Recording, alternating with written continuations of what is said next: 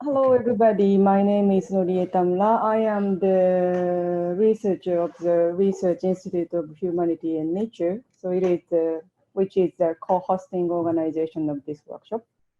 So thank you for joining the IASC-RIHN workshop on commons post-development and degrowth in Asia. So before starting the keynote sessions of the first program of today, I would like to give a brief explanation or introduction of this workshop at first. So, okay, let's get started. So the rough arc of the whole workshop is like that. So yesterday, on the first day, the Monday, July 20th, we broadly focus on post-development and developing Asia with Ashish Khotari inviting as the keynote speaker. And we also had the networking session to try to figure out a bit more about participants. As on behalf of the organizing committee, I wish you guys are enjoying the networking session and get some knowledge of the participants each other. Today is the second day, the Tuesday, July 21st. We look more at the growth and the industrialized Asia with Dr. Takamura as the keynote speakers. So it is always controversial for me since I am living and working in Japan.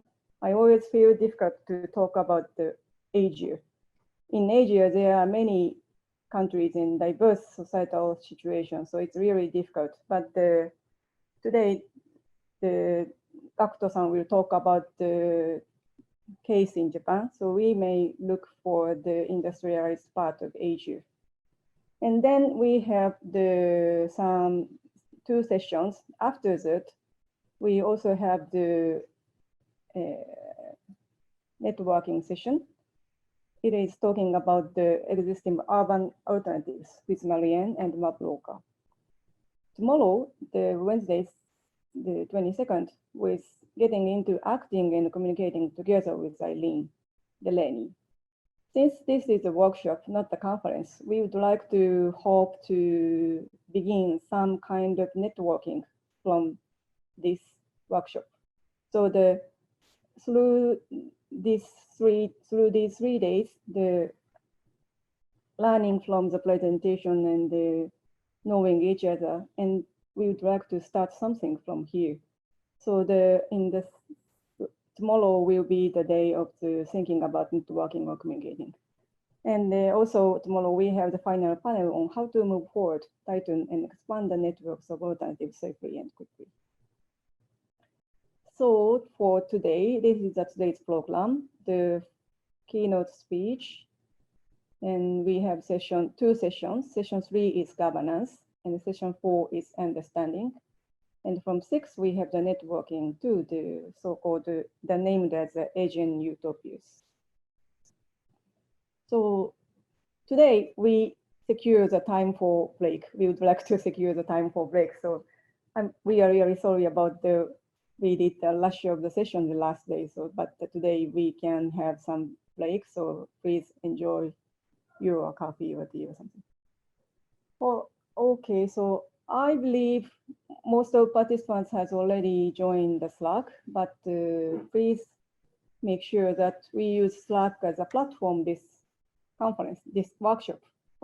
So if you lost the Zoom link, if you lost your Zoom link, or if you want to see the full program, please check out the channel 10 welcome.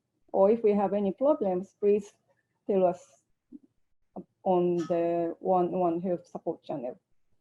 And also we welcome your self-introduction on the 1-2 channels.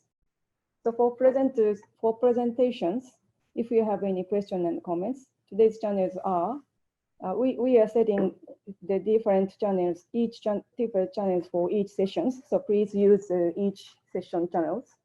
Today we use channel 2, keynote 2, or 3 session 3, 3 session 4, or 4 to networking. Don't be hesitate to ask questions and or to offer comments and contributions, and don't be shy to use emoji. So since it is an online conference, it is a bit hard for us to be together. So I would like to recommend you to use Slack instead of talking, sitting next to, then grabbing a coffee together, to continue the conversation on the Slack channel. And okay, so some requests from organizing committee. For documentary purpose, we are recording both in videos and audio the session. So please fill out the consent form. You can see it from 10 welcome or 11 help support. And also we are now starting opening the questionnaire, which asks you to share your thoughts about this workshop. You can also find the questionnaire form on 10 welcome or 11 help support. We would like to benefit the result of your reflection to those who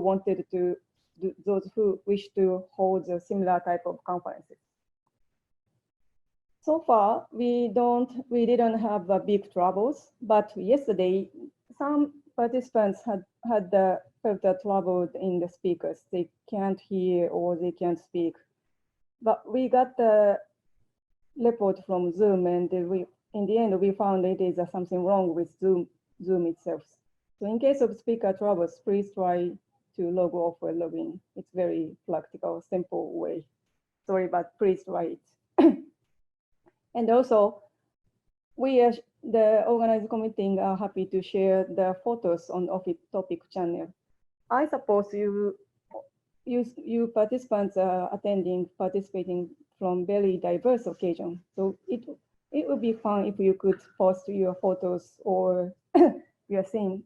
Someone may participate from kitchen, or someone may participate from your university. So please share where you are on the off-topic chat channel. Okay, so this is the end of my introduction, guidance. Yes. So I back to the juniors. Yes, so thank you very much. And now I'm also on my camera here, but the files are on the other computer because that doesn't work today otherwise. Sorry about that. I'll start the presentation and then we have the live Q&A.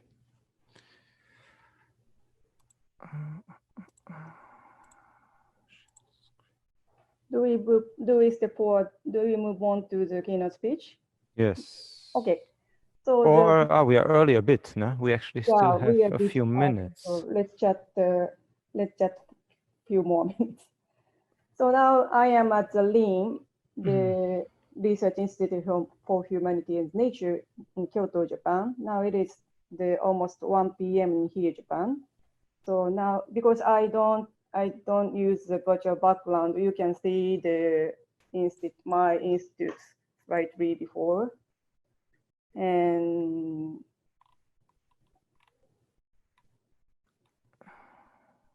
I am a part of the organizing committee of this workshop, but I also the member of the Commons Society Japan. So in Japan, we have a so-called Commons Society that we are acting over almost 20 years. So it is a great honor for me to be here as the master of ceremony of the day. But okay. so maybe I should make you the host, actually, no? Yeah.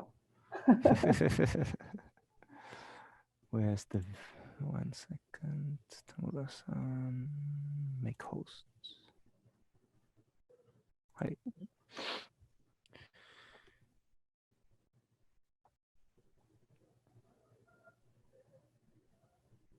Good. Well, I didn't expect us to be early today, but yeah, thanks to Stephen McGreevy. He posted the consent form address at the Zoom group chat. So yes, if you can find the Slack channels, please check the group chat.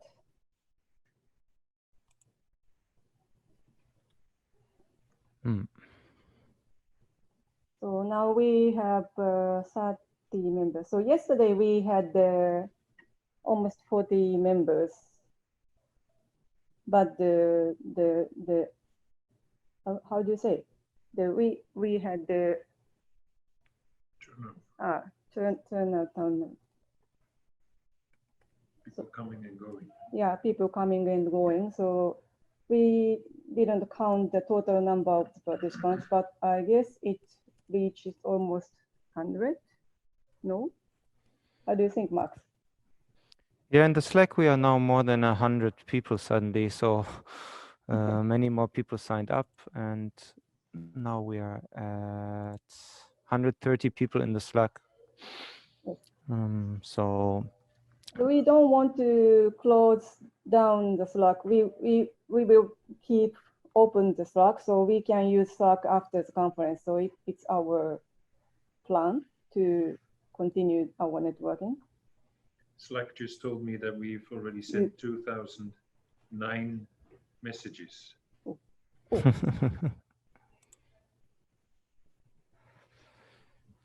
Good. Shall we start? Okay, so I don't know. My PC watch says it's a bit earlier. Oh.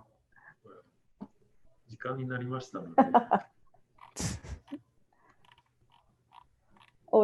By using this time, I would like to brief explanation about Japanese language. So in Japanese, we use san instead of Mr. and Mrs. So it is very usual for us to say someone to, like, for example, for today's keynote speaker, I called for like Gakuto-san or Takamura-san. And the san is very useful because it is asexual and it's not so polite. It's more casual comparing to Mr. and Mrs. And so it's kind of almighty title. So many of Japanese use, and the foreigners working in Japan soon learn to use san. So I guess some of the participants found what people say with san yesterday. So that is the background of san. So please enjoy someone to say that cultural communication. Yeah, it's not the sunshine. Yeah. Well, so Takamura-san is also online, turned his camera on. Good morning, Gakuto-san. How about Tamura-san saying a few words about our keynote speaker to introduce him, and then we can start. Okay. So before giving the introduction of Gakuto-san, I would like to talk briefly about the DEGROWTH. Some of you may regard the word DEGROWTH means a proactive social movement for seeking radical societal change.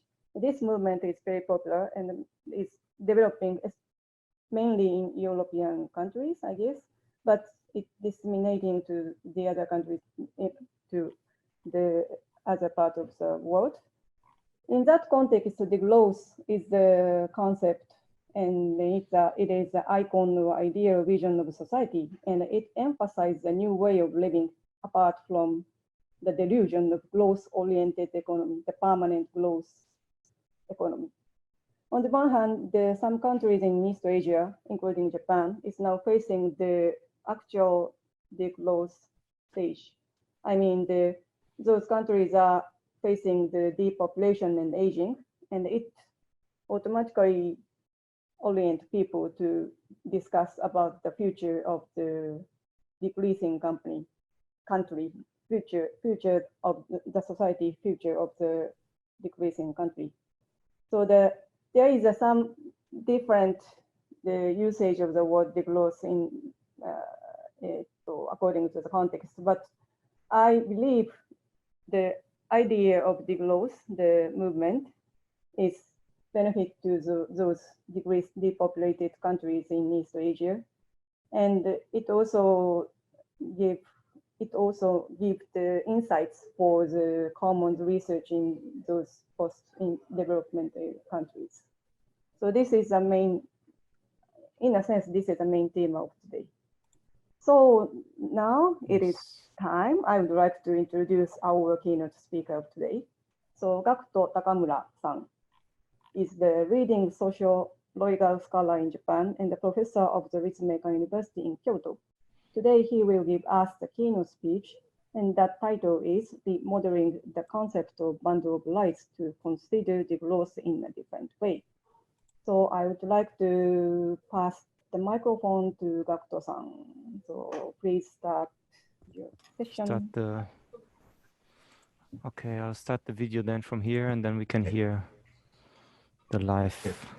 Thank you very much for giving me this opportunity to be a keynote speaker here. So I'm not sure if I understood well the concept of this workshop, degrowth. So at first half presentation, I use the meaning of degrowth as underuse or not growing.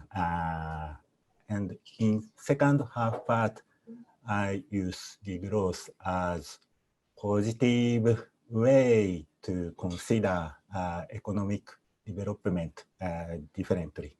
So I hope you're gonna enjoy my presentation video.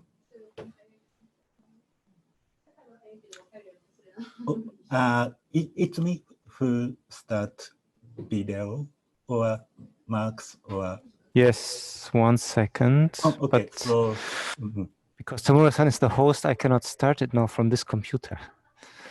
So okay. I need to be made host again. Okay. Could you use the video MPEG whole version, not PowerPoint?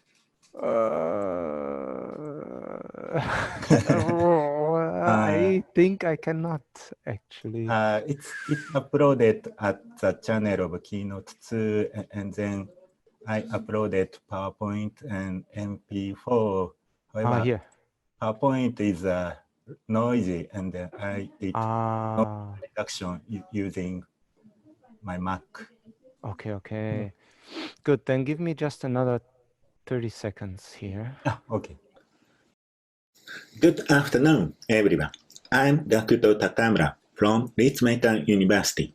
Thank you for this opportunity to be a keynote speaker at the workshop. Today, I'm going to talk about the bundle of rights concept, legal concept of property right, to consider commons and degrowth. It's sorry you missed the opportunity to come in Kyoto. My university main campus is also located in Kyoto, and I live in there. As you know, Kyoto is old capital of Japan, conserving historical landscape.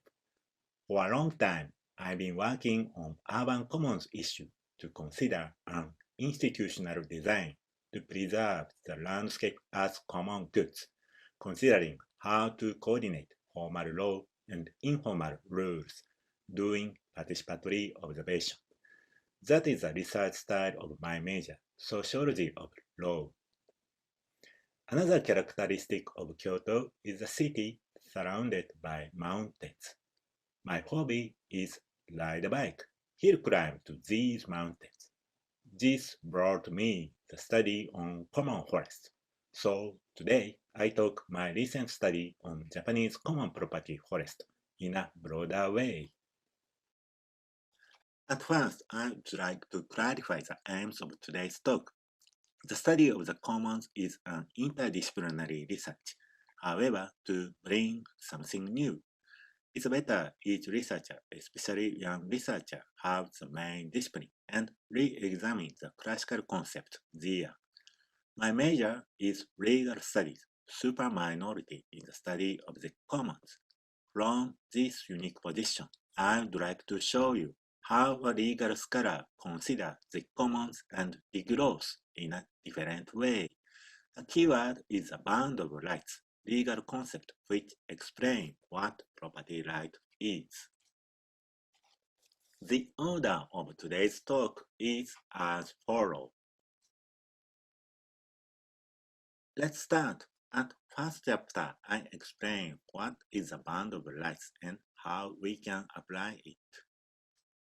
Originally, this concept was proposed by critical legal scholar Forestry as a counter to the classical model of property rights, which suppose property right has no limit and existed as natural right prior to the state. Forestry was realist. He considered an owner has just the sticks of concrete rights.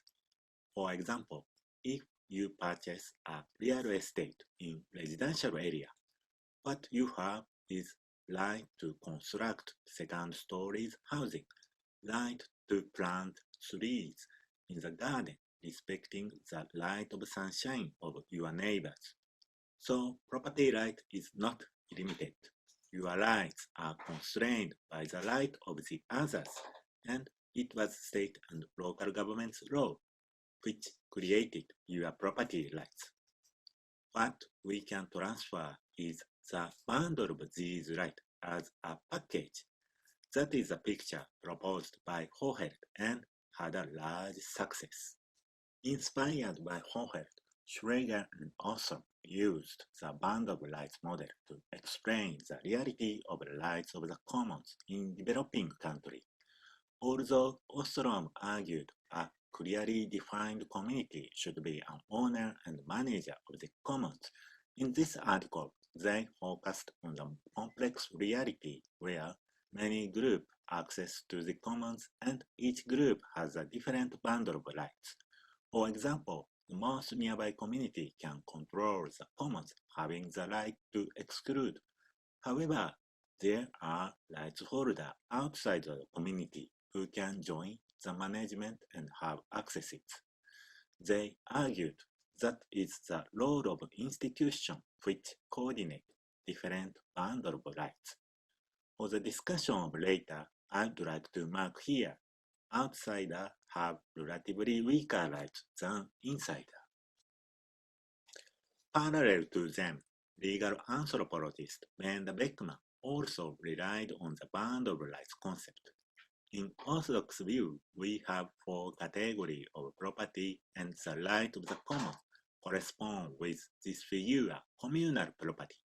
So when we do the formalization of tenure rights of the commons, which are going now in many countries in Southeastern Asia, Latin America, and Africa, we have the tendency to give the registered title to a single community. However, according to Ben Beckman, the reality of the rights of the commons is more complex. This simplification by state law registration system will draw the unnatural lines between communities. The land titling to the village brings often the tyranny of village leader, no respect for individual rights of ordinary villagers. So they propose use the bundle of rights to describe the reality of rights and craft adequate legal structure to secure these rights.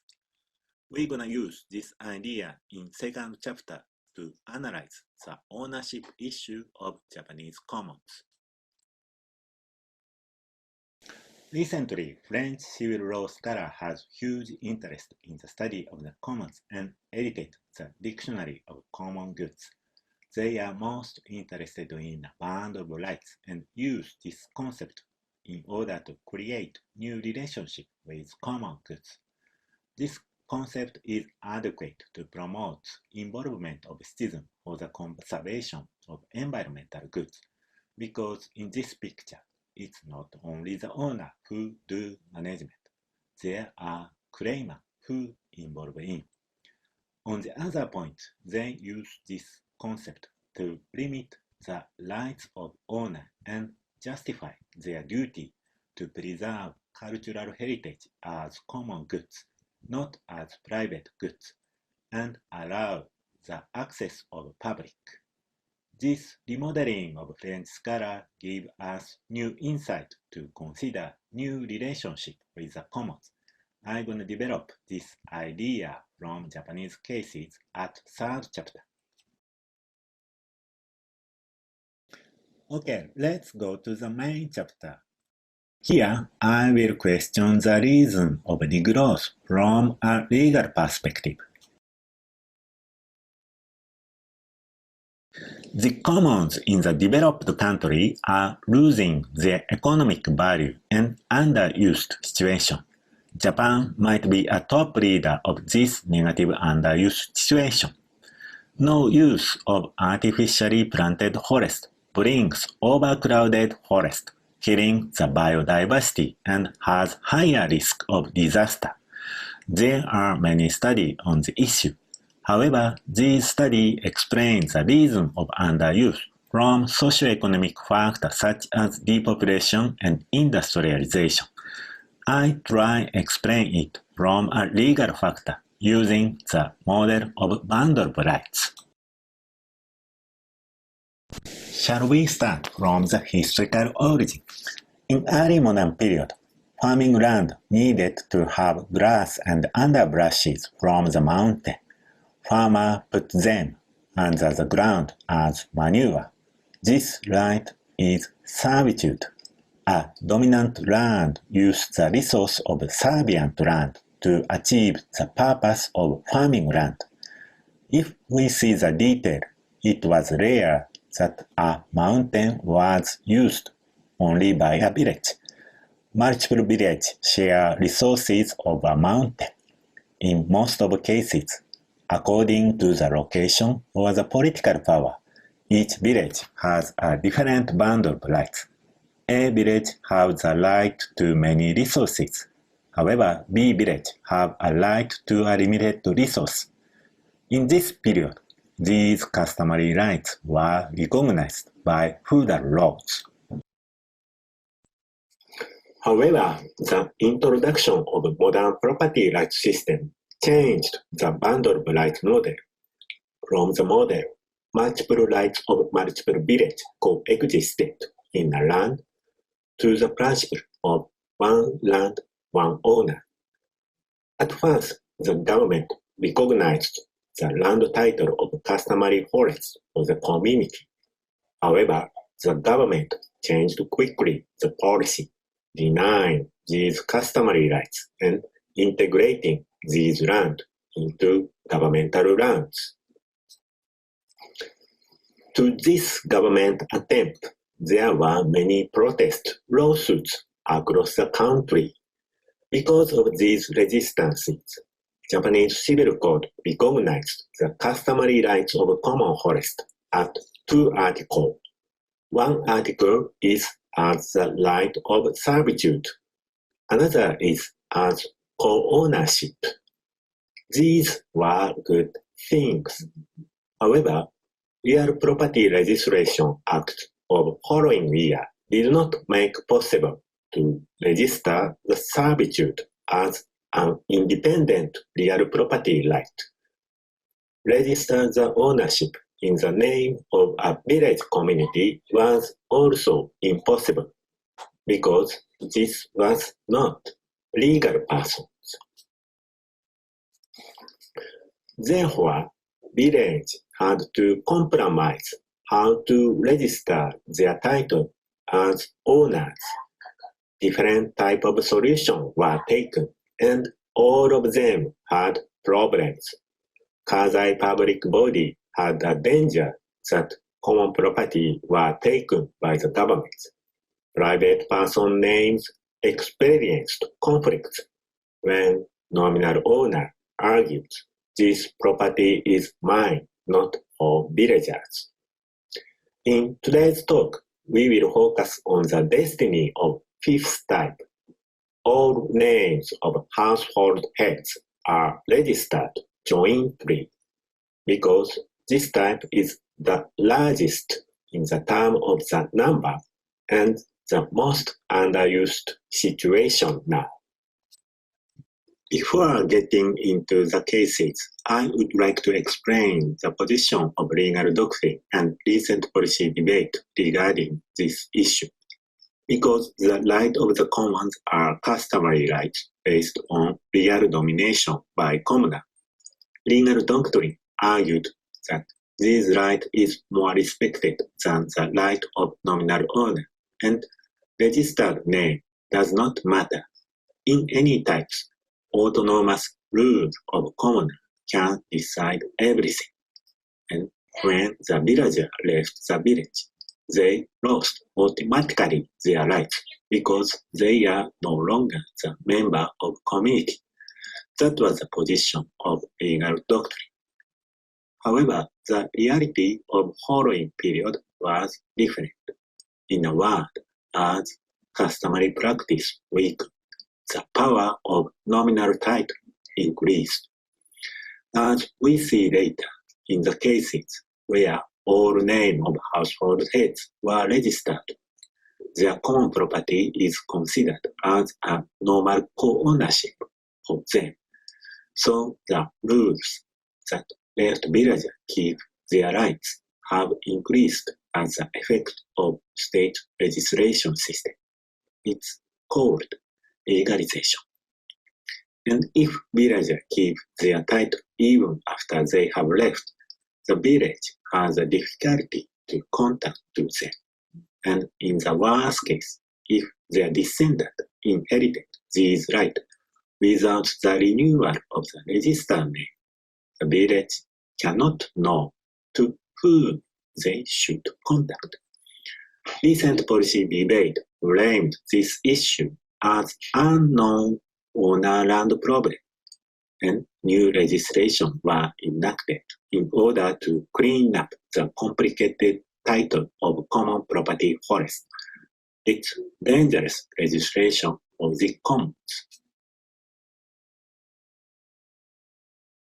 To consider the issue of multiplication of right holder, the theory of anti-commons is useful. In addition to 4 categories of property regime, Michael Heller added new category, anti-commons property. That is the case. There are too many owners to a land or a things. As a consequence, to change the use of this property for a desirable way, we need unanimous acceptance of all owners. However, it's too costly. One co-owner has a strong right to exclude this new use with his own decision. So people give up the desirable use. Then land is abandoned. That is a tragedy of anti-commons. We will apply this theory to the cases of Japanese common property forest. However, not only just apply, we would like to develop the framework using the band of rights model to describe the situations. We will see the results of microdata analysis. The data is from National Inventory Survey for all common property forest in the year of 2000. Our theoretical framework is contrary to the legal doctrine. Registered name will have influence to institutional rules of the commoners. Registered name of multiple co-owner gonna have an effect. The commoner consider their common property as normal co-ownership, and there is legal high cost to remove the names of left villager from the legislations. So this type might have the rule left villager keep their right in highest percentage compared with other types of registered name. That is our hypothesis 1. In second step, because of the multiplication of rights holder, it becomes difficult for remaining villager to have the consensus for collective choice to maintain their common forest, doing necessary management jobs. Finally, their forests are abandoned. That is hypothesis 2. Let's examine these hypotheses from the data. This figure shows which rules the commoner group have by registered name. As you see, the registered name of multiple co-owner has the highest percentage of keeping rights rule. In 50–70% of them, left villagers maintain their rights. So, hypothesis 1 is well confirmed, contrary to the legal doctrine that title names does matter. Figure 2 shows the execution rate of forest management jobs such as planting, weeding, thinning, and harvesting by the rules. The village who have the rule, left villager keep their rights, is lower rate than the rules, left villager lose their rights. And if we see the detail in figure 3, the lowest job rate is the multiple co-owners name, who have the rule, keeping rights rule. As I explained beforehand, this type is most serious anti-common situation, so most underused. From this point, our hypothesis 2 is also confirmed.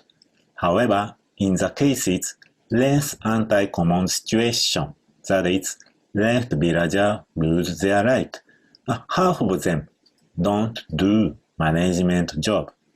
So, the socio-economic factors such as the decline of forestry are also important. What I want to say here is legal factor is an independent factor which should not be ignored. It has a cumulative effect. I skip the detailed explanation of this slide which controls the influence of area size and ratio of artificial forest. Even we control these conditions, we can confirm our hypothesis. What is more important for today's talk is conceptualization from the empirical data. If we see the structure of property rights from the bundle of rights model, we're going to have finding left villager and their descendants have strong rights of ownership, even they join very rarely the management. Of course, it might be rare, in fact, that these persons going to exercise the right of a veto for a new use proposed by the village. However, because the village does not know who they are, how many they are, where they are, psychological cost to do a collective choice for the desirable use gonna be very, very high. If we explain this mechanism more theoretically, in the picture of Schrager and Ostrom, the farther from the village, the weaker the right. However, here, contrary to this ideal state, the farther from the village, the stronger the right. We can call it as band of rights inside out. The hierarchy of right holder is wrongly reversed. That is the conclusion of this chapter. Next, we change our angle. Consider degrowth as a chance for the commons and think about how the bundle of rights can work to realize this chance. The results we have just before suggested we should eliminate the rights of the left villager to avoid the anti-commons. However, rural areas are facing drastical depopulation. If more villagers left, how we can maintain the village and the commons? Interestingly, to this point, rural sociologist Yamashita found from his field study in northeastern Japan, the left villager live often in nearby city and go back regularly to the village to help festival and jobs. So if we follow his finding, it's gonna be better we maintain tie with the ex-villager. It merits to question whether we should keep or cut tie with them. To consider degrowth positively, we should recognize forests are not just for economic value and forestry. As Inoue and his team have studied, people outside the community are finding new relational value in joining the management of common forests. Inoue proposed collaborative governance giving them the right to participate. To advance this point, we will see 3 cases outside the joining the management, and we consider how the law helps this new relationship doing remodel of the band of rights. First case is famous village for Japanese commons, Kotsunagi village. There were long-term court litigation for the rights of the commons. There, one nominal owner of land had sold the common land, and new owner insisted this land is mine, not for the commoners. Many researchers supported the movement, and it produced movies and books on the history. I had an opportunity to visit there last year. They accommodated us with the foods of mountain vegetables from their commons. It was delicious. However, this village is also suffering from depopulation and not actively using their commons. Even now, the issue of title is not resolved. So, a left villager who live in the nearby prefecture to Tokyo and go back Kotsunagi regularly plays a key role to prepare a legal person status, authorized community association to move the title from nominal owner to their community. If we follow the legal doctrine, he should have no right to the commons. However, his experience at the outside of rural area is important to advance this complicated job. He is thinking this village should be preserved as a site. Visitor can study the history of the commons. Second case, Koya village, is a case volunteer help to maintain the commons. There are only 4 villagers. It's difficult to keep the village by themselves. However, one of them had an experience of journal editor, good at public relations. Thanks to his effort, thousands of volunteers came to pick up the nuts and help jobs. The local product is rice cake made by the nuts of their common forest. It was also delicious. To organize occasional volunteers, there is an association composed of regular members. They enjoy this relation and have a steering committee with the villagers. Third case, Takao, is a case new users group collaborate with the commoners. This village is also suffering from depopulation. From 7 years ago, mountain bike users began to have good relationship with the village, doing cleanup and management of common forest in return to their use as bike course. Recently, this users group created the Unincorporated Association, concluding the agreement with the property district, governing body of this common forest, to use this site as bike course and have the responsibility to keep good condition of common forest as a whole. The user who came this site should be member of the association and join the management, so their relation is not as consumer but as the supporters. Here, we try again the conceptualization. Although there are differences in 3 cases, the common points are they have supporters and the people joining the management outside from the community. And these people have the right to join the management in proportion with the burdens they shoulder. But they don't think these jobs as burden. They are finding relational values. In regard of the ownership, first case is seeking to be a community legal person, and third case is property district, which is a quasi-public status legal person. In these types, they don't need to worry about the anti-commons, and it can accommodate new member. Okay, we're gonna conclude today's talk. From first and second chapter, we found the bundle of rights were inside out, causing negative effect for the youth. because of accumulative effect of the problem of land titling. This finding gonna be useful to think about the formalization on tenure rights in Asia. Conduct such comparative study at IASC gonna be wonderful. In third chapter, we found the new style of bundle of rights, which can promote relational value in the era of degrowth.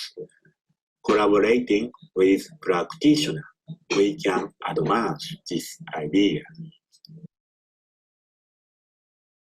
The aims of today's talk was to show you that re-examination of a classical concept of each discipline is useful for the study of the commons.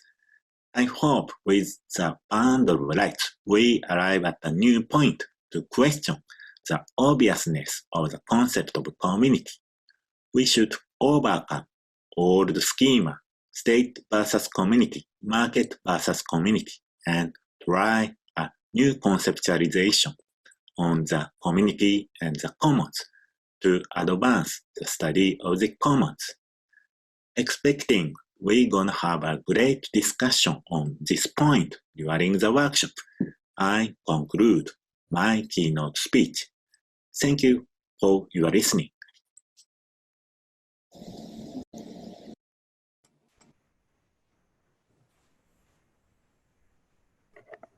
Thank you very much, your keynote presentation, Gakuto-san.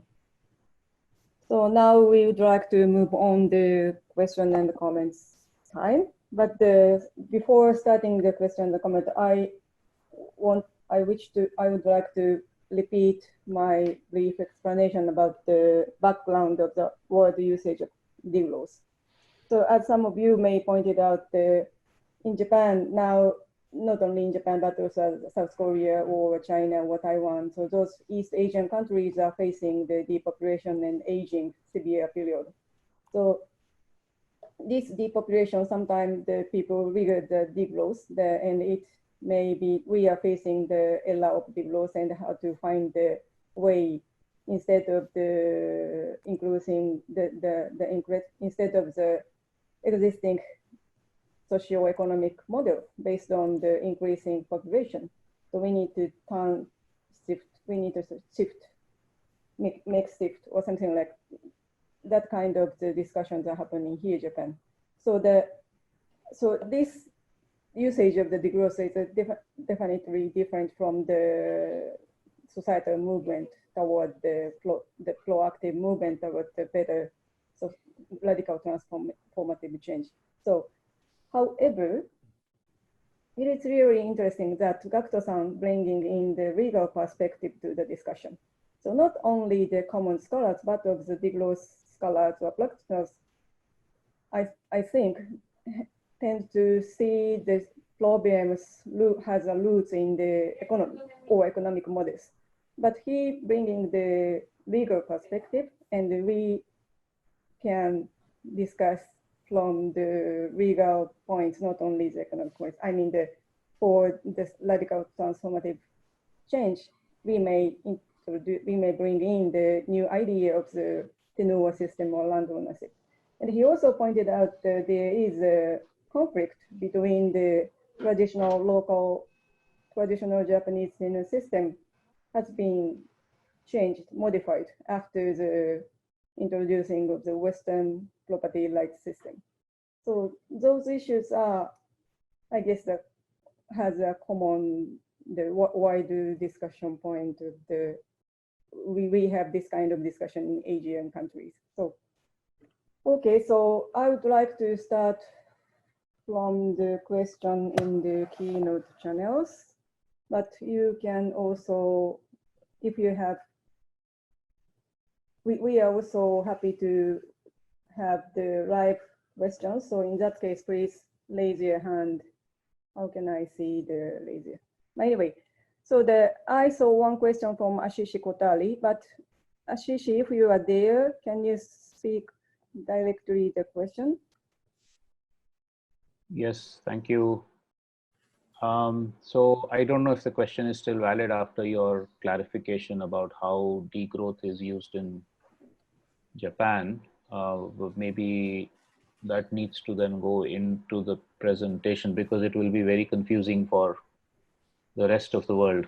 The way degrowth is used across the world now is the way it has originated in Europe, which is about reducing energy and materials consumption because these societies have gone way too far in their consumption patterns, production and consumption patterns. And so I was actually quite confused as to how the reimagining of the commons, which is very interesting in what Professor Takamura has told us, actually relates to that concept of degrowth.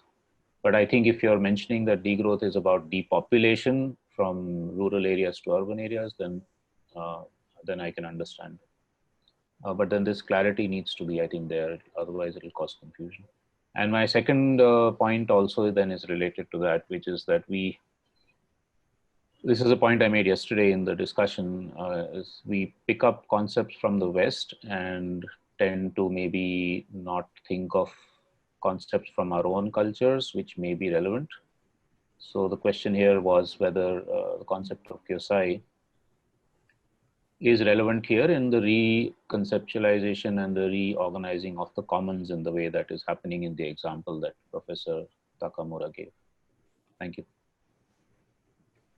Yeah, sorry. So due to making the confusion is mostly the fault of our organizing committee. We'd like to apologize on that point, but I still have very interesting the bridging between your question and the presentation from Gakuto-san, because you pointed out about the new lifestyle, the less energy, less material consumption. It is fit with the new idea of the new type of commons users. The Gakuto-san explained in his last part of the presentation. So can you say something to that question? And I also would like to apologize my mismanagement of it's not the things to apologize.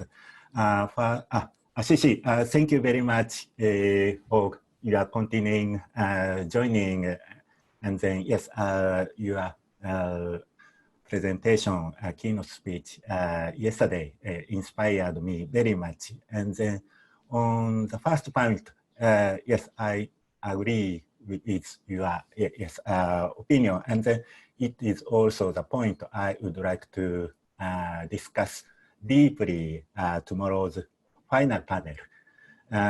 So yes, at second chapter, when I do analysis anti-common situation, I use the word of degrowth as literal definition of ordinary dictionary.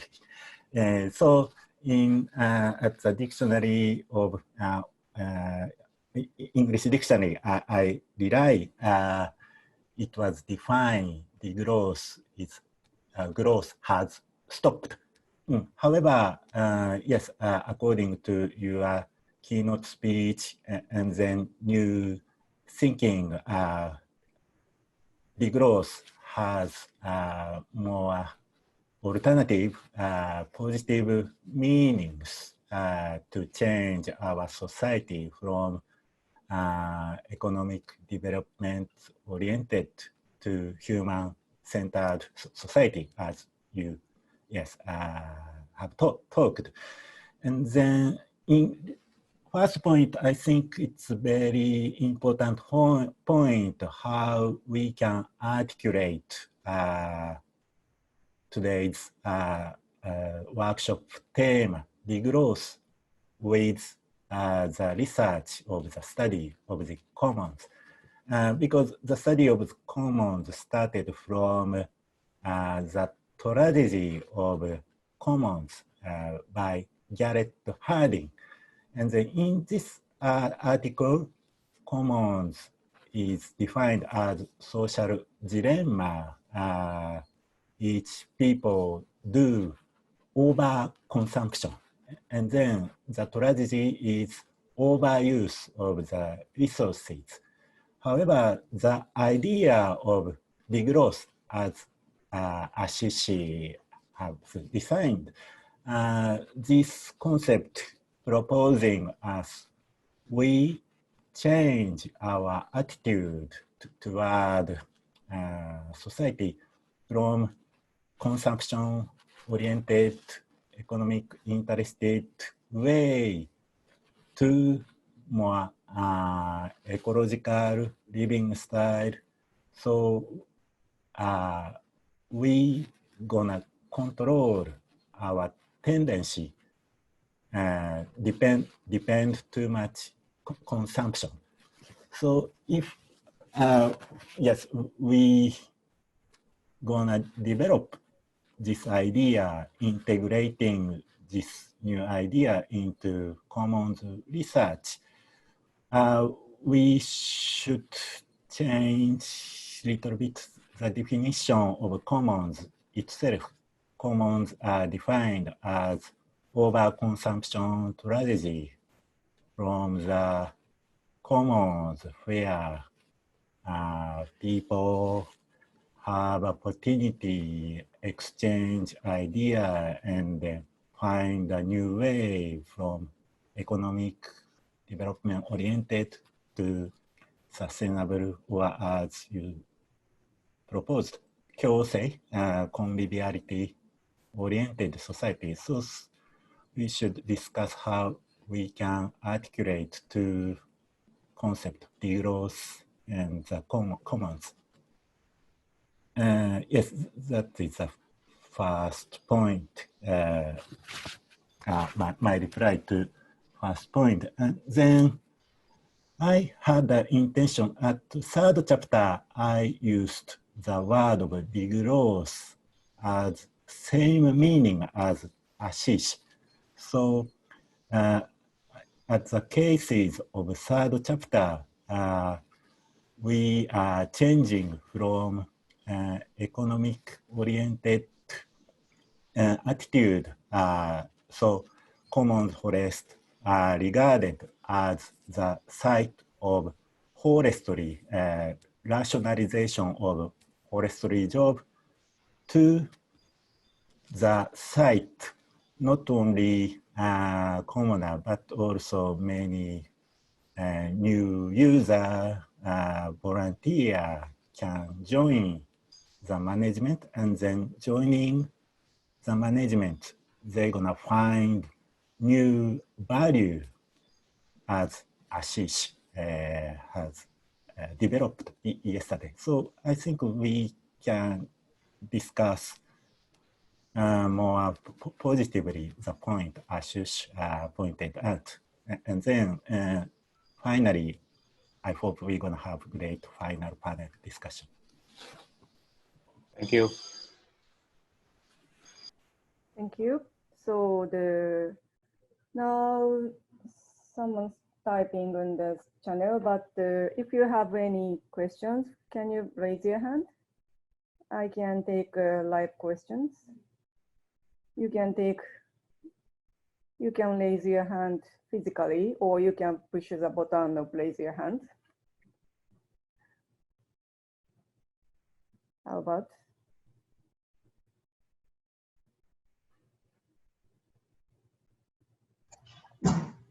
Oh, Chandula Plaza. Yes. Chandula Plaza. Can you? Yes. Yes. Sorry to. I can see Can you. you All of your name. Yes, I can hear you. Chandra, can you hear me? Yes. Yes. Okay. Very insightful presentation I hear from Professor Takamura. I have some questions regarding the kind of migration.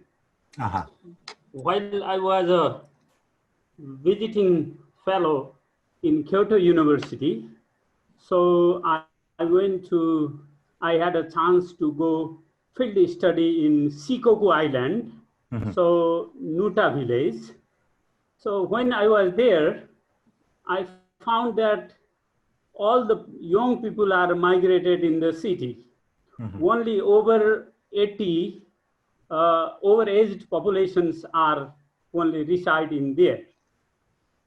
So there is very good facilities in agriculture land. There are very good schools. So all those, despite that, the young are migrated into the city. So then I have some queries about that. What is the reason? What is the main reason behind such a migrations? Although we have a similar kind of the migration here in Nepal or South Asian countries, especially in the mountain. So we have generally migrations for there is lack of opportunities. We have no employment opportunities or good education. That's why the people are migrating in the lowland in our cases. But there is very good facilities, schools, everything, medicals. So all those, there is the high migration rate in Japan. So my query is, what is the reason behind that to migrations from rural area to urban areas? That is my query is one. So while I was there, some Shikoku, the university have sent some volunteer students to work with the farmers, and then they work with the local citizens and do their research at the same time. So I was really impressed with that activities of the university, and once I came back to my country, and I have proposed my university to do the same, where we have a very high migration rate in the mountains. So although it is yet to be implemented. So one is that my query is, what is the reason behind that? So next one is that because of migrations, obviously there is a land abandoning is increasing, highly increasing. How? But if we'll talk about my country, Nepal, so there is the increasement of the high invasive plant or alien invasive plants is really damaging the biodiversity of agriculture land or forest. Means a kind of paradigm shift in the environmental forest environment. So this is our issues. But my query is that, how about the situations of in Japan? So once the land is abundant, how the environmental situations of the land over there? At the same time, I have been working a little bit about the Satoyama system. I'm very impressed with Japanese Satoyama landscape system, where the people, forest, and environment are working together. So because of that abandoning on migrations, I think there is kind of interrupt or various seriously damage of the landscapes or Satoyama system in Japan. So my query is that what is the impact of that in forest or agriculture system because of abandoning or environmental issues raised by this? That is my queries. Okay, thank you very much. 3 points are very interesting and important. So yes, I'm gonna reply step by step. Yes, as you told, yes, we are facing drastically depopulation, and then young people in rural area move to urban area. So as a consequence, yes, depopulation is not stopping. Why they move to urban? It's a difficult question, but job opportunity, yes, they have in urban. However, I think recent year the tendency trend is changing. First point is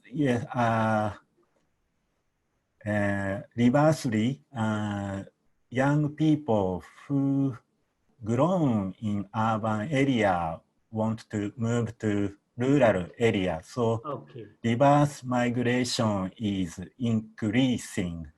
And so for the study of the commons, yes, as you said, university have to coordinate this new type of people to get into rural area and then joining the management of the commons. However, as a legal scholar, what is interesting me is to be citizen in rural area, they have the right to the commons. So even they have meetings in their village. However, if they don't have rights of the commons, they don't have eligibility as a leader of the village. Okay. But that is problem. Origin come from legislation. So because we don't have proper legal status for a village, as a compromise, village should keep their common forest as private law regime. So they think their rights to the commons as one kind of ownership, not as citizenship. So to be commoner, yes, they need their roots come from early modern period, and then they have to live there for long time to be a commoner. However, to solve the anti-commons cases, as I explained, there is a tendency the ownership of commons land change from private law title system to quasi-public legal status system, such as community association organization, which has legal personality. And then in this regime, all inhabitants in that area should have the same rights. So the village which transfer their title to this new structure, there is a tendency new migrant from urban area can join equally the village meeting. So we have to promote this changing. That is first answers. And the second is, yes, it's a third point. Satoyama is, yes, very important concept. So I should reply to the question to Ashish. Not only Kyosei, but also we have Satoyama as great concept to articulate the growth and the commons study. And then, yes, Satoyama concept gonna change our attitude toward forest environmental from economic function to relational function. That is what I wanted to say my keynote presentation, and then thanks giving us important concepts. And then second point is the reason of I am forgetting second point. What was second point, Takamura-san? How about the biodiversity, impact of biodiversity in migration or abandon of land? Okay. Yeah. And then as new trends, yes, I told you, yes, there is not only a migrant from urban, but also there is young people who decide to remain in their village, rural area, because of depopulations. the number of farmers in a rural area is decreasing. And then beforehand, the total area size of agriculture land for one family of farmer was very small. So there is less land. So it was difficult to running agriculture activity as main job.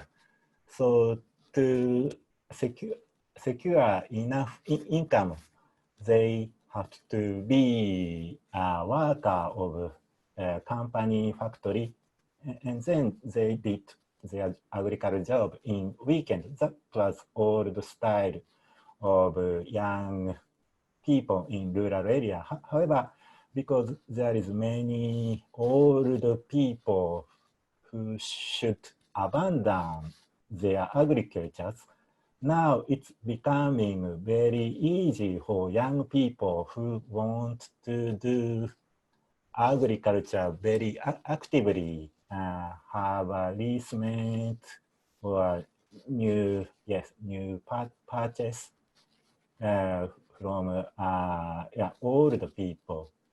So I think, yes, depopulation is the time agriculture style in Japan gonna change positive way. But it's important new style farmer don't have to think about economic income. Not only economic income, they have to use their agricultural land, harmonizing, Satayama concept. Okay. Okay, thank you. Thank you very much. Thank you, Thank you Professor for your Takagi. question. Thank you. Arigatou gozaimasu. Thank you. So I saw the question type posted in the channel from Victoria Liang. Yeah, Victoria, would you like to talk directly, or shall I lead on behalf of you? Oh, okay, you sure. are online. I Yes, can, please. hi. Can you turn on the video if it's possible? I'll try. Yeah, sorry. No. It's difficult to talk to the name of the school. Okay, sorry. Can you actually read it out for me? Because I'm in the library. Okay, sorry, it's not working. Go ahead. Yes. Okay. I was just wondering, since you're a legal scholar, I want to know about your opinion on natural resources, granting them personhood. Mm-hmm. I heard of a case in Japan. It was a beach, and the villagers were trying to protect it by declaring it to have standing in the court because their ancestors were buried there. Have any of the cases that you studied pursued this kind of route, and has it worked? Okay, thank you very much. This is also the point I wanted to discuss with Ashish at the final session. Yeah, the idea natural resource become legal person. Yes, I think, we can realize the concept of degrowth in the field of law and then in the court litigation system. So in Japan, yes, standing in the court is very limited. Of course, as you know, there was litigation who claimed their standing position as representative of very rare rabbit, but as far as I know, and then what I'm interested in, India, there were many litigations and has a good result to protect the natural environment. For example, Ganges River become a legal person, and then the claimer, the people who do litigation explain themselves as a representative of Ganges River. So their action at the court was they are listening the voice of Ganges River, and then Ganges River is suffering from the damage of development. And then the judge accepted this litigation, and then finally judge order stop of development around the Ganges. So if we can develop this idea, not only several countries, to all the nations, we can change from the society, human-centered society, to nature-centered society. So I think this point is very important point for common study, and then legal scholar have to play important role to develop this discussion. That is my answer. Thank you. Thank you. So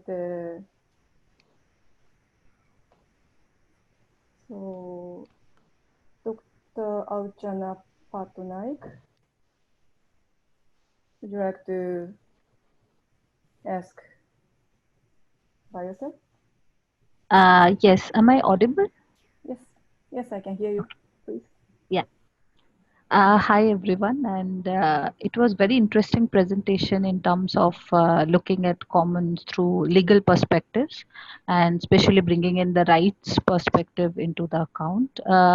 I was just curious about knowing in how rights can ensure access to all stakeholders, in terms of legality, because in case of plant genetic resources, if we look at rights, then definitely there are certain rights that in Indian context we give to the farmers, but always ensuring that all the farmers have equal ability to actually use those rights is something that has been questioned in terms of this rights perspective. If for example, if we take rights perspective, then also understanding of various web of social relationship that exist along the property relations, which even influence the actual access, can deter it. Secondly, also the informal social ties which are built along the community membership, which also determines access in terms of common, can also be neglected in some aspect. So is it possible to understand ability perspective, I mean taking ability into consideration, then just only rights in case of moving this commons thing further? Okay, thank you very much. That is a very important point. So yes, I'm gonna reply yes, 2 points. One is, yes, you pointed out, not only property on land or things, but also we have to consider genetic resources, or so it's a local knowledge, or in modern words, intellectual property, intangible goods. So in this point, yes, we have also many things we should learn from India cases. So in India, in each region, there are medical herb, plant grasses which has medical effect. However, global medical corporation took the right of IP inventing medicaments. However, the Treaty of biodiversity prohibited monopolization of intellectual property by global corporation, and then proposed we should share these profit to the communities. And then Indian government, regional governments in India started to register their local knowledge as common property as a counter to IP registration by global medical corporations. However, the difficulty existed in this movement because Treaty of Biodiversity declared just profit should be shared by local community. However, community is very diverse, so to realize profit sharing, we should identify who is main community of this local knowledge and then who are the members. So yes, it's going to be complicated job, but however, as I pointed out, the concept of legal personality gonna be useful to solve this complicated issue. We're gonna create it legal person who are owner of certain local knowledge, and then yes, NGO or community active member are gonna play important role as representative of this local knowledge. So if you use this legal fiction, yes, we can have more stakeholders who can claim their standing points, their rights to this IP intangible resource. That is first point. And the second point, yes, how we can define rights holder, and then yes, as you told us, in traditional concept of Japanese common property, commoner should be farmer of the village and then member of village. So living there was necessary condition. However, I try to extend stakeholder, and then Makoto in a way have already posted at the Slack, and then this idea is, yes, originally this is the idea of in a way graduated membership or proportional principle. The people who have a responsibility to the management, who join the management, should have the right proportionally they are joining.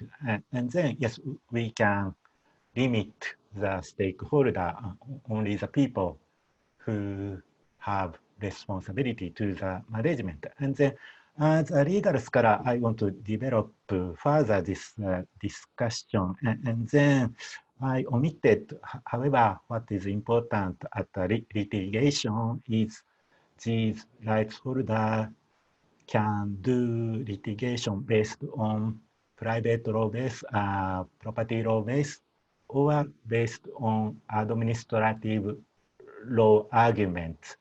So if they can do litigation property law based, they can present themselves as one of owner of commons. But later point, if they can want to stand as administrative law basis, they can ask the court to examine the necessity of permission of development on the commons.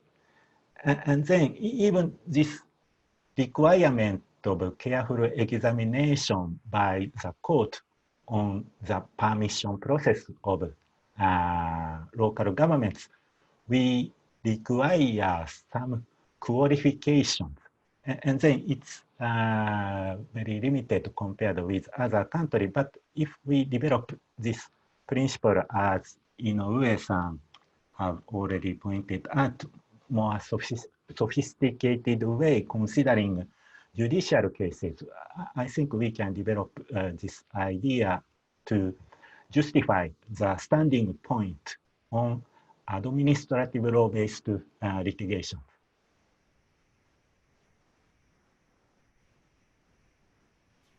Okay, thank you. Thank you for the clarification. Sorry for complicated.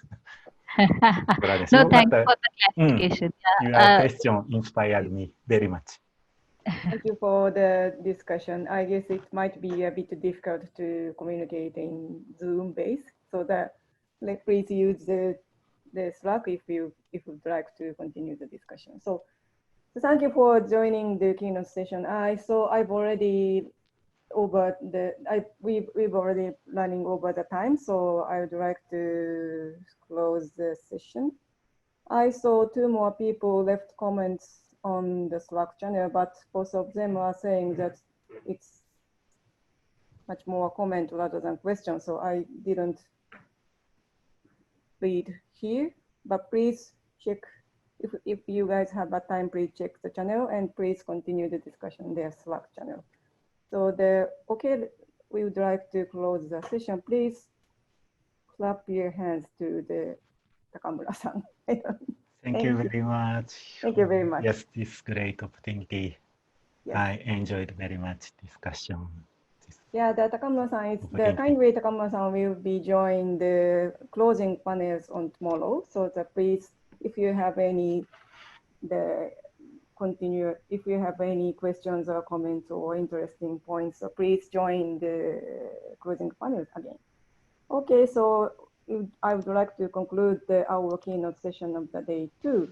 And then our next session will start from 3 p.m. So we have some times for break. So please join here on 3 p.m.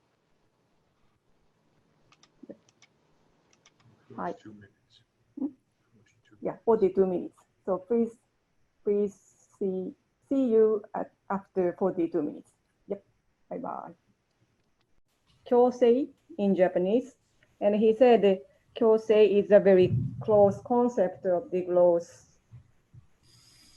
And then one of my colleagues, Christopher Brecht, posted that chapter of the Ashish's book, Ashish's editing book, talking about the Kyosei in the reading material channel of Slack, of the workshop Slacks. So please check out what's the correct name of the channel? Okay, the reading material channels. And he also introduced the links of the pluribus book under the Creative Commons. So if you have interest, please check out those pluribus book. So adding to that, some people have posted their papers related to that topic. So if you want to share your publication, please feel free to post it to the reading material channel too. Okay, so now it's time for starting the sessions. From 3 to 4, in Japan time, from 3 p.m. to 4:10. It is the session 3, the governance. So this session is chaired by Hiroyuki Ishibashi. So I will hand the mic for Ishibashi-san. So please go ahead. Hello, everyone. I'm Hiroyuki Ishibashi, and I'm from Research Institute of Humanity and Nature, and I am also the committee member of this workshop. And welcome to this Essentially Governance.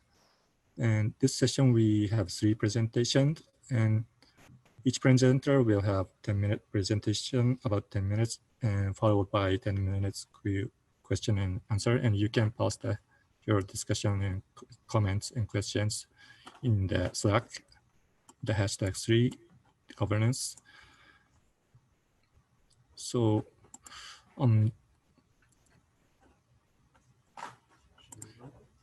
yeah, and this, yeah. So the 3 presentation is from South Asia and Southeast Asia, Nepal, Vietnam, India, and they commonly discuss about the relationship between community and the states. And I think they built on the presentation given by Takamura-san in this keynote. So I hope you have some ideas and thoughts to share.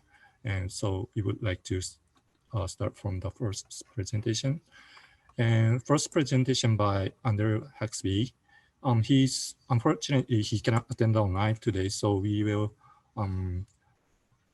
do the pre-recorded video by him. And so we would like, let's start the video.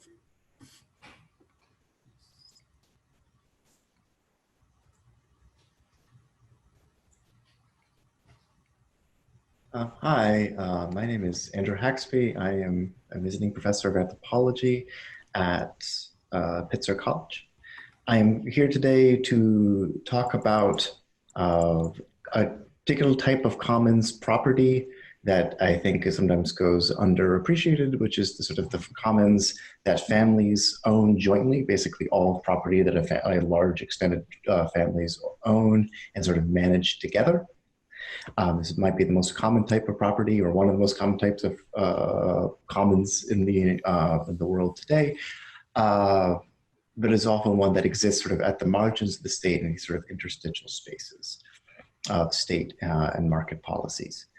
In particular, I'm going to be looking at land and the family estate as it applies to Nepal after the Great Nepal earthquake, and pretty much how state bureaucracies meant to kind of record joint property ownership and the actual informal practices that families in Kathmandu used to manage their own lands came into conflict and came to kind of reckoning at that point in history. This is based on about 30 months of ethnographic research I conducted mostly after the quake. Really looking forward to presenting it here. I'm very sad that I can't be there to present this paper in person. But I look forward to talking about this more on Slack or in any other forum. This is a very different forum than I've often presented my research in, so I'm very excited to engage with it. So let's get started. The reason that I think this is an important topic for a conference or a workshop on commoning is that there has to be, in the world today, there are multiple types of commons, but nevertheless, the dominant form of economic engagement, of course, is sort of a market economy, state-backed markets, state-backed global commerce that's rooted in this idea of private property, which is to say that for a commons to exist, it has to have some kind of interface with these larger market structures, usually governed by a kind of state-sanctioned bureaucracy. But this creates a problem because these two types of property management do not necessarily integrate well. I have a quote here that I'm not going to read entirely, but suffice to say that commoning involves a kind of idiosyncratic creativity, improvisation, situational choices, and dynamic evolution that can, that, as this quote says, can only be understood as a kind of aliveness. By contrast, private property is often quite rigid, it's quite fixed, it's very kind of cookie cutter in its sort of structure. And the reason for that is that it needs to be eminently transactable on the open market. So there has this structure, but it has to be fairly similar.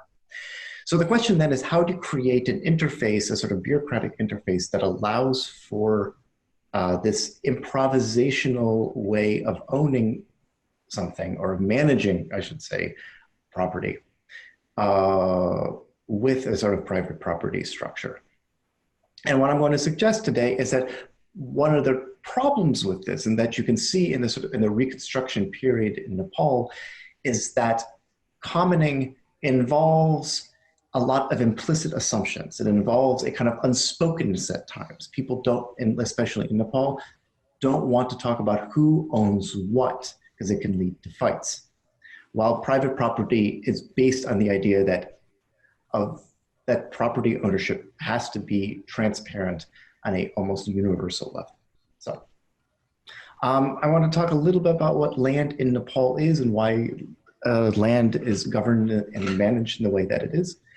So land in Nepal is owned at the family level. This is both a kind of a matter of informal practice and a matter of legal documentation. The reason for this, for this use of land, for the reason that families is considered the main owner of land and not the individual, is that land is considered to be coterminous with the family. In other words, to be a family is not just to be a group of individuals with kind of relations of blood, it is also to have the land. Nepalis have a lot of different ways of communicating this, lots of different types of metaphors. Land is talked about as a kind of as a bone. Land is talked about as a seed, or really as semen, since land is actually very much associated with the male side of the family, sort of a patriarchal structure. Likewise, to not have land, which is in Nepali called to be sukumbashi, is to be considered almost fundamentally bereft. So to be stripped in a way of kin, even if you have human kin as well. What this means is that because land is always understood to be owned at the family level, the Nepal government, starting in the 1960s, has began to recognize land as only owned at the family level. In Nepal legal structures, this means that every individual of the joint family, the South Asian joint family, has an equal right to an equal share of the landed estate. So in this case, everyone in this circle, the blue circle here, would have a right to the land that the family owns. So for example, if one of these brothers of this kind of the middle generation wanted to sell a part of land, even if he had sort of practical control over that land, legally he would still need to get the signatures of everyone else in the family, or the transaction could not happen, and if it did, everyone else in the family could sue and stop it. So in other words, the Nepal government has developed a system of recognizing common ownership among families as a way to mimic how families in Nepal actually do manage their lands.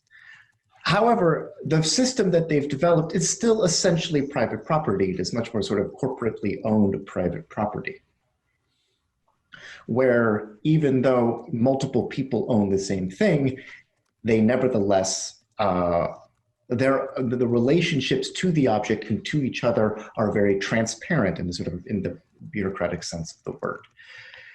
In fact, when you look at how Nepalis manage their own estates, and I'm going to be focusing mostly on Kathmandu, but this can be applied to most of Nepal, it's not that transparent. And the reason is that families will go out of their way to make sure that the land that they own is helping the family stay together as a single unit. And this particular test becomes particularly important when dealing with the division of the family estate. Eventually, families get large enough that they have to divide, which means separating the lands of the family among the new generations, so that each can now manage it themselves and not as one kind of large group. Bureaucratically, this means going to the land office and getting forms, and everyone in the family signing their name saying that we will now separate legally.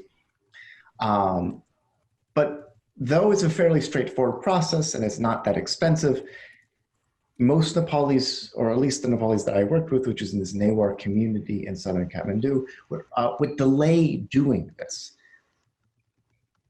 preferring instead to divide their land informally, by making new kitchens for different family members to use so they wouldn't have to talk to each other, by making like new walls in the land that divides the land between them, by making sort of partitions within houses that literally cut the house in half.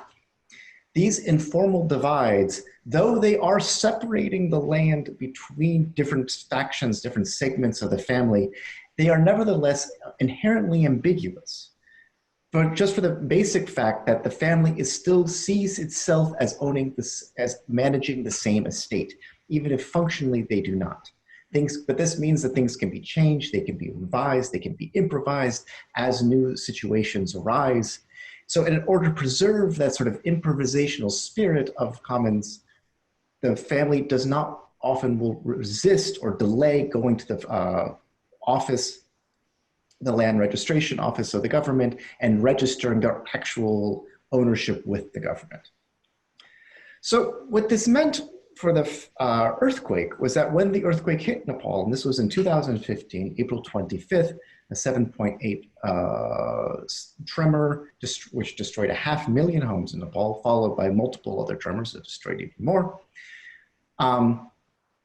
Families found that all of the different physical constructed signs that they had used to kind of manage the estates had all fallen down. And now that record was now erased. Instead, all they had was the land title, which, as I said, was very out of date.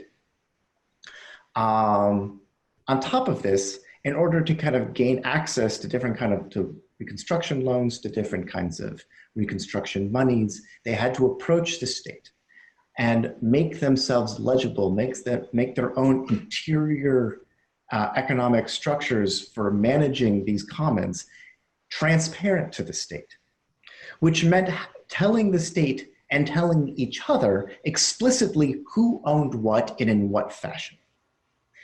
This created a kind of cascade of conflict as family members realized that they had very different understandings of who owned what within the estate, of who had rights to what, of who had duties or liabilities to what in terms of the land of the estate. These conflicts spiraled out of control for many families. They created, a lot of families ended up dissolving into smaller and smaller segments as the increasing fights made it impossible for them to work together. And it ultimately delayed reconstruction. It was not the only reason why reconstruction in Nepal was delayed, but it became one of the reasons why reconstruction in Nepal was delayed, was fights within the family. And most importantly, as things got increasingly acrimonious between the individuals, the legal rights that the state had guaranteed all members of the family became increasingly important. Family members, began using the language of legal rights to land as a way to kind of talk about their own estate. So in this way, the language of private property that had been backed by the Nepal state came into the commons of the family itself and began to redefine it. So what can this tell us about commons and commoning? What I think it shows is how difficult it is to create a correct interface between a commons and the bureaucratic state bureaucracies that recognize them. Again, in order for commons to exist, they do need to be recognized by these bureaucracies. However, mistranslations can happen all the time. In the case of Nepal, mistranslation here is between a type of commoning, which again is based on this sort of improvisational work on the one hand, and a definition of commons as really a matter of corporate ownership, which it is not. When the disaster happened, that latter definition of corporate ownership turned around and colonized the commons themselves, creating, changing how families manage themselves. What this means, I think, is that there needs to be more work into how to create spaces within states, within market economies that allow for commons to happen, but that in times of disruption, the commons will not be corrupted by bureaucratic processes that were made in good faith only to recognize them. I don't know how to do this, but I am really interested in listening to the different researchers at this workshop to talk about how this can be happening and how states can recognize commons in their everyday life. Thank you so much. I look forward to continuing this conversation on Slack.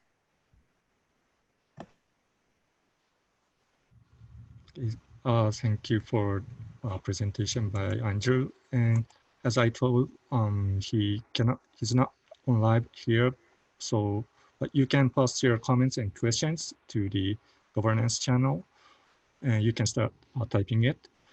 And although he's not here, the issue he raised and question he raised is, I think, relates to the comments given by what has been given by Takamura-san, like formalizing the generalizing Asia. I think that's come over to this topic, and Andrew, he has raised some question at the end of his presentation, how to recognize the land by the local land by the states, and how to create a space for commons within states and market, how they can recognize commons on everyday life.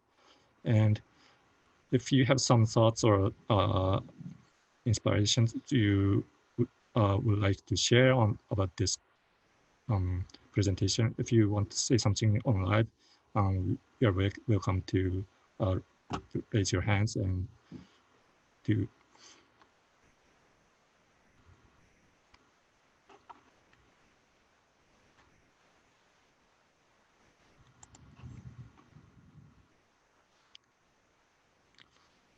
I see someone typing the questions.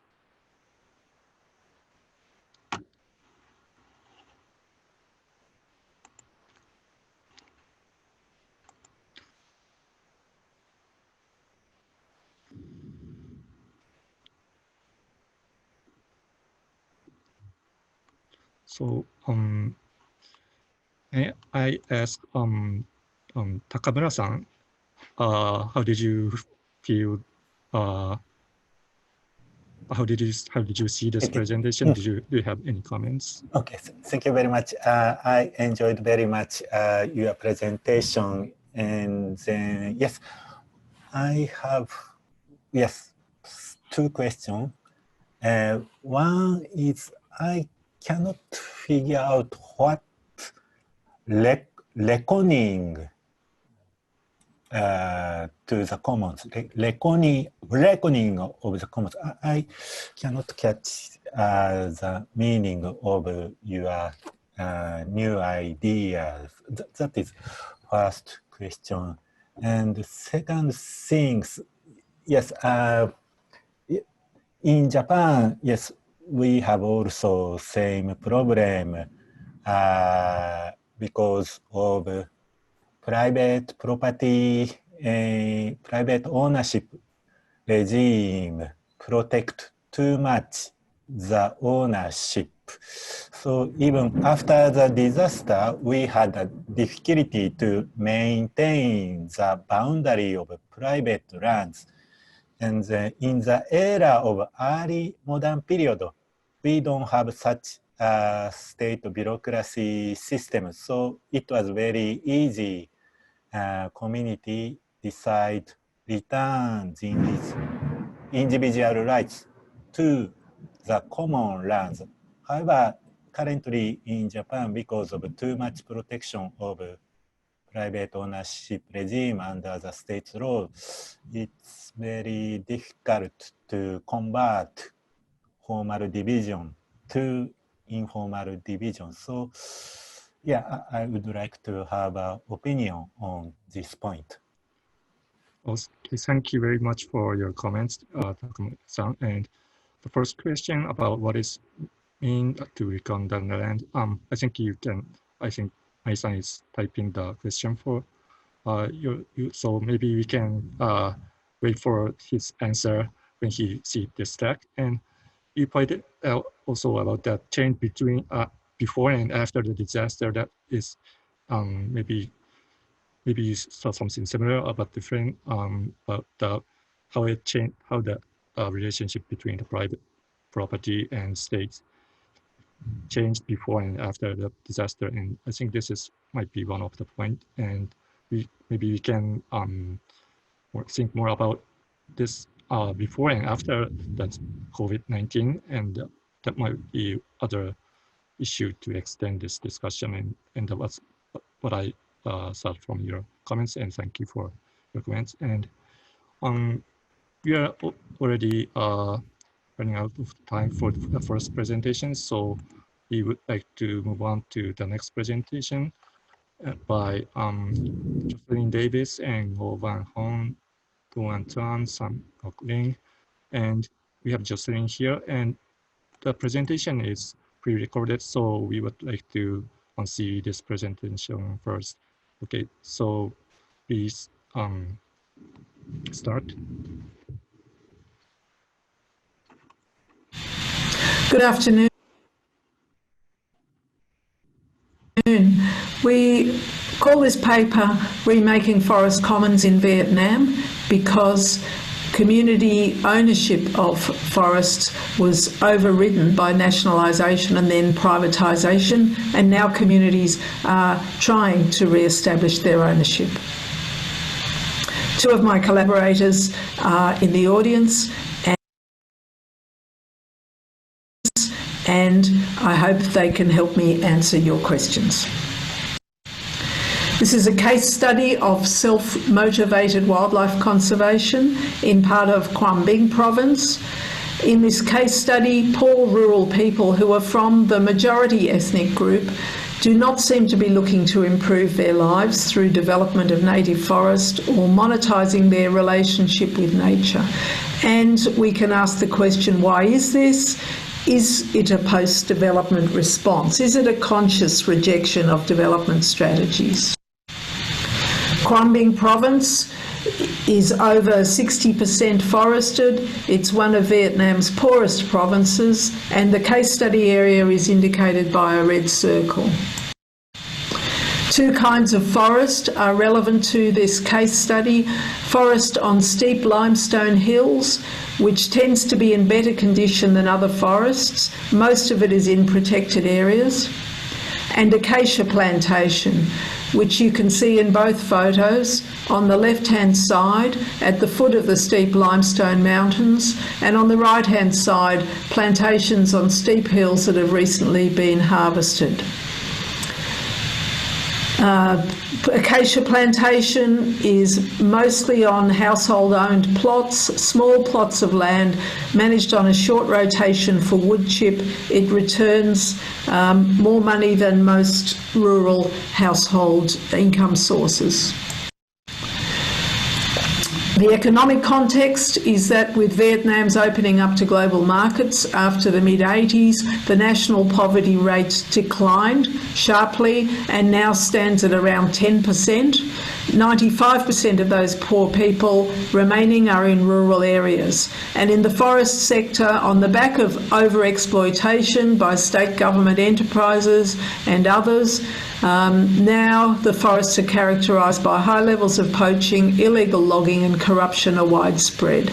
Commentators talk about Vietnam's empty forests. Forest sector development aims to continue GDP growth, address rural poverty, support conservation through strategies like sustainability branding, like payment for environmental services and non-timber forest products, allocating land to households and communities, and increasing plantation productivity. And our case study is very much in this paradigm. It comes from a project aimed to achieve the recognition of community rights to forest ownership and co-management as a pilot for other areas, and develop the forestry value chain for sustainable livelihoods. In this case study, that's assumed to involve tourism. So this is the case study area, and I'll point out some of the features. The forest on steep limestone hills is habitat for langurs, a primate, and surrounded by acacia plantation and also by villages and fields, and there's a limestone quarry.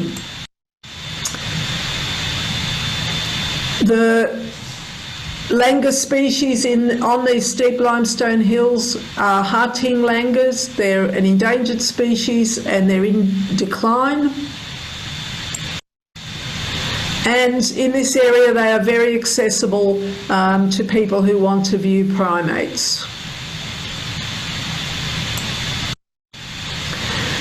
In this area for the last 10 years, a small self-motivated and self-organised group of local people has been protecting the langas, and the langas have benefited from their protection. There's up to about 15 or 20 people active in this group. It's a small group.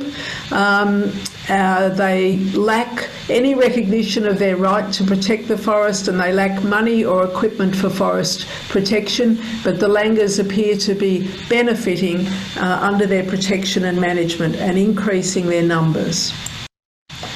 If we look in plan view at this area, we can see the red areas are the special use forest on the steep limestone hills, and there are 12 colonies of langas, about 130 langas.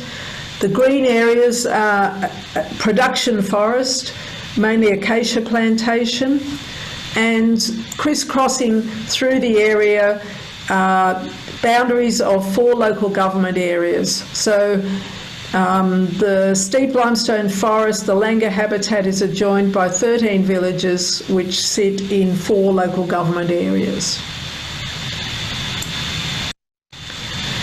So the project aimed to achieve recognition of community rights to forest ownership and co-management hit a legislative stumbling block early on because under the Vietnam law on forests, a community can't be recognised as the legal owner of a special use forest, i.e. a protected area. And also community is defined as people within one village, and there are 13 villages that adjoin this forest. We undertook a community survey to understand local people's attitudes and to influence the authorities, including for legislative change. We talked to people, senior people from 412 households in the villages adjoining the forest. I'll speak to some of the surprising findings. One surprise was the wide range of benefits that people recognised, with non-material benefits being the most widely recognised. 93% of people said the forest had benefits, and we categorised them into different ecosystem service categories. So the biggest was 73% recognised regulating ecosystem service benefits, such as freshening the air, providing shelter from wind and storm, and shade. Respondents were overwhelmingly in agreement that conservation of wildlife is important and protecting the local langas is important, and they overwhelmingly opposed quarrying and hunting. When they were asked who manages the forest now and who should manage it in the future, the voluntary conservation group had high recognition, especially considering they only operate in less than half the villages. People wanted a bigger role for the community in the future, and they wanted a bigger role for most other entities, so clearly they wanted people to be working together. At the moment, 26% of people said nobody manages the forest, but nobody wanted that to continue into the future. They saw as solutions for their communities to develop better access, i.e. roads, and this is an area that floods every year with very narrow roads. They want training and information to raise awareness about conservation values and laws, local job creation, and funds for tree and animal protection. There's a range of other solutions that people proposed for the future, but hardly anybody mentioned tourism or hospitality industries or commercial non-timber forest products. The case study indicates that poor people are valuing conservation over development. They don't want to monetise their relationship with native forests and wildlife, and they're not looking to native forest value chains and market engagement to improve their lives. This matches findings from other forest areas in Quang province. Maliang people who say that their community forest has heritage and spiritual values that are much more important than economic return from developing new non-timber forest product value chains. And in the King, the ethnic majority villages adjoining Phong Kabang National Park, it's been found that when local people are involved in patrols with government forest rangers, hunting and illegal logging has decreased, although the forest rangers predicted it would increase because local people would learn the location of valuable forest resources and go back after hours to exploit them.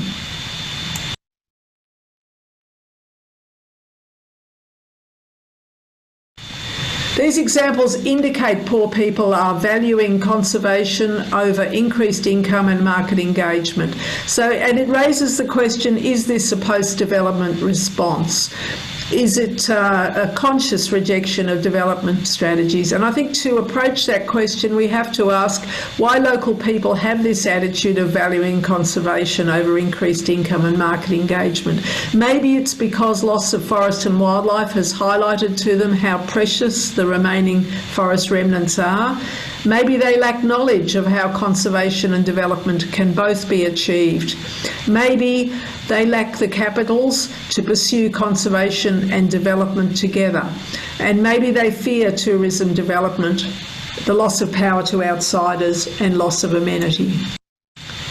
In conclusion, it's important to better understand the high value that some local people in Vietnam place on forest and wildlife conservation, and to challenge the common stereotype that Vietnamese people only value forests and wildlife for money. Institutional reform is needed to allocate resources for motivated local people to manage forest for conservation, and to achieve stronger, more flexible mechanisms for legal recognition of community rights to own forest and manage conservation values. Thank you, and thank you to the people and authorities in Thuan Hoa District, Quang Binh Province, and to our funders.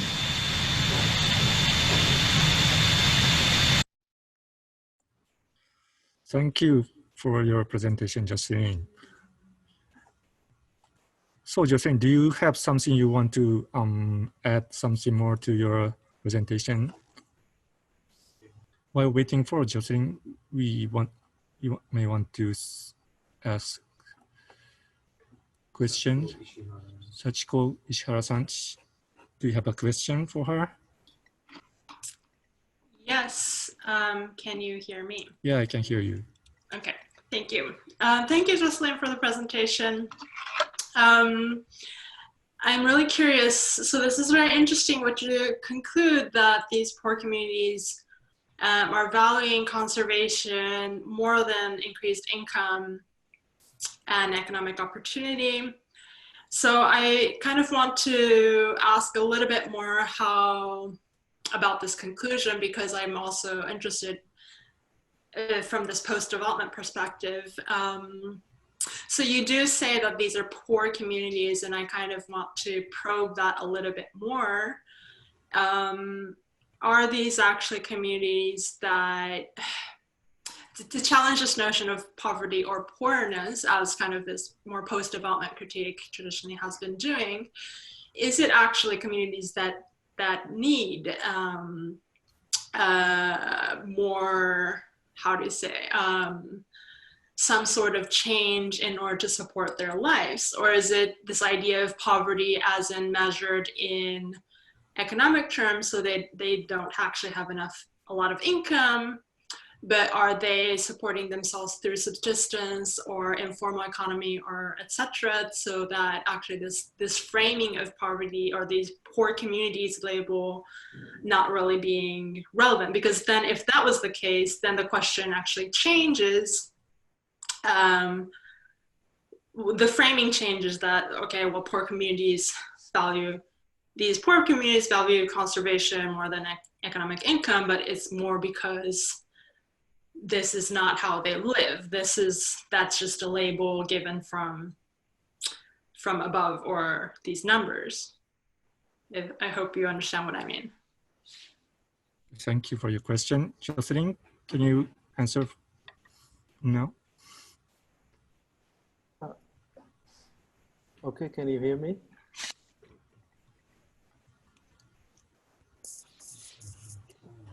Yeah. May I answer the question? Sure, sure. Okay, okay, please.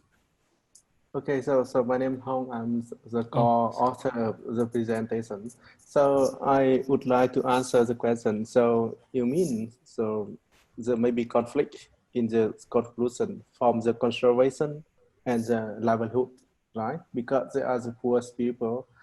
Then how they can protect the forest and as well as conserving the landers communities there.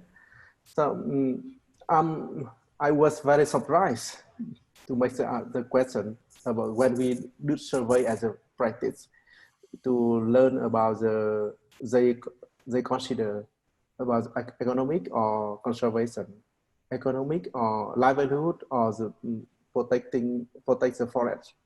So more than 80% of villagers in Quang Binh province, they say they prefer protecting the forest, except the forest don't bring any benefit for them. We try to find, to mix the difference, the meaning behind the ideas. They say they consider about the environment. They consider about the forest, common forest for the future. So for the young generation, I think when we see about the benefits or we can see the benefit, we think not only the economic, the people also think about the culture, also think about the environment, also think about their protecting their lives, for example, about that. Then, so we were very surprised to receive the answer from the local people. Even the people who are protecting the national parks, Phong Nha Kẻ Bàng National Parks, the heritage, they are volunteers to go to forest to do patrolling. 2 times per month, so 1 time is 4 days, 1 time 4 days, without any support from the government. Or some people, they bring their food and water to protect the forest. They think the protect the forest bring the water and something necessary, especially the culture for them, practice for them, for they organize the different spiritual ritual every year. Then, yes, of course, they have a different, they have the other alternative incomes by the crops, by cropping, the cultivation, rice, wet rice in that area, and also some part of acacia forest plantation. So also the income is very small. They are also, most of them is poor people. However, they feel satisfied with their lives. Since they don't need to get more. So that means they put the protecting the forest, conserve the land use is first compared with the income. So yeah, that's my idea for the question. However, they are facing with different things from the legal frameworks, the challenges from the government, because government don't give them the fully right to protect, full right to protect the forest. They just do like volunteer works, volunteer jobs. Yeah, that's all. However, they still maintain, and now the number, like individuals, increase year by year, month by month, and we are very happy, very happy about that, the model. That's all. That's my, I think I can, yeah, I don't know, my information provided to you is enough or not, it's clear or not. Yeah, it was definitely. Thank you so much. Yes. I think, Jocelyn, you want to say something? However, we can hear you. Sorry for the trouble. We can hear you. Maybe you can write in the Slack if you have some more comments.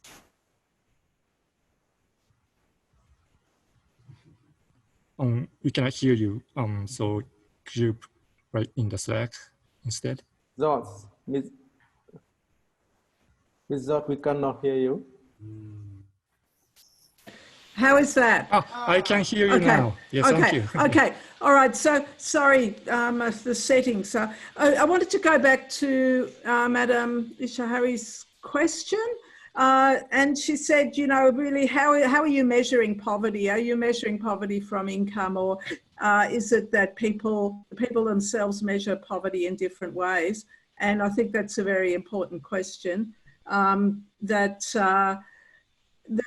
actually, when we measure poverty, you know, we're using the categorization that the Vietnam government uses which is income, but also takes into account 8 other measures of well-being and infrastructure. So, including things like what's the access to the water source, what is sanitation in these communities. And one of the leaders in this conservation group, when I first went to his house and I asked where I could go to the toilet, I was told, just go over there in the forest, the edge of the forest, because we have no toilet. That is, you know, realistically the level of poverty there, and houses that flood up to a metre most years. That, you know, it's not just an income situation for many, many people in this community. There's also a very high proportion of female-headed households, much so not only income poverty, but also on other measures. The community is poorer than is common in Vietnam now, and poverty is concentrated in gender. And yeah, so these are some of the reasons why this surprised us to have such strong support for conservation. And it's not that people don't want income. I think it's that they won't trade off the native forest for income. You know, people are pursuing, they wanted job creation schemes. They want skills and opportunities, but the forest protection is a core value for them. And one of the comments on Slack was about, you know, do they have a core value that they won't trade off? And I think for these people, it is the having those forest remnants and their wildlife nearby for a range of reasons is a core value.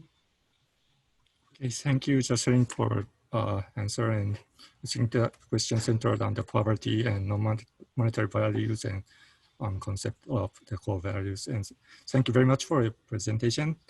And we would like now move on to the next presentation by Tejendra Pratap Gautam. Tejendra, so he will give presentation on live. So we would like to hand over to his Zoom. So now we are setting up the co-host. So Tejendra, can you share your screen? Yeah. Are you able? Thank you. We can see the slides. Thank you. So you can start now. Yeah, hello, afternoon all. I'm Tejendra Pratap Gautam, a PhD student from Indian Institute of Technology, Mumbai, doing a PhD. My topic is for presentation, community forest right as a commons, new alternative to development. Yeah, so first I will talk about the what is the development discourse, because I'm trying to problematize CFR in context of post-development discourse, which basically is functioned by the core principles of colonial discourse and knowledge production and practice of power over the third world countries. And it is very much steeped in the colonial past also, and it's a kind of construct which basically deny and practices racial, cultural, and historical differences actually, and creates a space for space in which it subjects people through different knowledge production in order to govern them basically, and it dictates every sphere of life. So in such in similar note, if we see that even though Edward Said also referred Orientalism as a kind of ideology, and same way our development discourse in a similar note is also an ideology which continue perpetuating a subject position over the third world, and people are getting subjected by the different westernized knowledge production basically. Yeah, so even the Sachs has referred that this development discourse can be acknowledged as a concept, a bundle of concepts like poverty, production, and the notion of state and equality, which basically delineates the assumptions that these are the different parameters through which we can understand the current industrial society, which is more like a capitalist based and steeped in the growth imperative basically. So now I will give a brief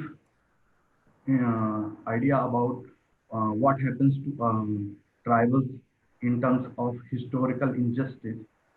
So according to Ramchandra Guha, in pre-colonial time, we can say that they have to pay a cess to the feudal lord in order to access the forest. But after invasion of British Empire, we have seen that they have used the forest for different purposes, like in order to military purposes, to export the teak from the forests, and to construct the railway sleeper and extend the railway extension through which they can extend their territories across India, and to collect the revenue through renting the forest. So and then this further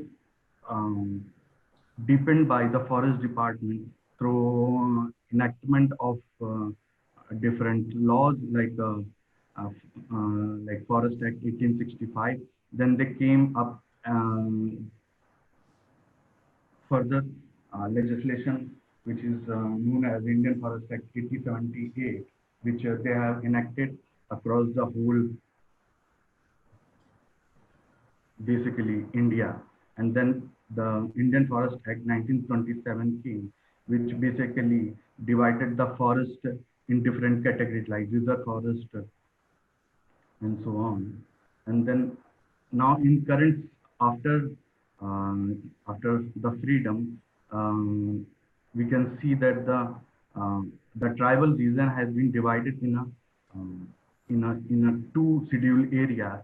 So I will talk about a fifth scheduled area basically, and in this they have too much power by the constitution. It gives basically, and the governor has all the power in such areas which can actually administer these scheduled areas, and then he has to prepare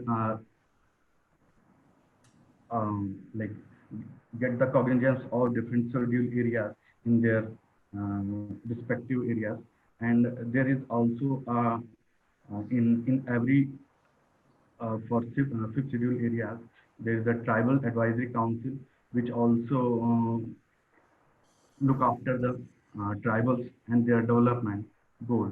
If we see further, in order to deepen the decentralization process of governance in fifth scheduled areas, government came with the 73rd Amendment in 1993, which basically amended the Panchayati Raj institution and made a constitutional, given a constitutional status in order to govern the villages of that, and in this through this legislation, basically Adivasi and Dalit women have get advantages in order to raise their voices also, and it also promises that the fair, free and regular election and every 5 years of interval, as well as ensures funds for Panchayati Raj institutions. And after that, that a Forest Right Act kind of legislation came after too much deliberation in the public space with the help of different civil society organizations. And then it also promises basically individual forest rights as well as community forest rights. And then it's also including the rights over the forest land and habitation and cultivation, the rights of ownership, and you can collect different non-timber forest produce and also manage a community resources. So in this, I'm focusing more about a community forest right in this paper, basically, that how it's basically legitimized the forest right, basically, and then also at the same time, it's basically not have a too much share, basically also share by the forest department in order, because it's not totally given to the tribals in hand. They actually always take the permission in order to collect the non-timber forest produce. In order to get for that, they have to get the permission from forest department. So yeah, if we see in a current current scenario, this is the basically a map. You can see that the red zone and yellow zone, these are the mostly, this is the percentage distribution among the 5th schedule areas, where Gujarat, Madhya Pradesh, Jharkhand, Chhattisgarh, Maharashtra, Uttar Pradesh comes under this, and these are pregnant women basically, and they have a there is a very high ratio of anemic women which are pregnant, and it can see that we can say that after the 7 decades of development after getting freedom, people in the villages or tribals is still suffering a lot. And if we see that the infant mortality rate in scheduled tribe population across the India, you will find that most of the 5th schedule areas and 6th schedule areas like Madhya Pradesh, which has 193, and in between, which I am focusing, basically it's a different state like Rajasthan, you can say, and the Uttar Pradesh as well as Maharashtra has a very high infant mortality rate. And then if we say that the tribal population basically in India is 8.6% of whole population, and under which we see that in tribal also there is a category called a PVTG, a particular vulnerable tribe, which also are further marginalized in the colonial period as well as still suffering. And they have categorized because of their primitive way of living also.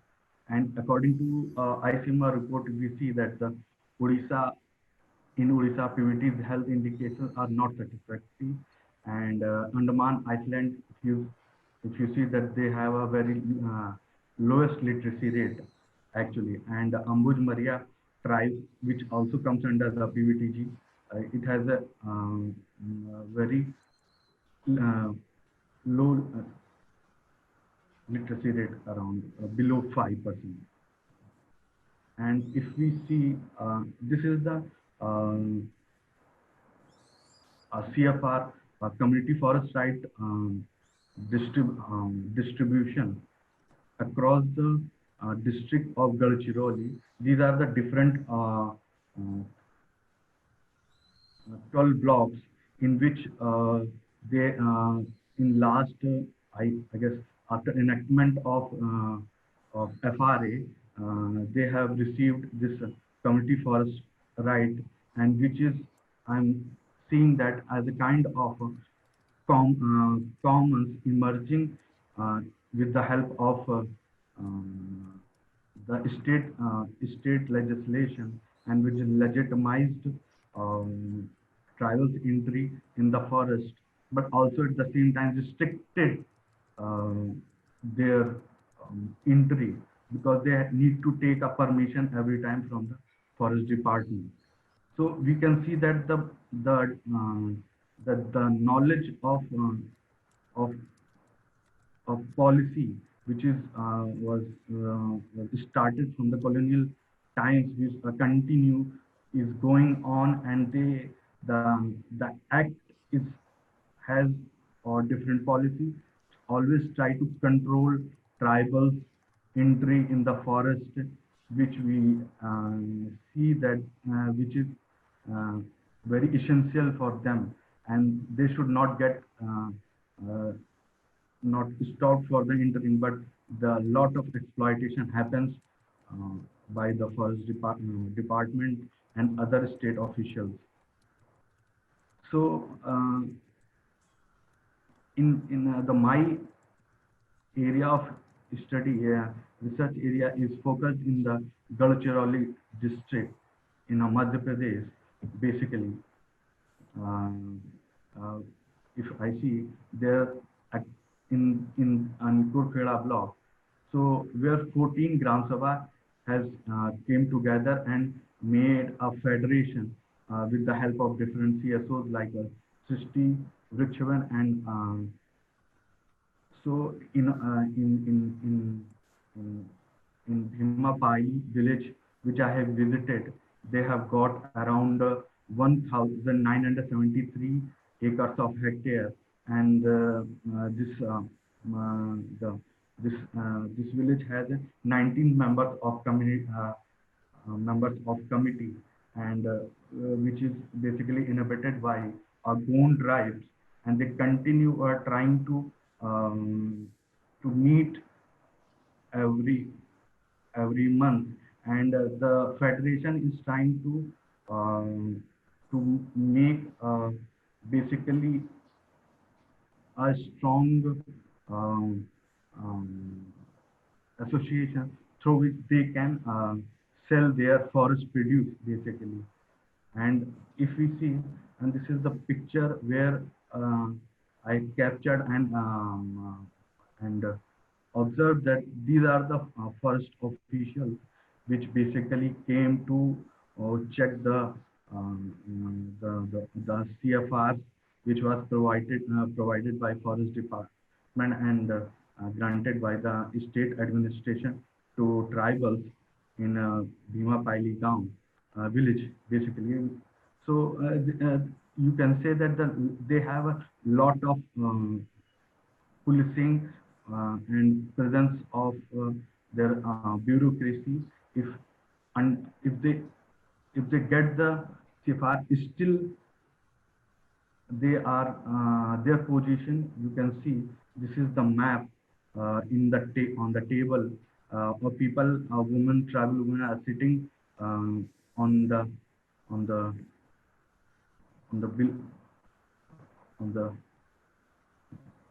below them official. So it is so that the hierarchy is still maintained by the state officials, and at the same time, it also this legislation, Forest Right Act, gives a host to provide an alternative, a counter narrative to the current development discourse, basically, and through which they can basically they can claim their rights over forests, and they can also get access to.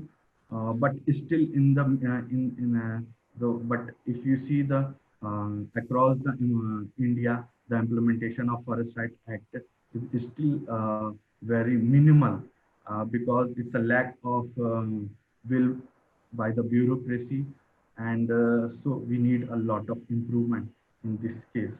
Yeah, thank you. Thank you for your presentation. And we would like to ask for some question, comments. If you have, you can write in the Slack, or you can also raise your hand to directly ask him.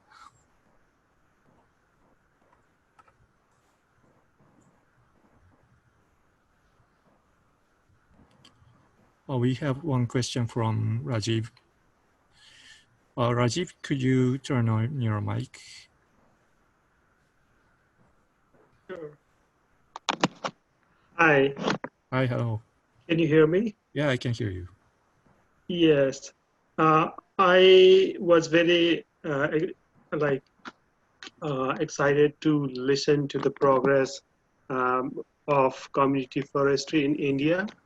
I know a little bit about community forestry initiatives in Nepal, and where we are asking whether it is pro-poor or not. Like, community forestry has been hugely successful in Nepal and other countries, but the question is whether it serves marginalized or poor people. So I wanted to ask Tejendraji what his take is on regarding how community forestry in India is different from other neighboring countries, and how he sees the prospect of this compared to other countries.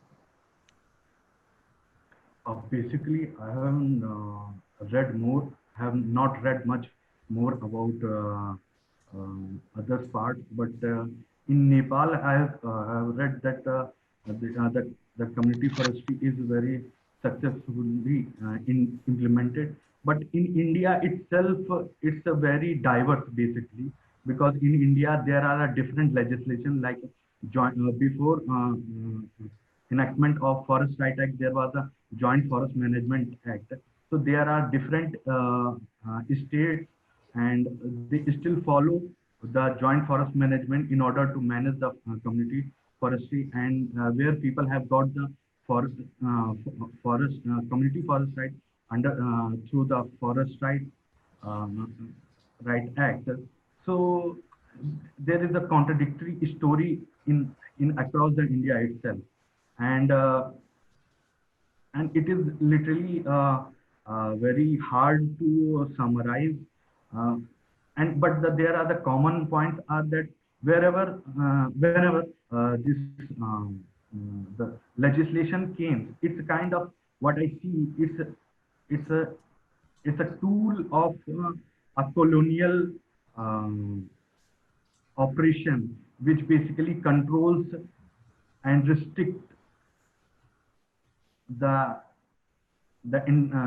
entry of tribals in the forest, basically, and the subjugation happens in every point of level, because that every time you have to ask the forest guard to get the permission, or the ranger, and then you have to then they have to bargain with a different way of doing things, and the people end up with a different kind of exploitation, basically. Thank you. Thank you. Thank you. So maybe we can have one or two more questions. We have 3 minutes left.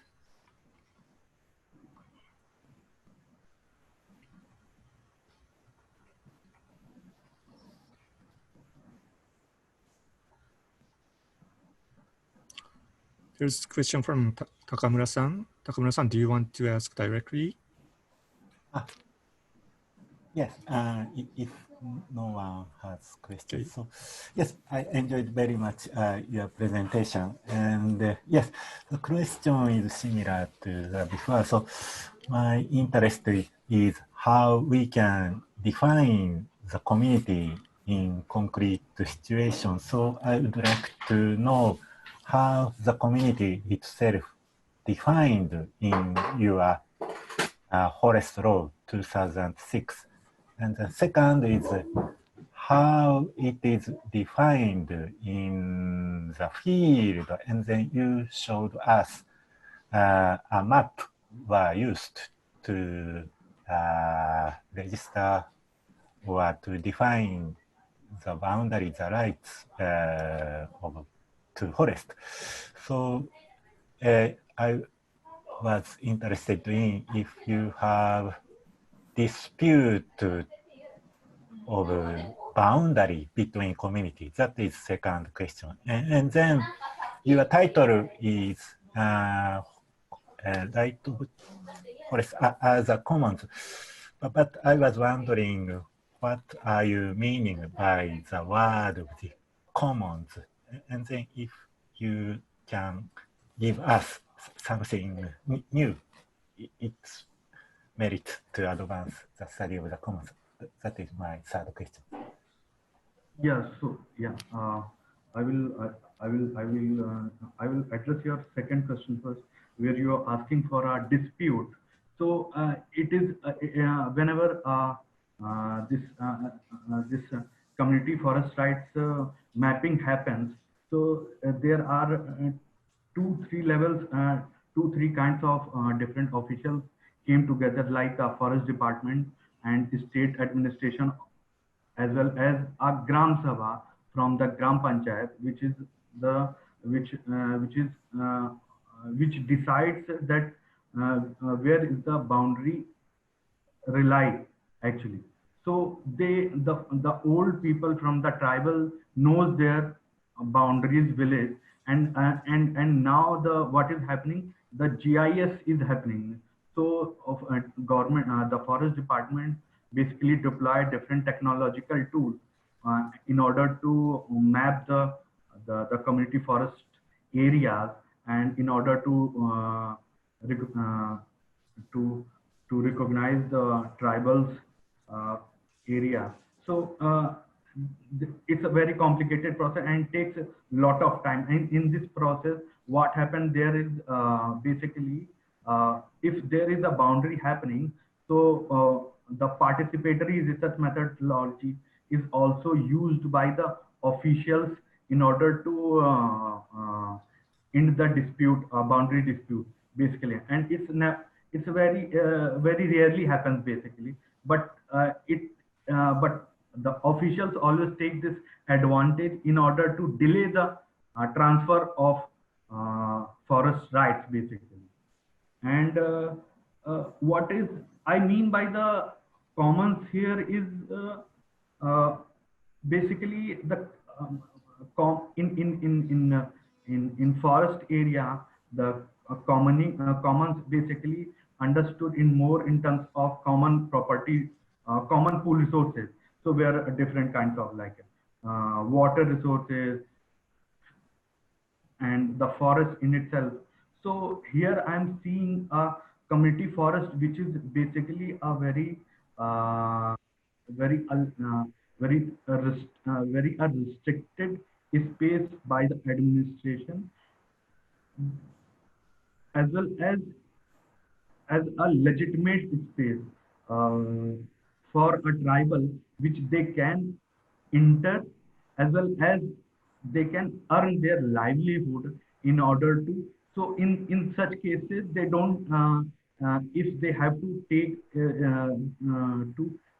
a permission, so they have to they collect the non-timber forest produce from there, and then what has happened, then take the permission from the forest department once in a while, actually in a year, in order to sell those produce in the market. And somehow the control over in community forest rights is basically very strong and very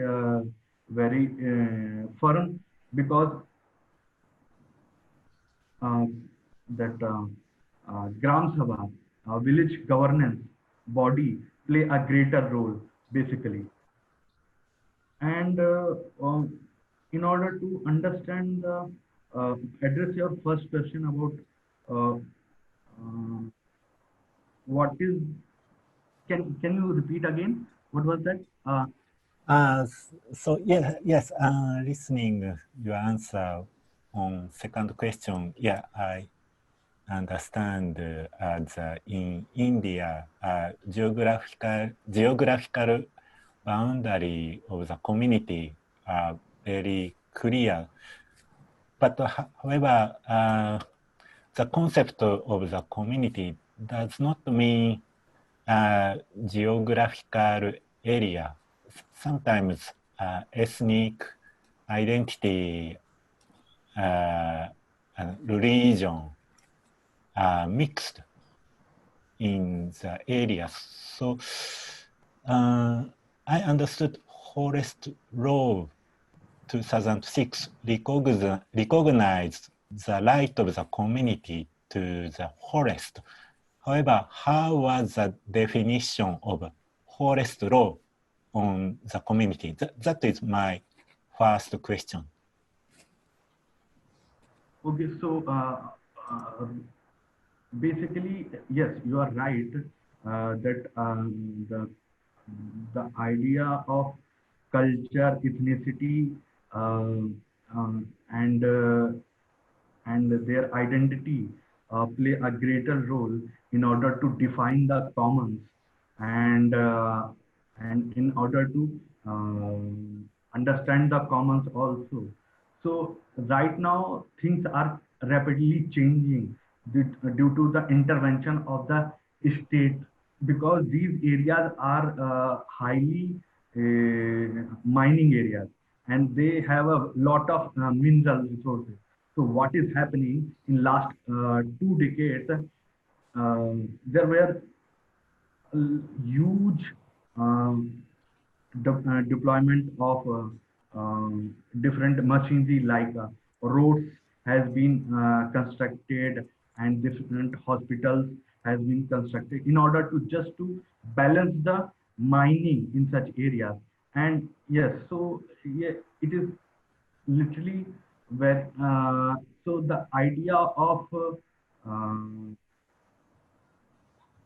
basically forest and the means of substance is little bit in danger also. And yeah, and it is still, I guess, in fifth schedule areas, 80 to 85% population is still rely on the forest area and forest produce, basically. Okay, thank you very much. Yeah. Thank you, Teshendra, for your presentation. So this is session 3 is over for now, and we would like to thank you again for Andrew, Jocelyn, Hong, Teshendra, and we would like to close this session for now. And we will have about 15-minute break and then go to session 4. Thank you for attending. In a more holistic way, or I will say more in a comprehensive social ecological way, because I've tried to collect information on water from many places where water is either taught in the social aspects or in the ecological aspect. So at present, I'm developing a course on urban lakes. So this presentation is also to discuss how to improvise that course. Then I also conducted the expert workshop, interactive workshop to fine tune the course, which was funded. And recently I conducted a building capacity building and training program very much aligned to it, but there was a forest component apart from the wetland component. So I'm going to share with you this part, and basically trying to develop a manuscript which can be also used for the course. So 360 degree of lakes and wetlands. The problem why I really wish to do this, and we are trying to develop it, is because lakes and wetlands are first of all seen as one in this country. So I'm focusing on the Indian situation within the country also. we look at these water bodies with panacea approach, not really making a distinction between urban, peri-urban and rural. On top of it, the very development discourse is high on the agenda, and that's where I thought I should come to this platform and learn a little bit more about degrowth, because we need to change the way we look at development. So in terms of lake, I am talking about here. So how conservation of the wetlands or lakes are really getting compromised in the narration of development. So we need to change that narration. We use the integrated lake basin management framework, which is also developed in from the Shiga prefecture of Alyne. So there I find it is again an institutional approach instead of more social ecological approach. And in India, we are using the integrated lake basin management. So it also requires to rethink whether we have to use the integrated lake basin management framework, or we can rethink about using a social ecological approach and talk about more conservation than development of water bodies. So this is the kind of thing I'm trying to develop in the course, which I call as patterns. So what are the patterns? I'm going to use the same framework of social ecological system, which is developed into urban lake system framework, where I have added few components from what Ostrom and McGuinness had worked on. So you can see from on the left hand, I have added the time component. On the right side, you see the place component to be able to analyze cases over space and also over time. So it can be comparative analysis, or it can be timeline analysis of a water body. And then you have these main indicators of water and lake, and then the value of the lake, then governing organizations and governing mechanisms nested in the urban setting and related developments, which are the externalities. So the framework is very much similar to what we all know as social ecological system, but then I have contextualized it to urban lake. And then talking about the input in the form of a lake governance and expected output in the form of lake sustainability. And what I'm trying to do in the pattern understanding is trying to decompose each of these variables into sub-variables. So I will take you through each of the thing. And this is what we actually figured out from the experts. This is the workshop picture I'm sharing with you. And I gave them these ideas of social ecological approach, and experts came up with some bullet points, which I'm going to use it for the development of the pattern language. This was also a work which is carried out at RIHN, and I was working with Kuma-san, so Terakazu Kumazawa, and he has done some references and papers on it. But it's a very advanced version, because I'm trying to make it a very simpler version to be able to apply in Indian policy making and implementation of lake conservation. So the aim is to really change the narrative of development to lake conservation. And that's where I see relevance of degrowth and de-development, which I'm talking about in India. So these are some of the bullet points which the experts gave us from the workshop. And each bullet point, we try to look at what will be the content of it in terms of writing, because I'm also developing the course. So it's not only about manuscript writing, but also trying to parallelly develop the book. So, so just basically trying to understand what's going on and how much can we teach about a subject, how much deep can we go in variables and sub-variables and sub-variables. So we did discuss about the content of each of the variables, then pedagogy and implementation. So I'm just sharing with you, I'm not going to run through all of them. So each one was discussed in detail and is going to be detailed out in the book as well as course, which is going to be an online course globally available. So as you can see from water policies and law, climate change and adaptation, then so basically it's a work in progress. I think I still need 3-4 years to develop the whole pattern language, which is relevant to Indian case and some to the Asian case also. But focusing more on practice and implementation than really developing a scientific work which does not get decomposed into real action on the ground. So I do believe that building ontology is important, but it is also important to make it simpler for pedagogical inclusion, because water is taught very differently in the development discourse here in India. Water means waterfront and lot of concrete, and there is hardly any talking about ecosystem. So that has to change through education. That's what I feel, to bring this political and professional change. So a lot of water works is happening at this moment, urban lake developments, but they're all development. Nobody talks about the ecosystem rejuvenation of the water bodies. And I think that change has to come from the very idea, I'm talking about from lake development to lake conservation. How do we change that mindset of the society and the community and the politicians? And that's where I see the role of ontological language, or simplifying it to the smallest detail for people to understand. And so policy changes I will prefer is that the integrated lake basin management, which is our policy framework, advances to social ecological system framework in our lake development policies in the country. So on this ground, the next level, I am also thinking to really request to IASC to organize a debate on looking at one particular component. As you are doing at this moment at RIHN, you are touching upon many components, but a very small seminar workshop through IASC where we can take one component and see how far we can go in understanding a subject. And with a very bigger tone of lake development to lake conservation is the motto, and the policy change which is required in the country. So I am looking for people to really join hands on this group and also help me organize this little seminar anytime in end of 2020 or early 2021. And where we can see our role very differently and also define the role of decision making as well as professionals who practice on the ground. Because the transdisciplinary practitioners are missing in this country.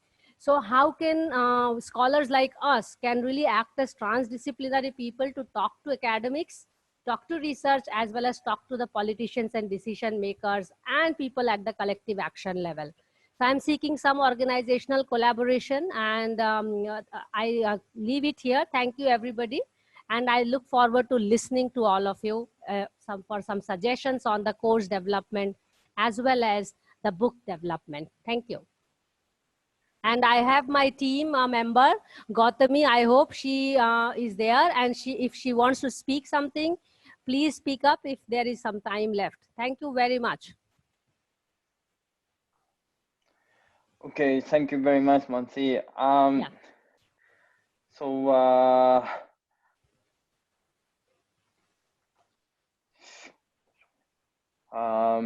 does anyone have the question or comment? And also, Mansi suggests some of the seek the collaborator. So do you have any suggestion or I can say some kind of the yes comment on her presentation? I will stop it here. Mm-hmm.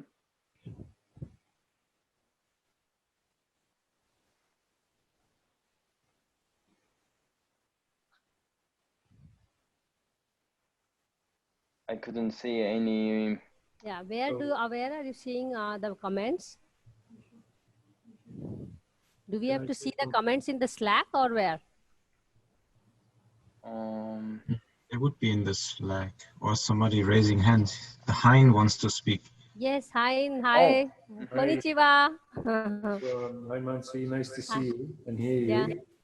And it's nice to hear. You got us. Oh.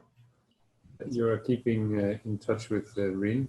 I was, Yeah. and also that you've picked up on the pattern language, which is Yes. something that some people are talking about at the moment. Yes. I was wondering, can you elaborate a little bit more on that? You showed the 3 slides and the SCS framework was clear to me, but then the next slide with lots of small print. Yes, Maybe that's add a yeah. little bit of explanation there. Yeah, Please. that's the condensed version of the following slides actually.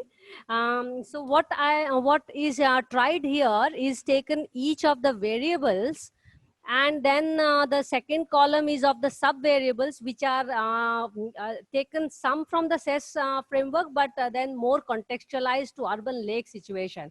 So for example, looking at the clarity of boundary, then we talk in urban lakes that the clarity of boundary in the governance sense is very different in urban lake, because lake will have the lake water body, then the lake shore and the lake catchment area. So the governance has to be in the 3 different levels.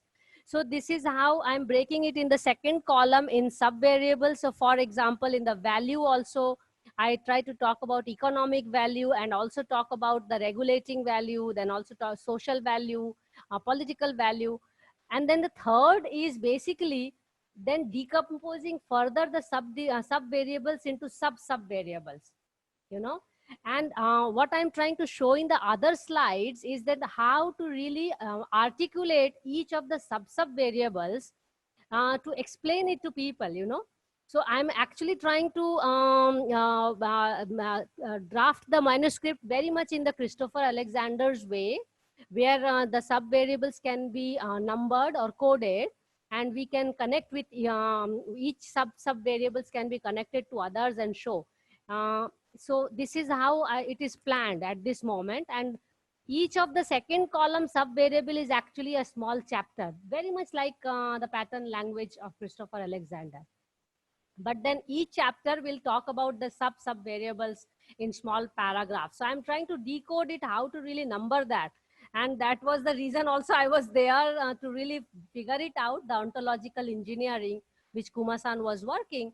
And I need to really fine-tune my knowledge about it. So I need help to actually work this out, because writing qualitatively but connecting all of them together is not happening with without any use of software.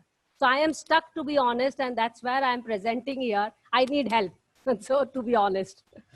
Thanks, Hein. Thanks for asking the question, because it's a deadlock situation for me at this moment. We will tell Kumazao about this.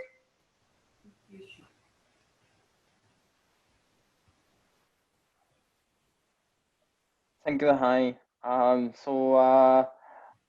would like to, if there is no question or comments, I would like to invite the I can say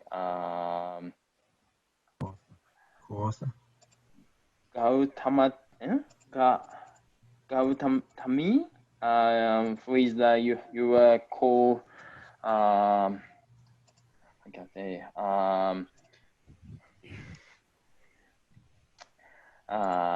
co-presenter.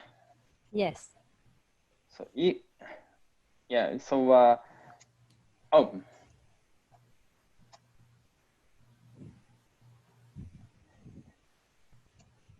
Hello. Hello. So yeah. If you have any I guess additional word, please.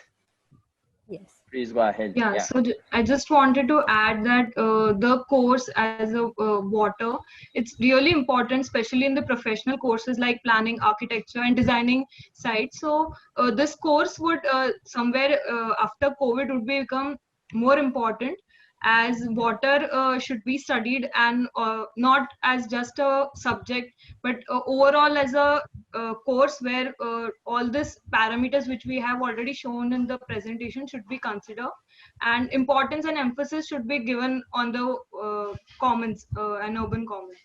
Yeah. Thank you. Thank you.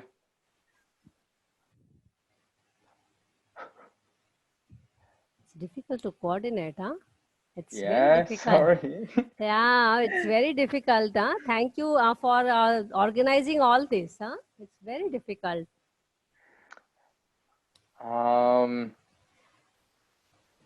I like to say one last Japanese word. Arigato gozaimasu. No, it's my pleasure. But I'm sorry, but yeah, but I think that I can say the this is my I can say the personal impression to your research that I think to I can say to change the society, we need to build on the I can say much more cases, not only India but also the Asian and also other region.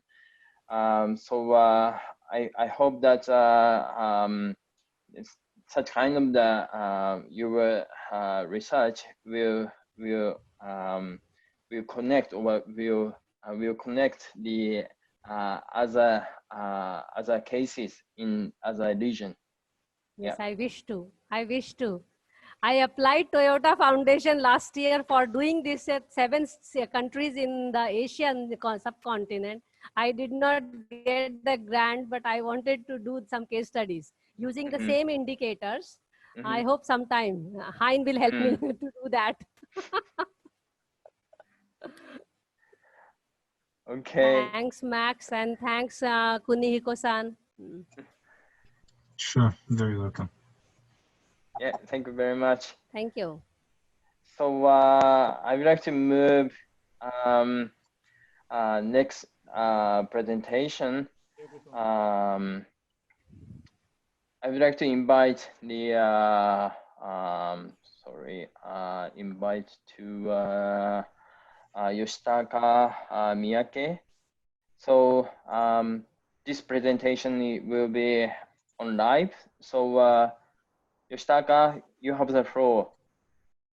Okay, so good afternoon, and I'm Yoshitaka Miyake, and I work for Nagoya University. And the title of the presentation today is the comparative analysis of the expansion of organic agriculture and the preservation of commons in Japan and Europe through convention theory. So there are so many stuff to go through in this presentation. So now let me introduce myself. And so I'm currently working in Nagoya University as a researcher, and I have a PhD in geography from the University of Hawaii, and I have been doing the field work in Northern California and Tohoku, the northeastern part of Japan, and currently I'm doing some study on organic agriculture policies in EU countries. In Japan, yes, we cannot move right now. Okay, so here are the things I'm going to talk about today. And the first one is the recent development and policy of organic agriculture in EU countries. The second one is the development and the policy of organic agriculture in Japan. And the last one is organic agriculture policies in original designated cities, ODCs in Japan.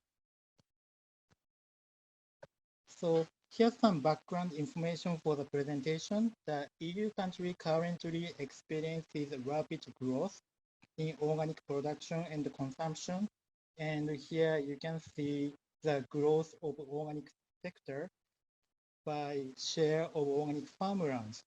So it increased 26.3% from 2013 to 17. And you can find the share of some countries like Austria has 24%, and that's one of the largest numbers in EU countries. And Italy has 15.4%, Germany has 8.2%, France 6.3%, and Japan now has 0.5%. And if we see the farmland, share of the farmland under the designation or certification of the Japan agriculture standard, that's 0.2%. So that's really small compared with the European countries. So there are some change in organic agriculture in EU countries. So when we see the trend in Germany, the scale of production become larger, and we can find more in grain production, livestock, and daily operations converted to organic agriculture. So we can also see the retail side. The organic retail sale in EU countries, that's 34 billion euros, and that actually increased 55.2% from 2013 to 2017. So we can see the involvement of supermarket and discounters. And when we see and compare the demands and supply, we can certainly find a more rapid increase in demand compared with production. So we try to find out the factors to cause this rapid growth. And we cannot really tell the simple stories about the factors because there are some difference by countries and they have different timing and relationship to organic agriculture. So we can only tell the countries had the long-term efforts and they have multi-layered involvement of various kinds of actors. So that's a thing we can talk about for the factors in the growth of organic agriculture in EU countries. So here is a research question for this presentation. The question is what policy is effective at each specific timing. And there are three methods for the studies we have done. The first one is qualitative time series analysis of EU policies. The second one is policy evaluation through historical analysis of organic agriculture in Japan. The third one, the last one, is a questionnaire survey about policy implementations and interest in ODCs in Japan.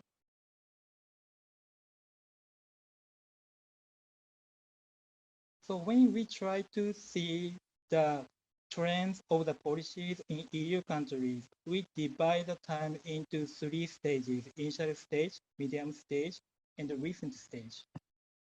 So in each time, we can find some typical policies, looking at the policies in Germany, France, Italy, and Austria. So in the initial stage, we can find the policies like area payment, technological extension. In the middle stage, we can see the policy like action plans and plans which have the numerical goals in organic farmland. And they start to have the policies to network the production and the consumption through action plans or the model regions. And in the recent time, we can find more ambitious area goals, and the biodiversity conservation become one major goal through organic agriculture policies. So through time, we can see the shift of policies from producer-focused policies to comprehensive policies. So some recent policy development is the EU biodiversity strategy for 2030. And this is a long-term plan for the against biodiversity degradation. And they have the part from farm to fork. And by that component, they try to reduce the use of chemical pesticides, nutrient loss, fertilizer use by 50%. So this is a biodiversity strategy, but it has a part for the agriculture. So, we can find some engagement in EU countries in this aspect too. So this strategy targets organic agriculture to be 25% of total farmland. So this is a policy trend in European countries. Now, let me talk about the studies we have done in organic agriculture in Japan. So at first, we did the study of historical development of organic agriculture in Japan by practice and the concept. And we divided the development of organic agriculture in Japan into 4 phases, and we see the characteristics by the concept and the philosophies. So in the type of natural farming from the 1930s, we see the philosophical components to respect nature and to link among nature, food, and health. And in the second phase, from the 1970s, we can see the translation of organic agriculture into yuki nogyo in Japanese. And there, the practitioners emphasize mutual help and understanding between farmers and consumers. And in the 1980s, we can see the involvement of consumer cooperatives.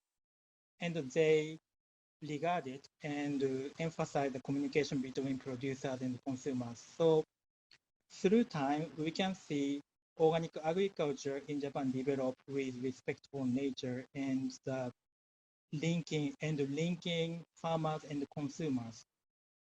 However, from the 1990s, we can see the standardization of organic agriculture by Japan Agricultural Standards, and they actually define organic agriculture as a non-use of chemical fertilizer and pesticide. So they narrow the definition and motivation to be organic farmers. So that became one big reason to slow development of organic agriculture in Japan. Okay, now this is the current organic agriculture policies in Japan, and now we have the comprehensive law to lead the development, and that's the Act on Promotion of Organic Agriculture. And we now have the area payment to the producers. And there's some model region policies to connect the production to consumption. So again, now Japanese policy to complement the flow, they become comprehensive. And we also study the implementation of the policies, especially in the cities.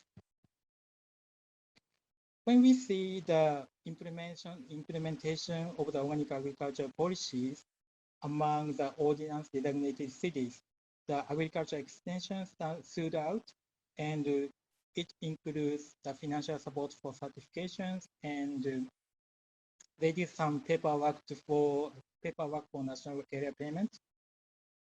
And we divided the cities into the cities with more than 1 million people in greater metropolitan area and other ordinance designated cities.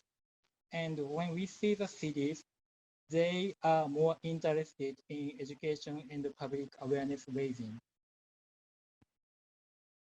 And we also classify the cities by the cluster analysis. So we did the clustering by farm size, the ratio of rice field, the productivity by farm and land area.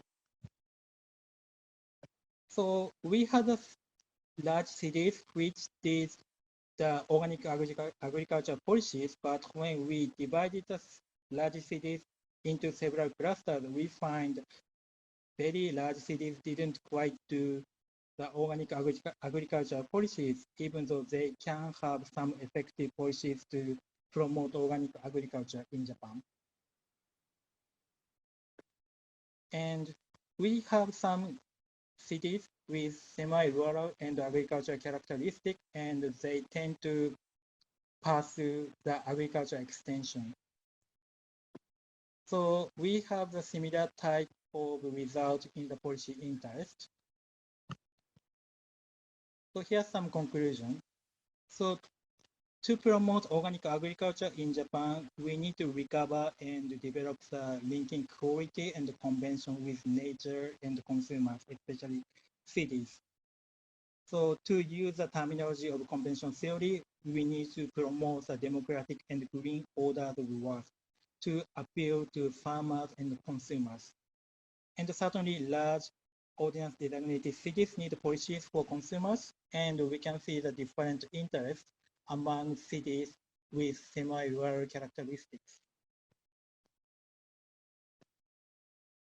So let's go back to talk about the EU's organic agricultural policies. They certainly connect effectively the producers to schools, and biodiversity now becoming a primary objective.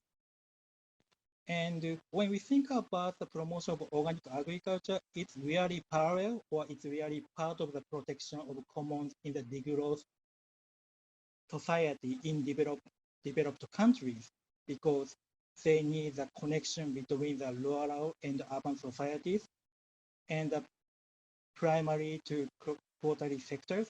And we certainly need to connect human and nature back again so that we can protect commons at the same time we can promote organic agriculture. Thank you for listening. And this is all for my presentation. Thank you very much for your presentation. So let's move on the question and answer. Does anyone have the question to his presentation? First of all, Sachiko Ishihara, you have the floor. Thank you so much. Thank you so much for the presentation. Really interesting and quite shocking to see Japan having so low percentage of the share of organic farming compared to other European countries. So I have two questions, and one is, first of all, a clarification question. I wasn't familiar with this ODC. If you can say a little bit more what it is in Japanese, and also what it is, and which cities are classified as this. And then I want to ask how you concluded that the JAST certification in Japan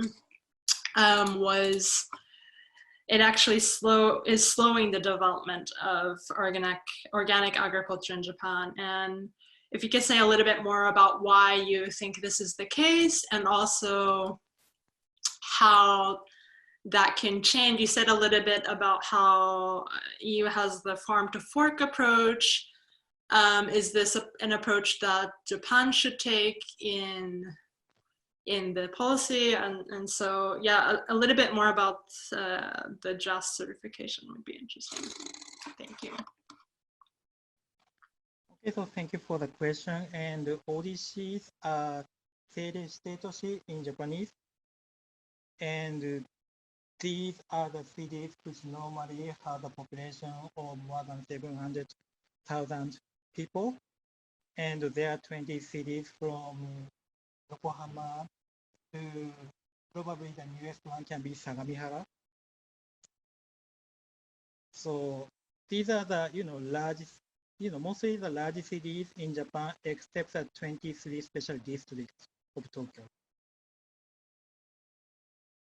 Okay, for your second question, and so JAST certification cares more about, what not to use for agriculture in terms of fertilizers and pesticides. And there are different kinds of certificates. Probably, we can see the, some towns in Japan have the agricultural certificate for their own town so that they can promote organic agriculture in their own cities without asking farmers to pay so much for the certifications. Also, the IFOM, that's an international organization for organic agriculture, and they have their own certificate that's a certificate for the local areas, and the international organization gives a designation to the local organization. And IFOM also suggests or demand the local communities to do the organic agriculture as well as the regional or the community development. So even we talk about organic certifications, we can certainly have different components integrated in each certificate. So in that sense, we can say that JAST is narrower than different type of certificate. So so that's also a requirement for the farmers to be in organic farmers, so that have certain force to force farmers to be an organic farmers. So if we combine that with the laws for the promotion, that certainly have more enforcement or the powers for farmers or the other people to promote organic agriculture in different ways. So that's my, I hope I answer your question. Thank you so much. Thank you. So in the Slack, sorry, Christoph, you have the question. So please directly ask. Yes, hello. Thank you for the presentation. I was wondering, could you explain a little bit about what exactly the transition with organic agriculture has to do with commons or with degrowth and post-development? Because especially in its certified way and also in the way it's practiced in the EU, organic agriculture is certainly better than conventional agriculture, but it's still very commercialized and it's very much a capitalistic endeavor. So maybe you could touch upon that a little bit. Okay, so thank you for a nice question. And, it certainly, touched on the concept of the conventionalization of organic agriculture. Organic agriculture certainly in the phase to promote capitalist development in certain parts of the world, especially, European countries and the United States, as far as I see. And in Japan, we cannot really see so much integration of organic agriculture into the capitalist development yet, because, we haven't find the, we haven't developed a large market to be attractive to certain interests or the certain groups. And probably, okay, so easier way to find the way to avoid that is to see how the marginalized, producers and consumers are positioned in the development of organic agriculture. We certainly don't see that development in Japanese agriculture policies, but, if we talk about the, food supply in the community level, we can find these kind of aspects so that we can be careful to avoid so much, control or the marginalization of consumers and producers through the development of organic agriculture, so that we can, connect the various kinds of people while we can, protect, or we can be protected in the, against the environment when we do the agriculture. So I think this is the answer I can tell right now to your question. Thank you. Thank you, Christoph. And lastly, I would like to give the Enid. Yeah, thank you, and thanks for your presentation. It was really fascinating to see the comparison, and I really learned a lot about the comparison with the philosophies, where you looked at the kind of natural farming, organic farming, and then the organic cooperatives. And I think my question really relates to what Christoph just asked, actually, and related to my own work in a way where I'm working with very small scale organic farmers who wouldn't even necessarily use the label of organic. And perhaps you've also been working with people or communities in that sense. So my question is, it's a question of scale, because you said promotion of organic agriculture in the EU is parallel to degrowth in the commons. I'm sorry if I'm repeating a bit what Christoph just said, but I guess my question is more that can we really think about large scale organic agriculture in relation to kind of enhancing access to the commons or a degrowth perspective or degrowth principles? Because whilst organic agriculture, as Christoph just said, is necessarily, it's something that we can progress towards, I question whether large scale organic agriculture is something that fits in with the kind of principles around degrowth, but also thinking about diverse economies and these other ideas. And so, yeah, I came back to what Ashish Khotari mentioned, but also people I work with, about rather than scale or scaling up, I think Ashish said scaling out, but people I work with talk about replication. So things, small projects or small ideas being replicated rather than scaled up. So yeah, it's maybe, I think you also just did answer to some extent, but maybe some thoughts on scale would be interesting. Thank you. Okay, so thank you so much for your answer. And we can certainly find the countries which increase their scale in the development of organic agriculture. And I don't know, what kind of region you are interested in and you are working in right now. But we can certainly find the different actual environment, even when we look at the countries in European countries or the other countries which certainly upscaled. They are upscale might not be a good term right now, probably which scale up the development of organic agriculture. And so when we think about the organic agriculture policies in Australia, they certainly do the development of organic agriculture, but at the same time, they want to take care of farmers in less favored areas. So I think, when we think about the development of organic agriculture, probably there are different, threats or the ploy you can see that can serve, certain people with different levels of the power. So yeah, there are so many kinds of, I think, organic agriculture policies and organizations to carry out these, and probably, you can look at that, and probably story can be complex and interesting.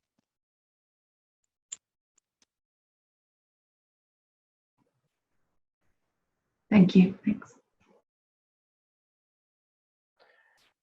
Okay, so sorry, Takamura sensei, but I would like to move to the next presentation.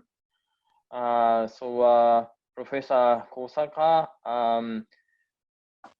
do you start on live, or just using that? I think I'll just share the slide.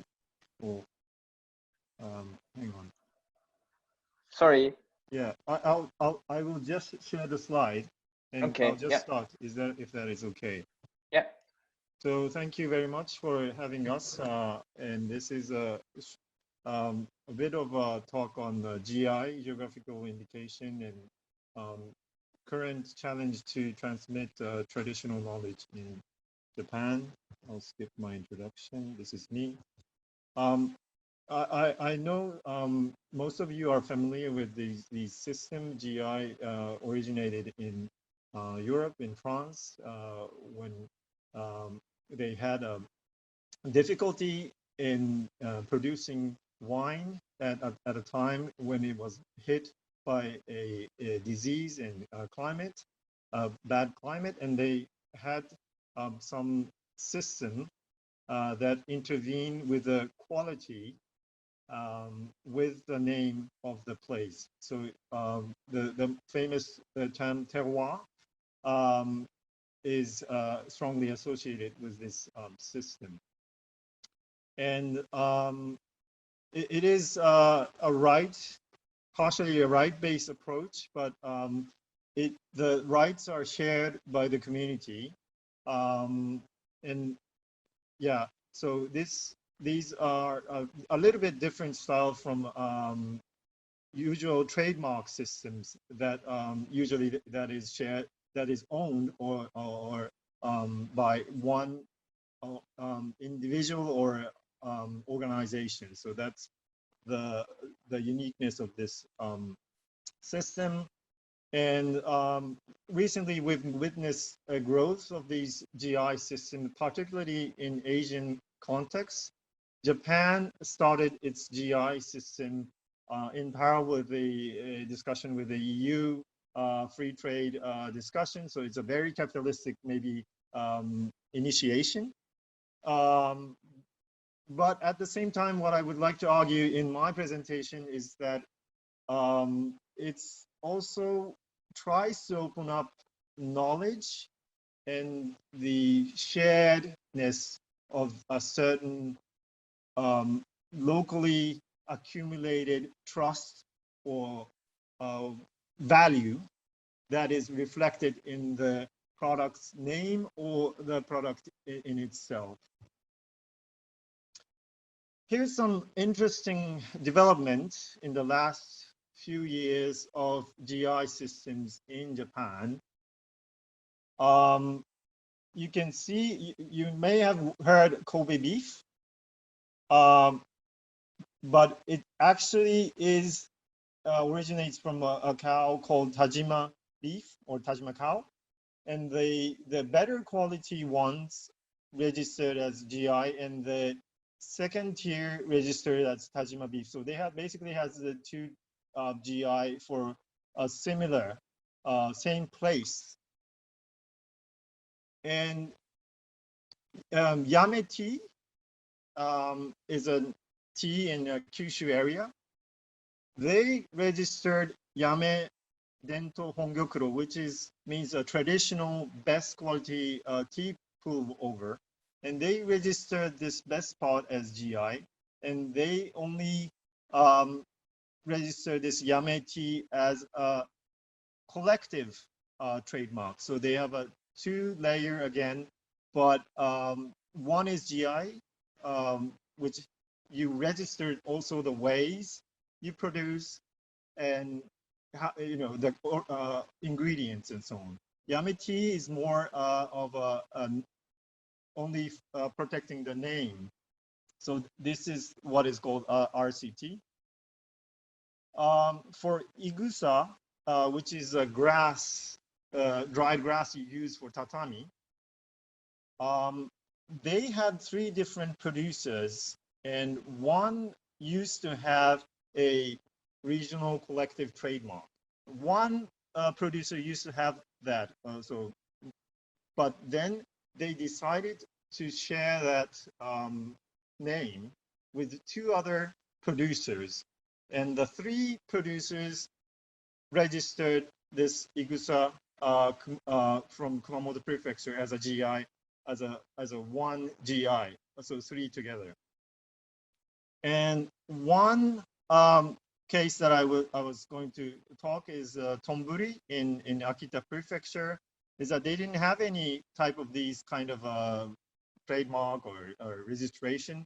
It was a very rural area, but then but each family was producing on their own, but they decided to share that knowledge of production within that community and registered as a GI. So the GI sort of serves as a catalyst to open up the family-owned production knowledge to within the community.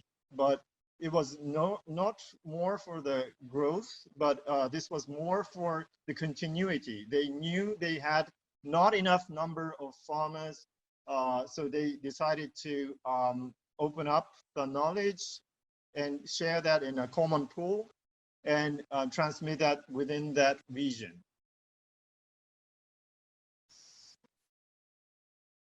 And this is a bit about a different type of different tea types, but some, number 3, for example, combines the GI system with a regional registration of GIAS, which is an FAO designated traditional, FAO designated agricultural systems. So some area, some parts, they do it with some kind of a registration of that area, plus the product level type of traditional registration.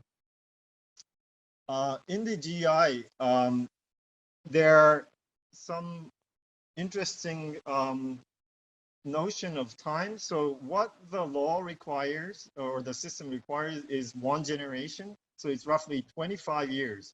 But for example, if we look at the traditional vegetables, these are not all GIs, but I took out the definition of traditional vegetables used in Japan. The strictest one being, Kyoto vegetable or Edo vegetable, which was before 1867. But some are, the most majority are before 1945, before the war, and some are more vague or more strategically maybe ambiguous, like long time ago. So there are different time definitions, and also this is not the case from Japan, but there are some overlaps with the space as well. That this is the jasmine rice in Thailand. That sometimes they also overlap with in the space. So my question was, these newly introduced system can contribute to sustainability of the region. And I looked at the tomburi, which is a case in the Akita prefecture, and shiitake mushroom production in Noto prefecture, and also in north of where we are now in Nagoya. So it's facing the Japanese Ocean. So the case of tomburi, it's called the caveat of the farmland. It tastes it has a special way of tasting. If you bite it, it's like a bit like a fish egg, but it's actually from the farm. It's an agricultural product, and it's in the northern part of Japan, in Akita prefecture. You can see it here, and this is how the products would look like. But as you can see, the number of amount of the production and number of production unit, it has been in the decrease, and the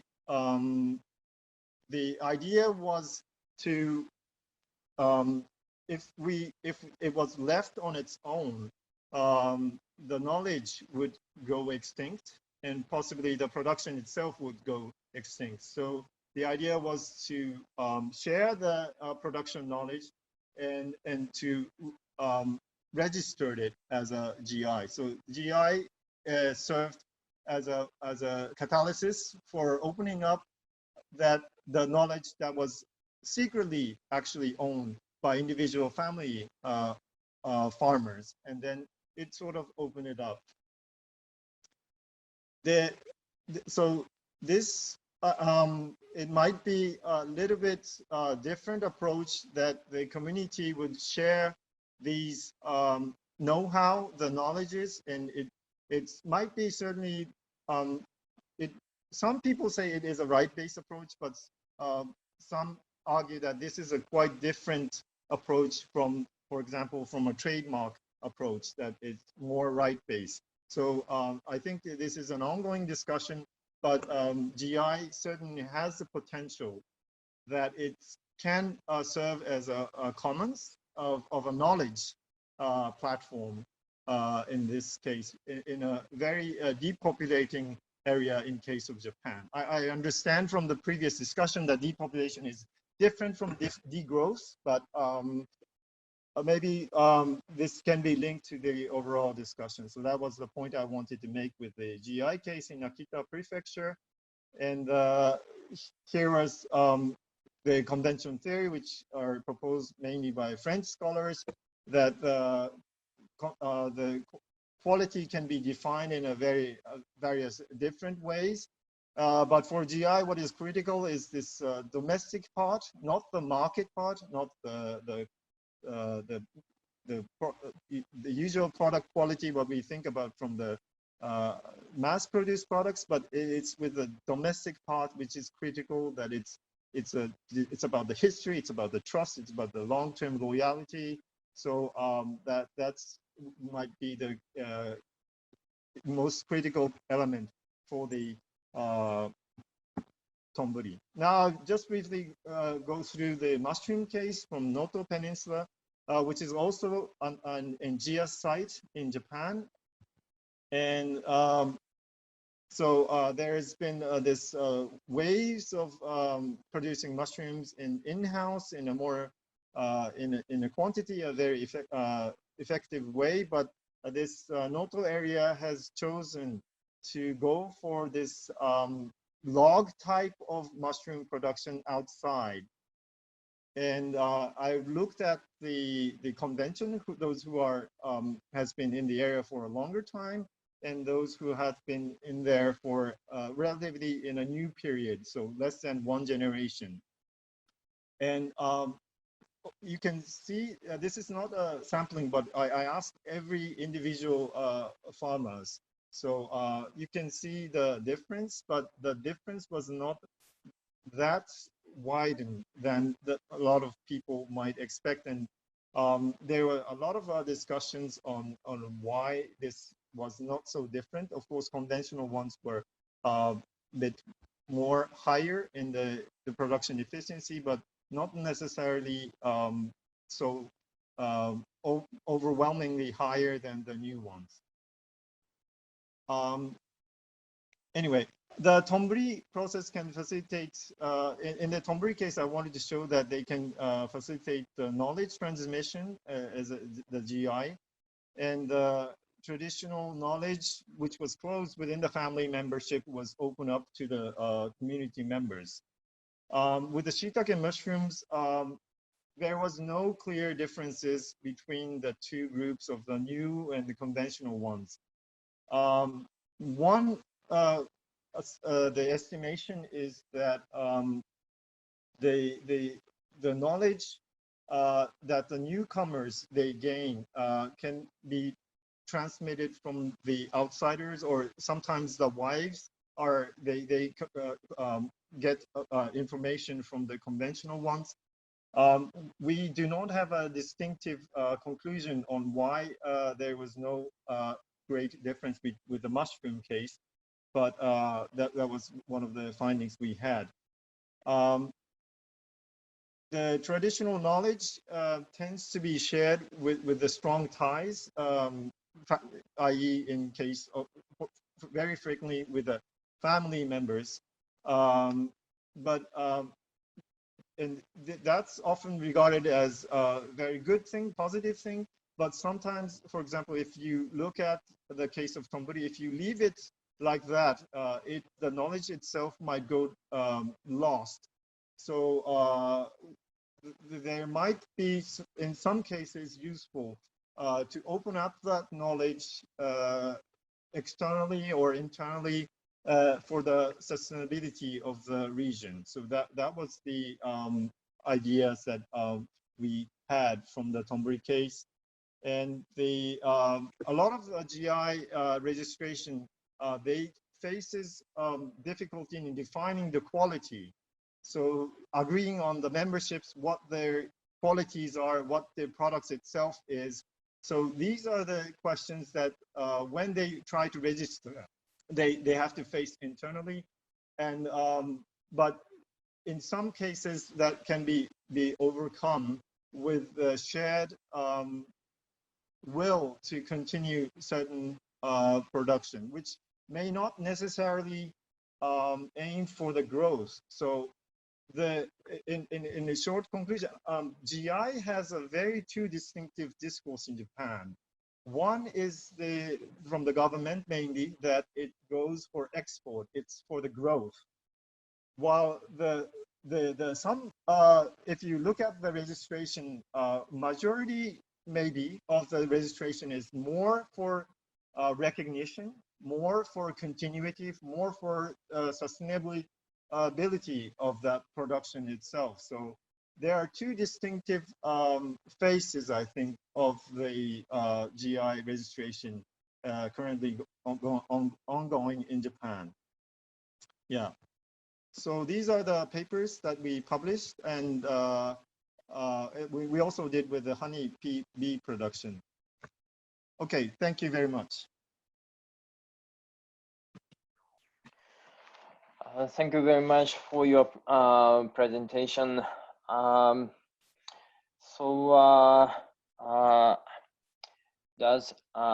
like to move the question and answer.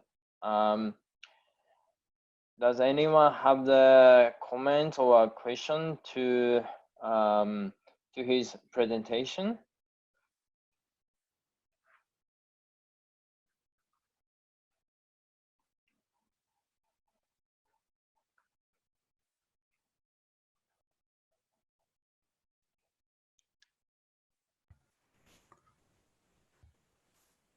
I have a question. Excuse me. Oh, sorry. Okay. So please go ahead. Okay. My question is that a very basic question. Thank you very much for your presentation. My name is Satya Takahashi. And my question is how a GI is different from a brandization, brand strategy of agriculture products. I'm a little bit confused about the difference between GI and branding of agriculture products. How? Yeah, thank you. Thank you very much. Very basic Professor. question. Yeah. Thank you very much, Professor Takashi. The GI in itself is not a branding. It's just a registration of how you produce it and what you use it and where you do that. That's all. So it's nothing, well, it's not to do with the branding itself. So the owner or the community may decide to brand it, or they may just choose it, to keep it as almost like within that region. But the point is, the other area will not be able to use that regional name with that product. So that's the whole point. So that means that you cannot expand the volume of production under the GI scheme. Good question. In Japan, most of them cannot. But in, for example, Thailand, when they produce Deutschen coffee, they expanded largely.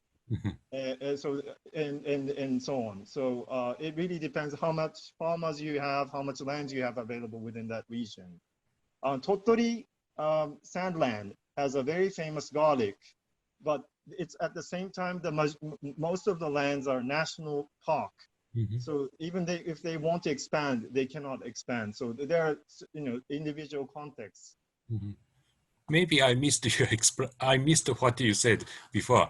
So that means that GI producers under the GI scheme are pursuing some kind of pride or some kind of regional pride or something other than economic profits. What are they pursuing? Yeah. Professor Takashi, that's a very interesting point, but there are 4 or 5 typology who are motivated to register. And one definitely is seeking a recognition. So I think Tomburi is partially like that. They're not seeking for expansion, but there are types which are aiming for expansion. For example, I think Yubari Melon, for example, they're explicitly aiming for exports, and they already have a trademark, but they also register for GI for extra security when they have some kind of a trade agreement and so on. So I cannot answer as the main motivation, but there are more recognitions or self-esteem. That's one definitely, and also they want to share what quality is, the definition of products is within that community. That sometimes is a very strong motivation to register. So it's not external, but they want to share. And the others are like, they want to prevent counterfeits, which they often face with the agricultural products, or they want to export and have a mutual recognition in Japan and also with the EU. So that's type of issue. So that's very maybe capitalistic and expansion oriented to more small scale, recognition oriented motivation. But thank you very much for your question. Yeah, thank you very much for your clarification. Thank you. Thank you very much, Professor Takahashi. And Christoph, you have the question directly or? Sure. Yeah. Thanks for the presentation. This is, well, it's kind of half a question and half a comment, but the presentation has made me think about how we think about indigenous knowledge and skills or traditional knowledge and skills and ways to kind of preserve that. So you've made a case for geographical indication as having the potential to preserve skills and knowledges that might otherwise be lost, especially if they only belong to a very small community or even like a single family. And I totally get that this knowledge is very, well, precious and sometimes also very valuable. And certainly the larger community or even the global community might benefit of that knowledge being preserved. On the other hand,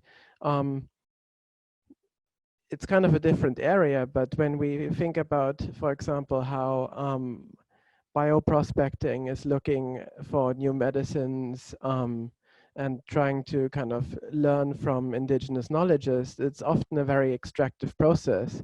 So I guess it could raise the question of when do we say traditional knowledge should be preserved, for example, to enhance the sustainability of the region, even though, say, the family that has traditionally kept certain skills and knowledges within the family would not like to share it.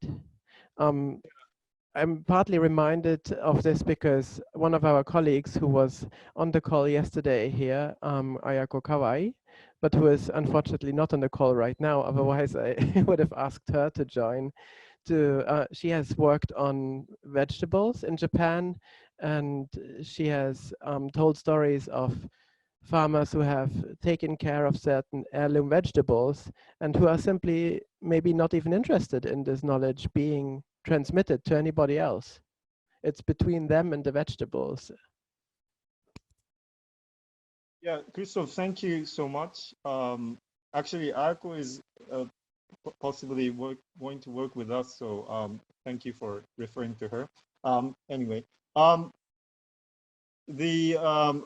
get the point. Yeah, the GI it designates where that thing or issues will be produced, but at the same time you have to write or you know, in the text say how it's going to be produced and so on. So this may not be in a you know in a good format for the indigenous traditional knowledge holders. So I see there in you know a certain maybe a difficulty or mismatch on this topic, but at the same time it certainly protects the certain products to be produced outside of that regional context. So that's one thing. For the family members or knowledge holders may not be interested in the transmission.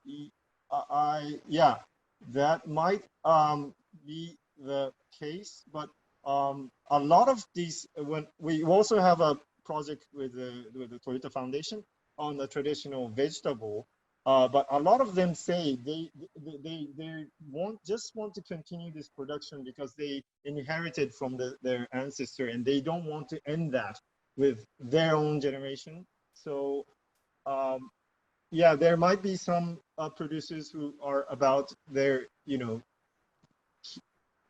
he or she with the vegetable, but a lot of the notion is also with this continuity issue. So that's something I think that plays a bigger role in this traditional knowledge discussion. I just wanted to show you quickly. I'm not sure if you can see this this slide from that's a very technology-driven approach by the current administration, that this traditional, or what they call takumi no waza, the knowledge skills that the traditional farmers has can be, you know, translated into AI or formatted knowledge. So there's a certain very optimistic view. These knowledge can be translated into these, and AI can somehow help and so on. So in a way, I totally agree that identification of these type of knowledge can be very extractive and may not be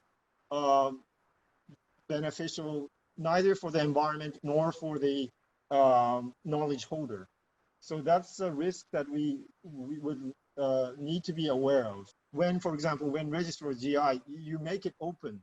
So it's protected, the names are protected, but at the same time, the production modus is opened up. So that's something that the risk is there. Yeah, thank you.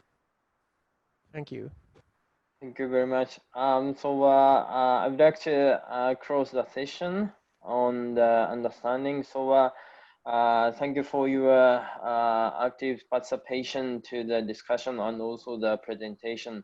And sorry for the Kandora. Please ask him in the Slack. So thank you for your understanding. So we will have the short break. Thank you very much for your participation. Thank you, Kobayashi-san, for your moderation. Thank you. And then please come back at the 6 p.m. Yeah, and yeah, thank you very much.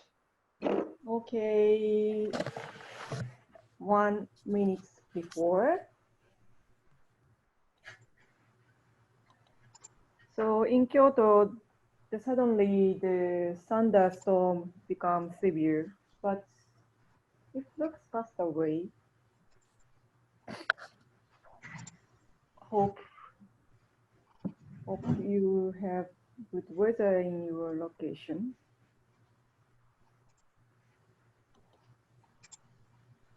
So, as a master of the day, I would like to repeat my announcement that please fill out the consent form for all participants, not only for the presenters, but also the listeners, participants, because we are recording the sessions, not only the presentation, but also the discussion and comments. For our recording is for the documentary purpose, but please fill out the consent forms.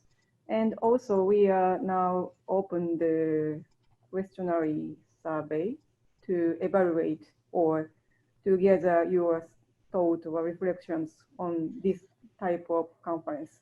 We would like to share the result of the reflections after the conference, so it might benefit the people who want to have the similar type of conference. So if you have time, please cooperate with us. Okay, so now it's 6 p.m. in Japan time. So this is the time for the last session of today. The last session of today is the networking session, the so-called Asian Utopia. Max Spiegelberg had the role of the facilitator of this session. So I would like to pass the mic to Max. Max, go ahead, please. Thank you. Let me share for the start. This slide.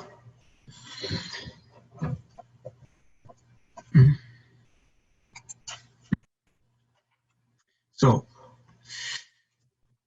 well, we had yesterday, 1 second.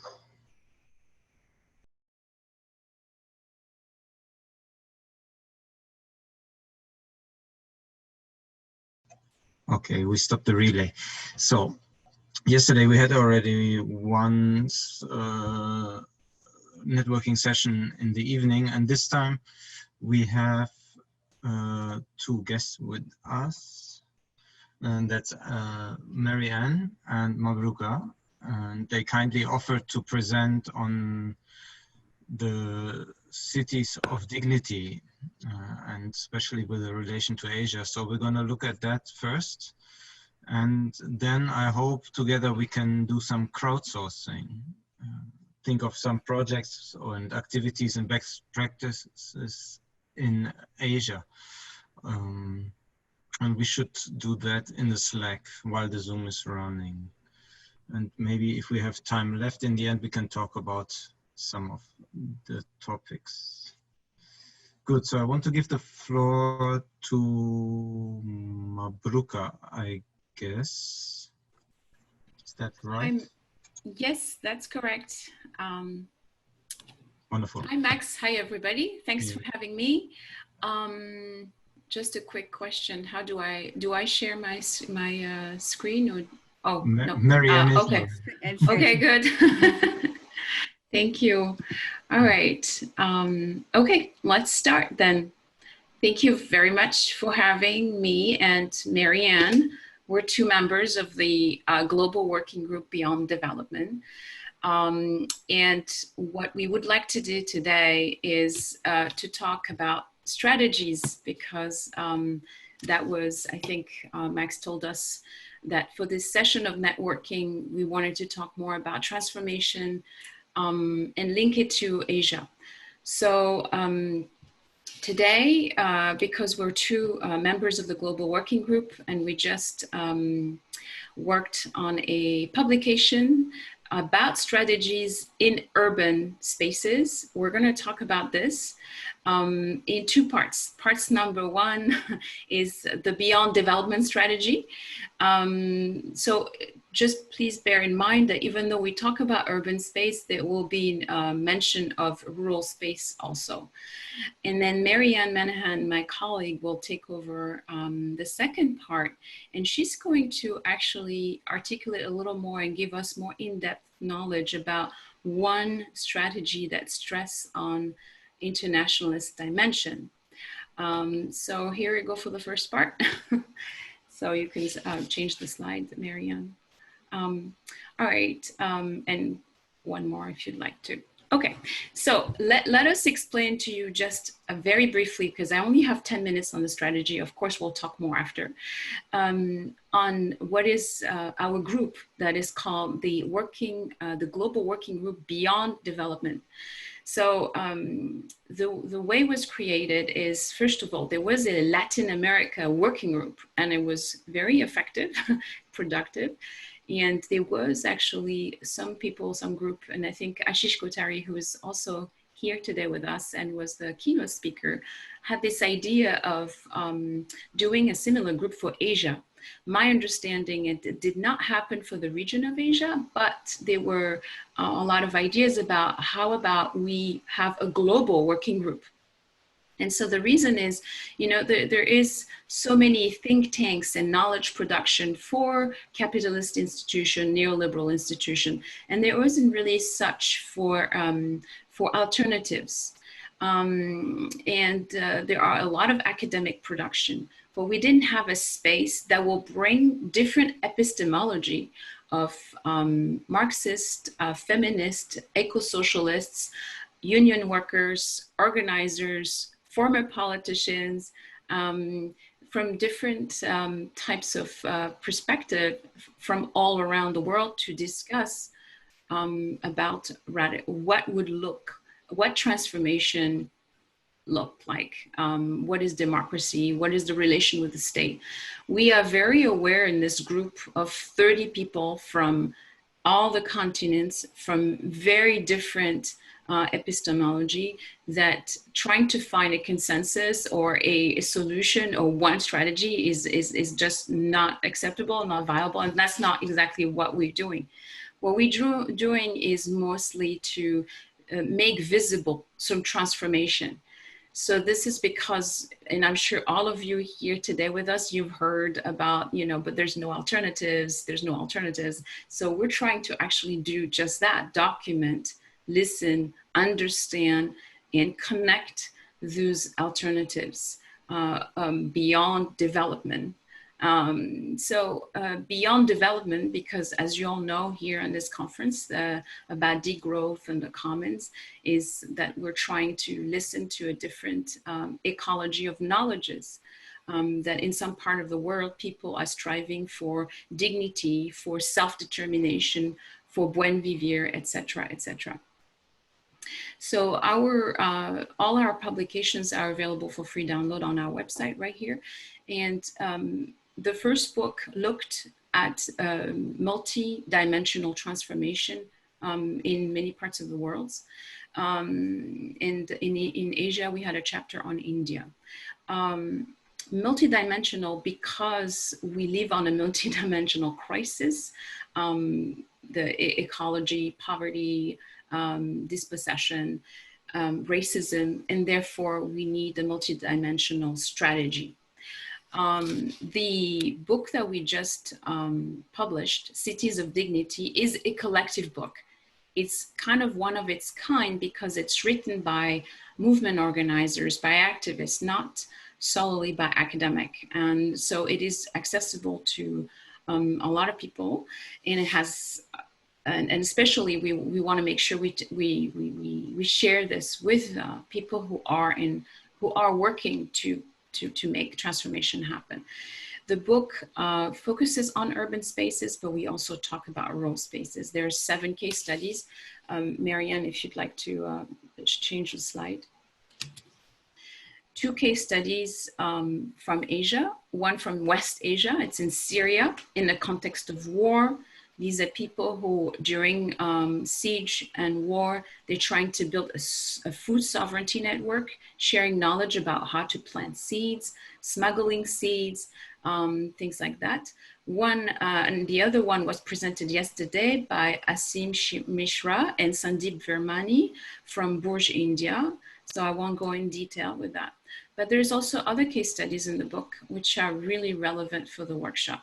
Now we believe they're not in Asia, but they're relevant because a lot of them are responding to a pattern of certain patterns of dominations that actually happen on a global scale, like for example, global capital. So sometimes things like the dispossession of Afro-Americans in Mississippi is happening because there is pension funds from Germany, from Japan, and from America who are dispossessing Black people in Brazil, in Australia, and in Mississippi. So we can't just think about just the region. We also have to be very aware, because as we are implementing the strategy and I will talk about that, we would need to be aware about these global connections. So our process is that we have these 7 case studies, and as a global working group, 30 people from different epistemology from all around the world, we took all these and we discussed them. And it's very interesting what we first identify as strategy, the known strategies, and what we identify is the leftist politics, ultra-globalist movements, social movements, but also municipalism were some of the actors of change that we know through, for example, municipalism. Barcelona in Comú was a movement, and then tried to seek through election a seat in the council, and then being able to push for policies. These were what we identified right away, not from our case studies, but from our case studies. So this is available in the book, but these are just kind of what was the kind of strategies on the more political level. Now, what we discovered through our case studies is that there is at least 10 strategies, but 4 imperatives. I'm not going to talk about everything, and we can talk during the networking session, but some of the imperative that we have identified is first is reclaiming the living space. Reclaiming the living space means its resistance first, and there's a lot of case studies that shows that defending the commons is actually imperative. We also find out that community is the basis of transformation and of reclaiming the living space. Communities, they are the vectors of radical transformation because they strengthen relationship, they consolidate the link between the communities and the space, and they help building territorial identities, and they bolster autonomous practices that can improve the living conditions of the members of the communities. And therefore, in each case studies, like for example, the case studies of Burj yesterday, Asim and Sandeep did not go into detail. They looked at really what they were doing on a technical level, but it was only successful because they had a strong community with a very common history and a common relationship with the Lake Armisar and a common history. And that is the reason why they were able to take over the city planning of the entire, their entire communities, which is kind of amazing. So basically, just very quickly, they decided not to wait for the politician, and just decided to do the work by themselves. And eventually, the local politics, they had no choice than taking this this self-determined plan and implement it.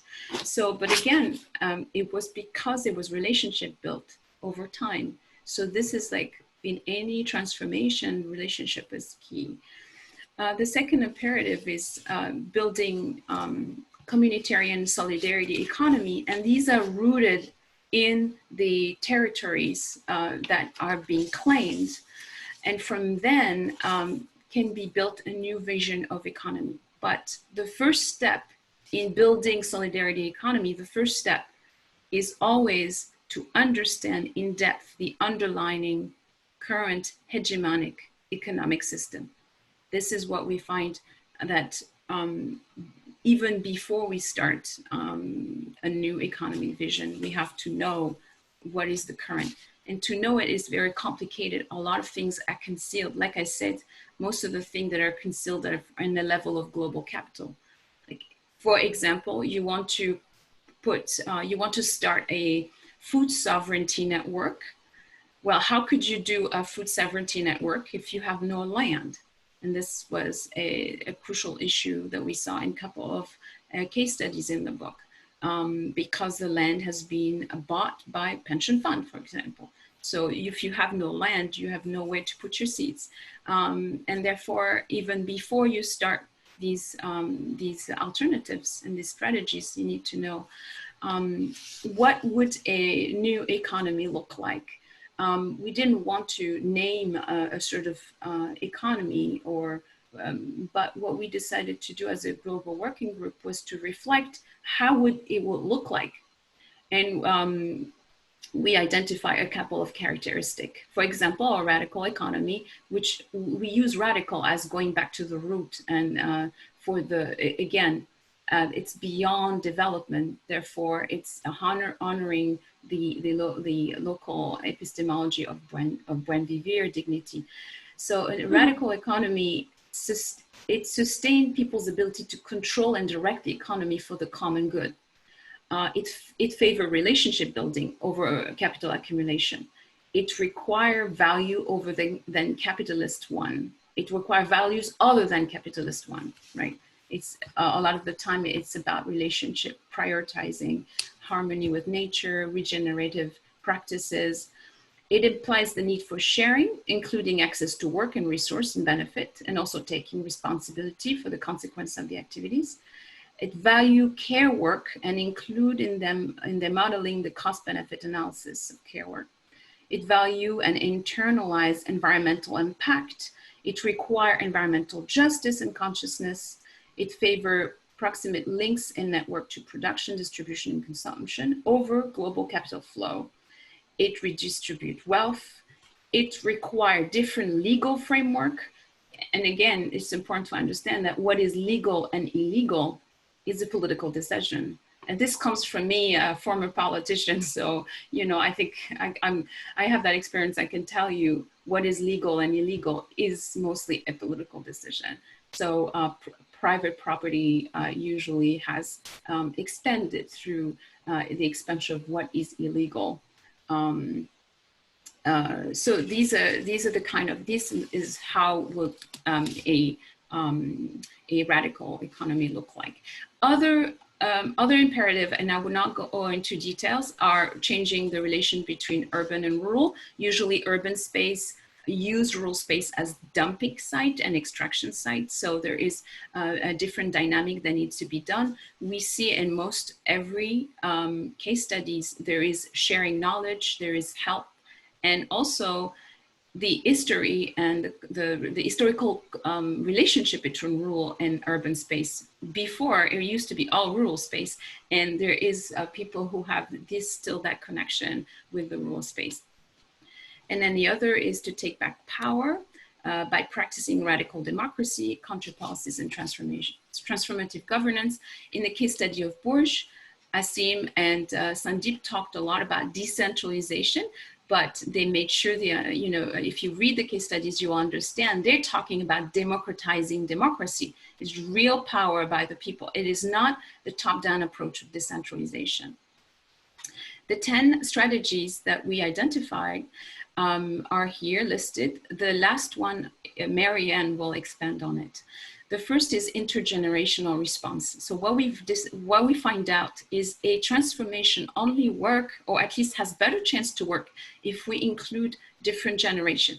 This is because this civilizational crisis that we have impacts many generations, and it requires multidimensional response, and it requires different strategies for different temporalities. So in the immediate time, defending the commons is key. And this is what the case study in Brazil is showing, the case study in Nigeria is showing, or Syria in West Asia. Okay, I won't enter in detail, but that's kind of one of the biggest things that we've discovered, and pretty much across the globe. New urbanism, this one is just that we realize that urban, rural can be defined differently, but this is not really the topic of this workshop. Like I said, defending the commons is the priority. And here we do not delve into violence and non-violence, because it's important to understand that in some places it is the global capital trying to take over the land and the territory that is violent. And therefore what movement organizers have to do is defend them, whether in occupation strategies and technique or through policies. The fourth and the fifth are linked, and they are actually very crucial. Again, it's building new subjectivities and reclaiming narratives. So like I said, for the case study of Bourges, India, the presenter talked about decentralization, but we're not, if we talk about decentralization, we don't grasp fully that what they're practicing is a radical transformation. There is another aspect to it, is when we start underlining the current hegemonic capitalist domination, we see that it goes hand in hand with the definition of poverty. And so, for example, slums dwellers in Bourges, they would be described as poor because they don't have any material goods, or they're marginalized, and there is this sense of cleanliness that is, not like in the modern city. So in order to transform, the one thing that is important is to reclaim that narrative and shift the narrative. In Barcelona, the way people were able to get back to have the housing back to the community was to shift this narrative of you can't pay a loan and it's your fault, and to shift it with, no, there's predatory hedge funds. They're the one who are violent and they abused of our dignity, and we can't pay. This is not our fault. It's the fault of the system. To shift the narrative. The number 6 I already explained, and I think this is a tricky thing because it's very concealed. The way capital dispossess people in rural and urban spaces is largely backed by laws. And we have, so because it's legal, we're not looking at it. Today, there is something really dramatic that is happening that people are not aware, is the farmland all around the world is being grabbed by pension fund, and we don't see it because it's all concealed. So in order to transform our local economies and build a degrowth economy, we really have to be aware of the way these global mechanisms work. I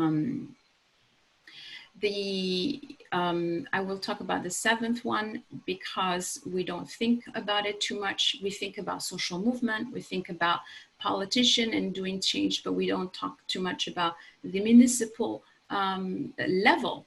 In the municipal level, sometimes has been able to implement change even better than from a federal level. The one thing I want to say is, and we can delve into it, the relationship between transformation and state is not a black and white. In the Global Working Group Beyond Development, we're still, this is a subject, it's under discussion.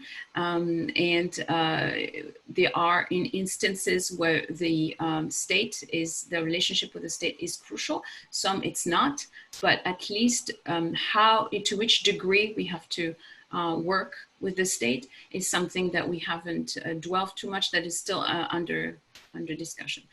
And I'm ending here with the global trend, and Marianne is going to take over. And thank you very much. Thank you very much, Mabruka. I'll be quick in my in the aspect on the global trends, because I think as we try to crowdsource later on the Asian utopia, it's always good to think about the kind of solidarity that we want to build, and some examples that I think that would maybe we can draw inspiration and action from as we try to see what alternatives out there, what kind of expanding and reclaiming the commons that are out there. Because in the case studies, what we saw is that there are a lot of actually bottom-up initiatives that are locally embedded, but they're actually globally networked practices of radical urban alternatives. And it's very important because many of these actual experiences on the ground learn from other experiences outside, and they took they took away what are important in their context and applied it in their own realities, growing those strategies that might work or not in their own context. And I'll give you a couple of examples. I think yesterday Ashish already mentioned the felicity, so I'll just show you a bit of that. But one is, I think Max already sent it to the reading list channel, the Transformative Cities Award, Atlas of Utopia. And it's a very interesting global platform in the sense that they want to visibilize what's actually happening out there in terms of movements and grassroots organizations that are reclaiming living spaces that are actually struggling, resisting against capital, and changing and in transition and transforming their lives. So we saw that many of these initiatives and solidarity platforms are actually deeply rooted in national and local movements, and they share the fundamental desire. While there are multiple strategies out there, they share the fundamental desire to change their living spaces and be able to live in dignity and harmony with their environments. And in fact, the rise of the commons are firmly situated in what Lefebvre called as the right to the city, which is actually struggles against commodification of life, systems of inequality, and global capitalism, which Mabruk has already mentioned. And although admittedly, I think there are only a few cases from Asia, which is I think one of the weaknesses of the platform, it does highlight the ability of local people to chart new pathways for their communities and reclaim their individual and collective autonomy with the principles of cooperation, radical democracy, solidarity, and autonomy, as what Mabruka mentioned. And many of these actually are incomplete in so far as they're only ongoing processes of transition and transformation. So for example, yesterday, Ashish mentioned about the Jakarta movement against water privatization. They learned actually from the experience in Paris, which remunicipalized and took back the city's water from Veolia and Suez, two of the big French water multinational companies, and they tried to use the existing local laws and legislation to be able to remunicipalize. But it's still an ongoing process because it's a very political struggle, and unfortunately, Widodo Jokowi, who was the former governor of Jakarta, who remunicipalized and put out the big water multinational companies, is backing down on his earlier promise. So it's still an ongoing struggle. And the common thread that weaves these cases together is an emphasis on claiming vital and fundamental rights, life-giving resources like water, food, energy, housing, and mobility, which unfortunately, capital has really taken away from us and commodified. And there are many common political strategies and multiple performative actions that they've used, from using legislation to street mobilization to actually building institutions and social movements to be able to be at the front and center of reclaiming their lives and living spaces. We often, I don't know if many of you know the international peasant movement, La Via Campesina, but they have a slogan of globalize the hope and globalize the struggle. And here, many of the cases that we have seen actually work locally and build internationally because they see the value of reaching out to other countries and movements from Asia, from Africa, etc., and learning from from their own struggles and see what and draw strategies and as well as lessons that they can use in their own local struggles. So this is, for example, the fearless cities that that Ashish mentioned, and here they're talking about not only new municipalism but actually radical municipalism, which has really strong roots in people's housing movement and struggles for essential services. This is a very neat, for example, map that they have done. Unfortunately, there's only few examples from Asia, and maybe the Research Institute for Humanity and Nature can come up, after this conference, of a good map of actually these are the commons and commoning in Asia, and it would be a very good, I think, for campaigners like me. It's always good to see what's happening out there and to directly network and contact with people that are actually struggling on the ground to learn from and do that people-to-people exchange, which I find, unfortunately, with the coronavirus is kind of restricting that face-to-face conversation, but hopefully technology will be able to assist that kind of networking.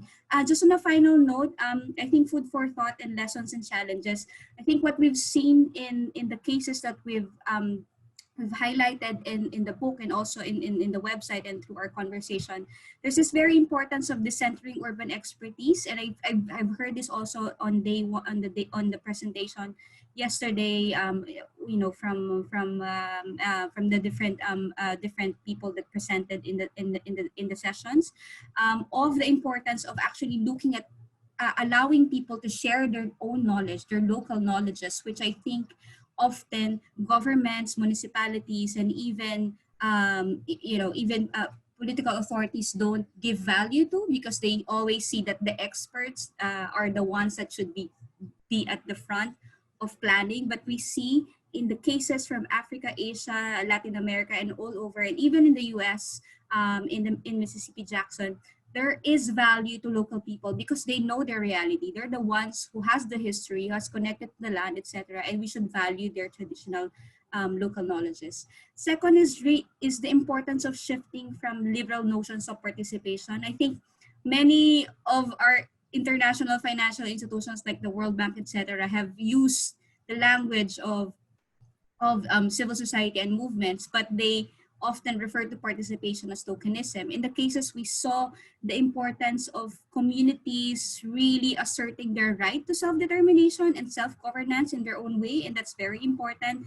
And again, I think as movements and as people that are studying or documenting the commons and alternatives, we have to be wary that many of the languages and the things that we put out there are actually being co-opted by global institutions. Like, for example, Mapruka mentioned the other week that Davos is now talking about the right of forests and rivers and the rights of nature, which really came from Latin America, the whole, and that's connected to the concept of buen vivir, for example. And that's very worrisome when you have these global capitalist institutions taking over the language that you're using. So we have to, I suppose, reclaim our own narratives again. And again, the internationalist dimension that I've mentioned is the importance of really having that equitable solidarity, that meaningful solidarity between the North, those struggling in the global North and the global South, because they're also struggling the same patterns of domination, of inequality, power dynamics, etc., and we can learn from each other. And just to emphasize again what I mentioned yesterday, that through our strategy in the Beyond Development Global Working Group is to really build new ecologies of knowledges. It's not one only knowledge, but knowledges to draw inspiration and action. And I think that's really the work that I hope that this workshop will continue to do, how to build that new ecologies of knowledges that we have around the commons, post-development and post-growth in Asia. Thank you very much for the opportunity. Over to you, Max. Hi, thank you. Thank you very much. That was very informative, and I'm happy to have also two more different perspectives from the kind of activist side and somebody that has political implementation experience as well. I think that's very valuable that we bring together different backgrounds here in the event. Let me manage my screens here. 1 second.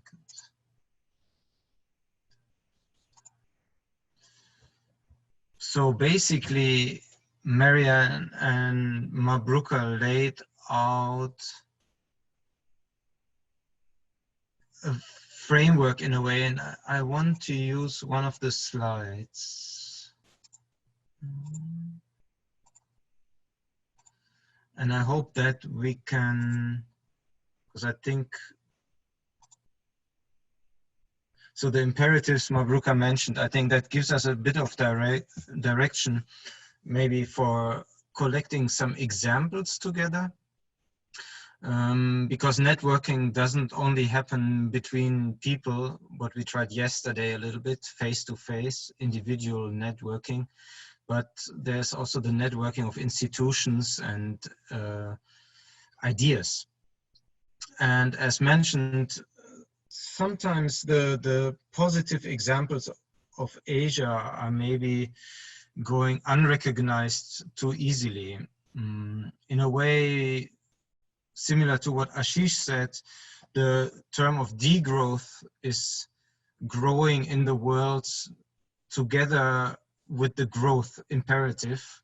So stemming from Europe or the Western world, the anti-concepts, so to say, are also spreading, while actually in the rest of the world there are already examples of resistance or of sovereignty.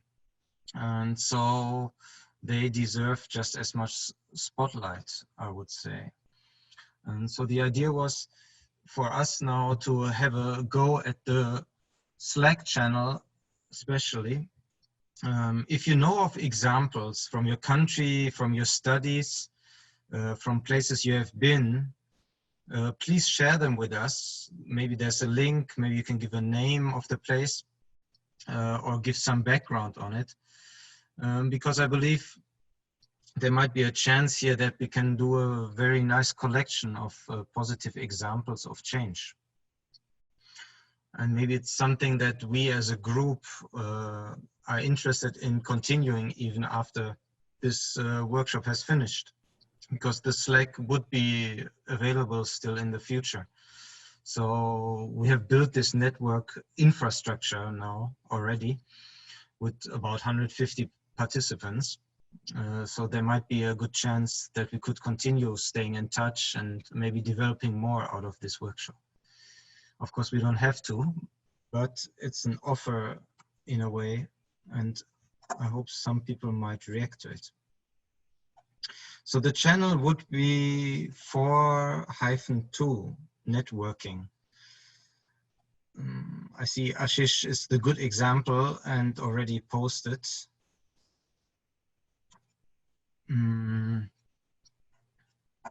And of course, you can raise your hand also here now if you want to speak directly, or if you have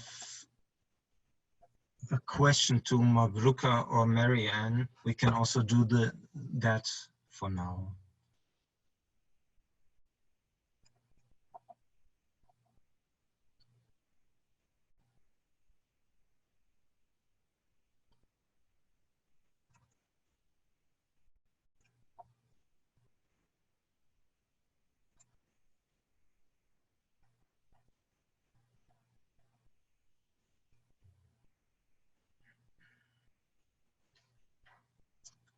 If not, I will have a question maybe.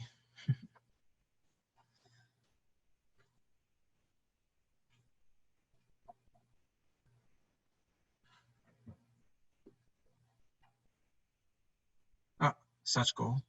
Yes, please. Thank you for the presentation. I'll also think of the examples to share. But I had a question, or also somewhat of a comment as well. I'm wondering why this report or book that you in your organization published focused on cities. And I completely agree, or I'm with you that I'm really interested also at the local level, and the kind of bottom up and also the municipal perspectives. And this is also where I see parts of hope and transformation. But I'm also, as I myself work with the rural context, I feel like the urban context is always dominated in discussions of alternatives or sustainability. And I'm wondering, so that's part of a comment. So like, I'm hoping maybe you can, and just connecting to elaborate more on that, if we question this conventional notions of development, I think the urban norm is part of the problem. That like coming from a rural context, the rural areas try to be like Tokyo. So it's better for me, the cities, the idea of cities. Now I'm talking about the idea of cities being imaginary of development. And so I get the point of focusing on cities, but I'm wondering if you have future kind of plans on focusing broadly more on municipalities or on rural areas. Thank you, very nice. Yes, Mabruka is ready. Thank you, Sachiko. Thank you so much for your question. It's a great question. In fact, so this is our third publication. In the first publication, we decided, so we pick a theme every year or 2 years, and it was about to look at transformation that are tackling more than one patterns of domination, so multidimensional. So we find places where they fight patriarchy, they help regenerate nature, but as a working group, we found out that it was so easy for us to pick a rural example. And we were wondering why. And we realized that rural area have very strong concept, like food sovereignty, they have, but also they are far from the center of power, center of capital accumulation. So the example of Nabon, Ecuador, they're far, there was a big crisis happening in Quito, but they were far away enough that the institution did not bother them. They were able to do things on a municipal level. And so this kind of stayed with us, like why we're still thinking always a rural space, maybe let's focus on urban space. Because urban space are by design not sustainable, they're not. They have been shaped by colonialism, by capital accumulation. In my continent, Africa, most of our big towns were actually created to extract natural resources. So ports were created. Lagos in Nigeria was totally created by the British to dispossess the region. So that is the reason why. And I think it is timely because we see with COVID-19 that actually these places are definitely not sustainable and people have to reinvent relationship, reinvent the way they live. And frankly, this has been kind of interesting to observe. So that is the reason we're not, if you want more information, you can go in the first book. I will let Marianne if she wants to add something. Yeah, actually, Ashish mentioned that we also have an ongoing series on democracy, and those have actually both rural and urban examples. It's not the case that I think we prioritize one space over the other. I think it's just the case. It's just the case that for the first two books we've actually tackled examples on rural spaces, and even in my previous work with an NGO called Focus on the Global South, I've dealt a lot with rural transformation initiatives from agroecology, food sovereignty, and the whole there was a comment about cities need to be reimagined, as you mentioned, Shachiko, and that's actually true. That's why we titled the book Cities of Dignity, because we realize people's imagination of cities is actually a place where they want to live in dignity and harmony with their environment. It's totally anti-capital and anti-colonial and even patriarchal. And that's what actually we want to visualize. What are the people's aspirations and hopes in living in these places? Because many of the marginalized people that live in cities actually came from rural areas, and they migrated to the cities because of, search of better lives. But what we've seen with COVID-19, many governments are trying now to repatriate people from the urban spaces to go back to the rural areas, but the rural areas have also been destroyed by, mining, extractivism, land grabbing, etc. And they don't have the capacity anymore to reabsorb the people that have migrated. But in fact, that's why it's very important to make that link of rural and urban, as Mabruka mentioned, because in the cities, people haven't really lost their connection with communities where they came from. In fact, one of the case study in Quito, Ecuador, the local traditional market, it's where actually the rural and the urban kind of meet together, and that's very important important to show. So I don't know if I've answered your question, but I hope I touched on a little bit of that of your question. Yeah, and your second part of your question, it was about very briefly, I would just add that we're not in, as a global working group, we find out that pitting against each other, rural and urban, does not work in a lot of cases. It's not one better than the other, or let's remove urban spaces. In fact, in the case study of the United States of America, we find that trying to divide rural and urban makes no sense, because the transformation happened on a shared struggle from enslaved African who were trying to regain self-determination in the continent that where they brought up, and not from a space. And when the struggle started, most of America was rural, it wasn't urban. So in some instance, to try to divide makes no sense, because the link between rural and urban is too strong. So I know you doing research in Japan about rural and urban. Do you see this? Like, this is a question to you because it's all in networking. So I wanted to know, do you see this happening in your research? Yeah, definitely. And I really appreciate your responses. Just on the question of Japan and my research, definitely, especially because I'm looking at people who moved newly into the rural areas. So a lot of them come from urban areas, but then there's also this shade of, not specifically people that I'm looking at, but there are, of course, people that also are trying to develop a more two home kind of lifestyle. So one house in the countryside and one house in the urban area, or a lot of places I think are trying to develop a relational population, as they call it. So more than tourists, but less than full-time residents. And I think that's something that's kind of a buzzword, at least in Japan. And I really think, I like what you say about how to think about it as rural examples or just urban, and to divide it as yeah, definitely perhaps not helpful. Yes, which I think though is the classical way in Japanese planning. So there is differences coming from the legal side, I think, to some degree, where the goal is to very much separate the urban space and make sure it's concrete, and the wild nature is out in the mountain far away from the people. That's of course not always what people want, but if you see Japanese cities, the planners are very successful in that approach, unfortunately. I see there is a discussion going on somehow in the Zoom chat. I wonder Mansi, do you want to also say a few words instead of typing it all?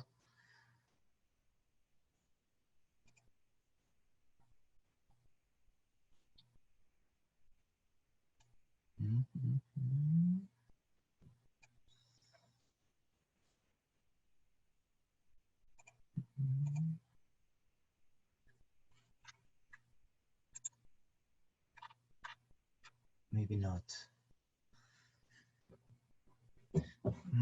It's been a long day.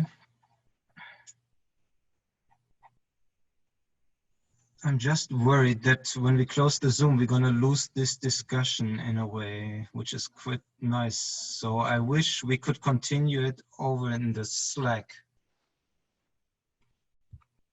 If I could ask the participants.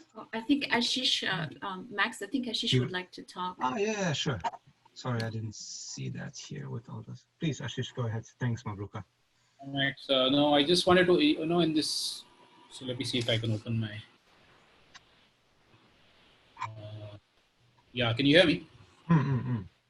Okay, hi, everybody. Just wanted to add one perspective on this thing of reimagining the city. I think, the black and white ways in which we look at city and villages, which is what Mabruka and Marianne have also mentioned. And if you want to break that down, one of the important things is to also break down this notion that villages are about the primary sector of economic activity, agriculture and pastoralism and fisheries and so on, and maybe crafts, whereas cities are about manufacturing and services. And I think one of the interesting things in the Bhuj example and some others where people are trying to break this down is where in fact agriculture, pastoralism, etc. can also be part of a cityscape, and where manufacturing and services need to be part of the rural landscape also. So I think that's another way of breaking down this very black and white dichotomy between city and village. So this means a lot of reconceptualizing.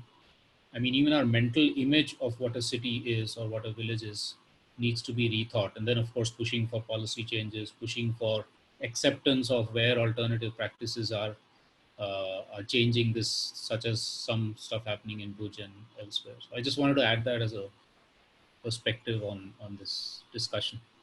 Yes, thank you very much. And to pick this point up and maybe combine with what you wrote in the Slack, the notion of smart cities, and that's not only for India the case, but I mean, in Japan it's also the smart agriculture, as I mentioned last time. So that's the vision for the rural side, which is actually maybe not different for the smart city. It's the same kind of mentality, which both have to be overcome and which are very dominant and part of the usually green growth approach. So if we see the vision of cities, the city of 2050 or the city of the future, even for almost any continent, very often they are very alike. So the vision for the African city of the future or the Asian city of the future is just very much alike, coming from the same mentality or same architectural tradition, which again is rooted in Europe usually, or American universities, and which end up like you typed in smart city with electric cars, but rarely in the multi-species city, which is something also Christoph mentioned in the Slack as well. Thank you for the comments. I think it's a nice direction that we were heading to. It actually got me thinking, it's a bit aside, but the public safety is another common, and being safe in the city is a crucial good for everybody anywhere in the world. Of course, being safe in the countryside as well, but with the spotlight on cities and with the smart cities, I can see how there is the trajectory for surveillance as well, which is probably not the direction we want to head on. Ashish, what is your take? And maybe Mabruka or Marianne also want to chip in on this angle. What about the public good of life, personal life, and the smart city and the alternative? How do we make smart, not smart, how do we common the public good against the smart city surveillance state? What if the police is actually not doing their job, what we see in the world nowadays? But how do we commoning? I think Mansi wanted to talk. She was able to unmute herself, so I'd love to hear. Yes. Okay. Hi, thanks, Max, and thanks for the presentation. Can you hear me? Are you able to hear me, people? Yes. Okay, thanks. Good presentation, and you raised some questions which we were already putting in the chat box, Ashish, Mallika, and me. I think this notion of urban and rural has put too much of stress on the urban, and at the same time rural is unfortunately trying to copy the urban to become smart. So sorry Max, I'm taking it back to the previous presentation because you had already initiated the safety discussion, because this whole idea of aspiring to be urban is unfortunately making the rural area also equally unsafe, I will say, even lesser resilient than it used to be before. So I mean, I would love that Ashish starts this discussion also in India, where we can demystify the very urban and smart urban. We are actually at this moment talking about smart urban. So urban was not enough. So we are into smart urban, and India is also talking about green growth, which is lesser green on ground. I recently completed a training program, and actually more economy driven again. So how far we can go about conservation and all at the helm of, all talking about economy. I think this is where urban has to be demystified. So there is no discussion on conservation. Our ministers and planners are all busy making roads and bridges. Nobody is interested in drainage network, city safety, and talking about wetland rejuvenation. There are very sporadic cases of developments like that. So I will stop here to listen to the presenter actually. We are following US model, by the way, of making ourselves smart in India.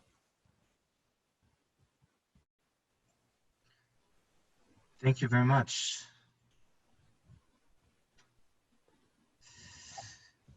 And as you mentioned now I saw in the chat, you also said it's connected to the money flow in a way, right? It's the larger political networks in a way that are working there. Yeah. Exporting technologies or promoting them. Yep. The green growth is coming from UN, to achieve SDG. So the whole package is already dangerous now. So a quick question to everyone. Like, we all aware that it's co-opted, right? Yes. It's insanely co-opted, and it's almost disgraceful. Let's just put it that way.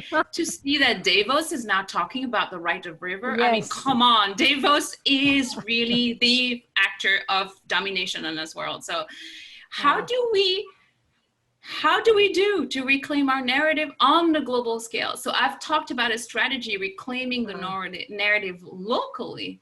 How do we do it globally? Because Mensi, you said it really right. There is no smart in this. All smart is just capital accumulation. Yes. I found it is difficult for us to create space. So that is the reason why we have the global working group, is to create a space so we can talk and reclaim these global narratives. That's why we talk about self-determination.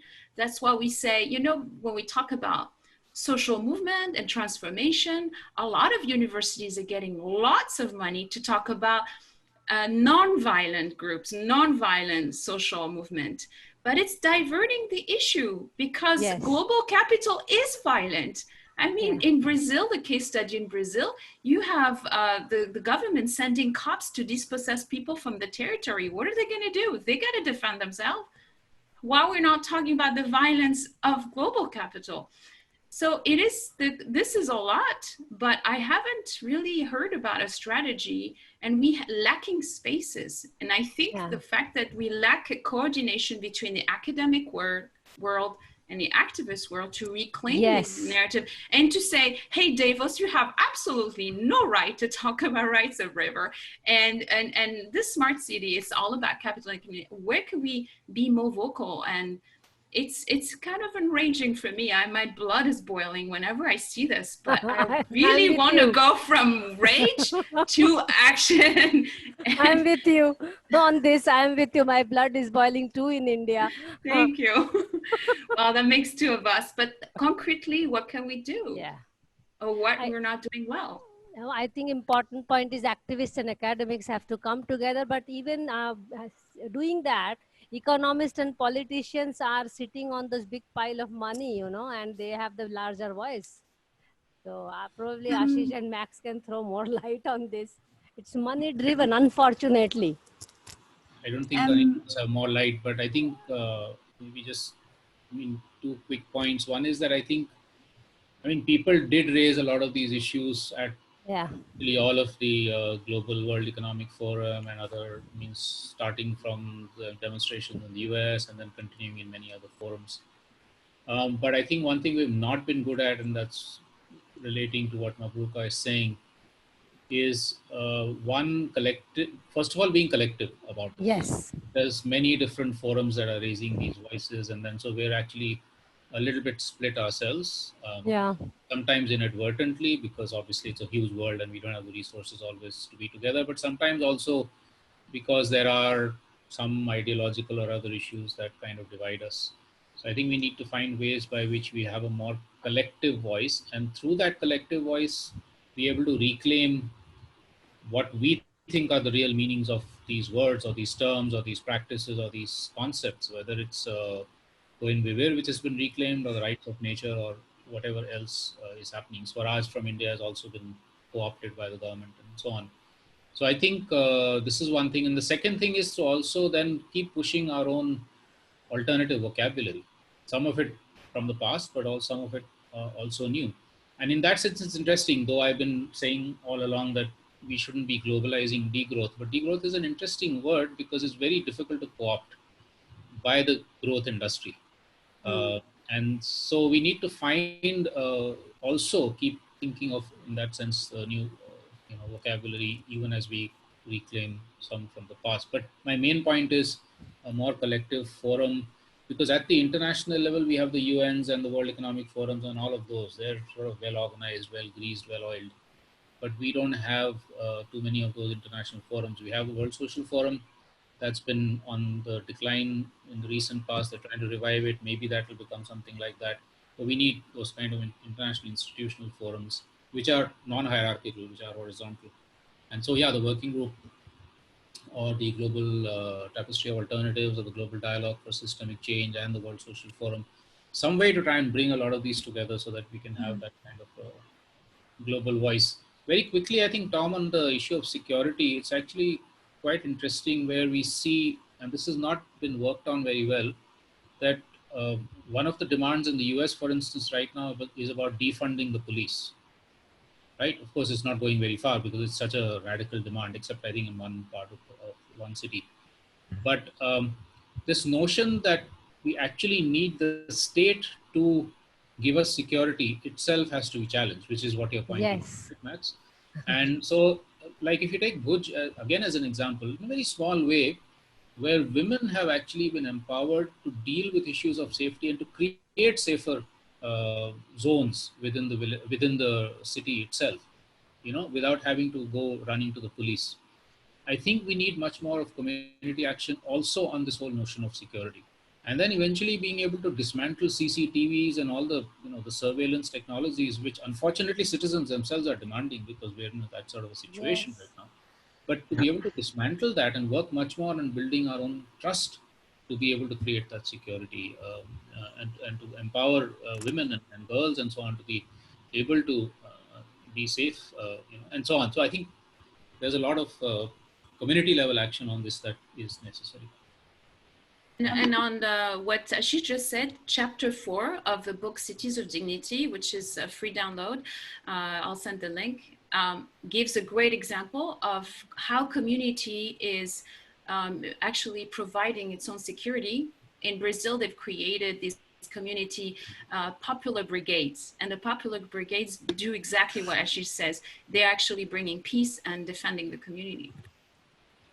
Yeah, just to add to the conversation, I think Ashish, a couple of points. One is, Ashish is right, I think, to see what kind of collective process we can do together. And I think maybe one step of doing that is really to map out who's doing what and be able to, find a space or a process where we can meet. I think the GTA has, in a way, attempted that, to bring together the different initiatives that are mapping and advancing alternatives to come together, and the systemic alternatives, etc. And they're even the Beyond Development Global Working Group, and there's a series of webinars around that. But I think in the region there are also other processes that are not exactly plugged into this processes, and it's important, I think, for Asia to see, because Asia is so diverse to start with, and there's so many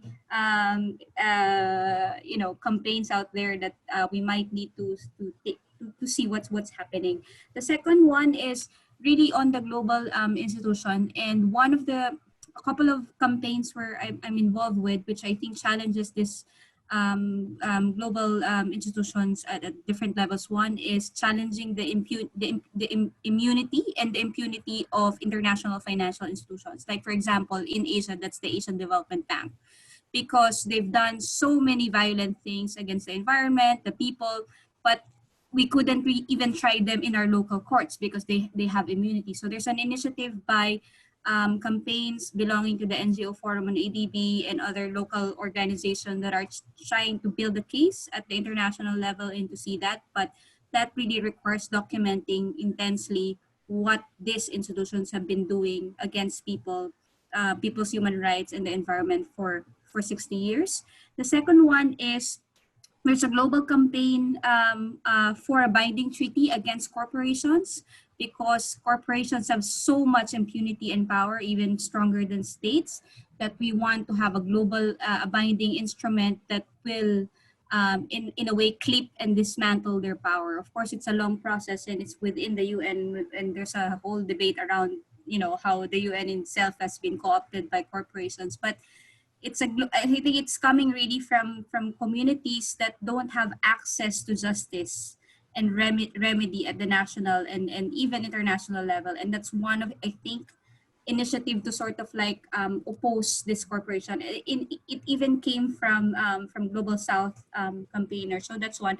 And then just on the last point, on public spaces, I think one of the campaigns that we've been doing here in the Philippines is to really make cities safe for women.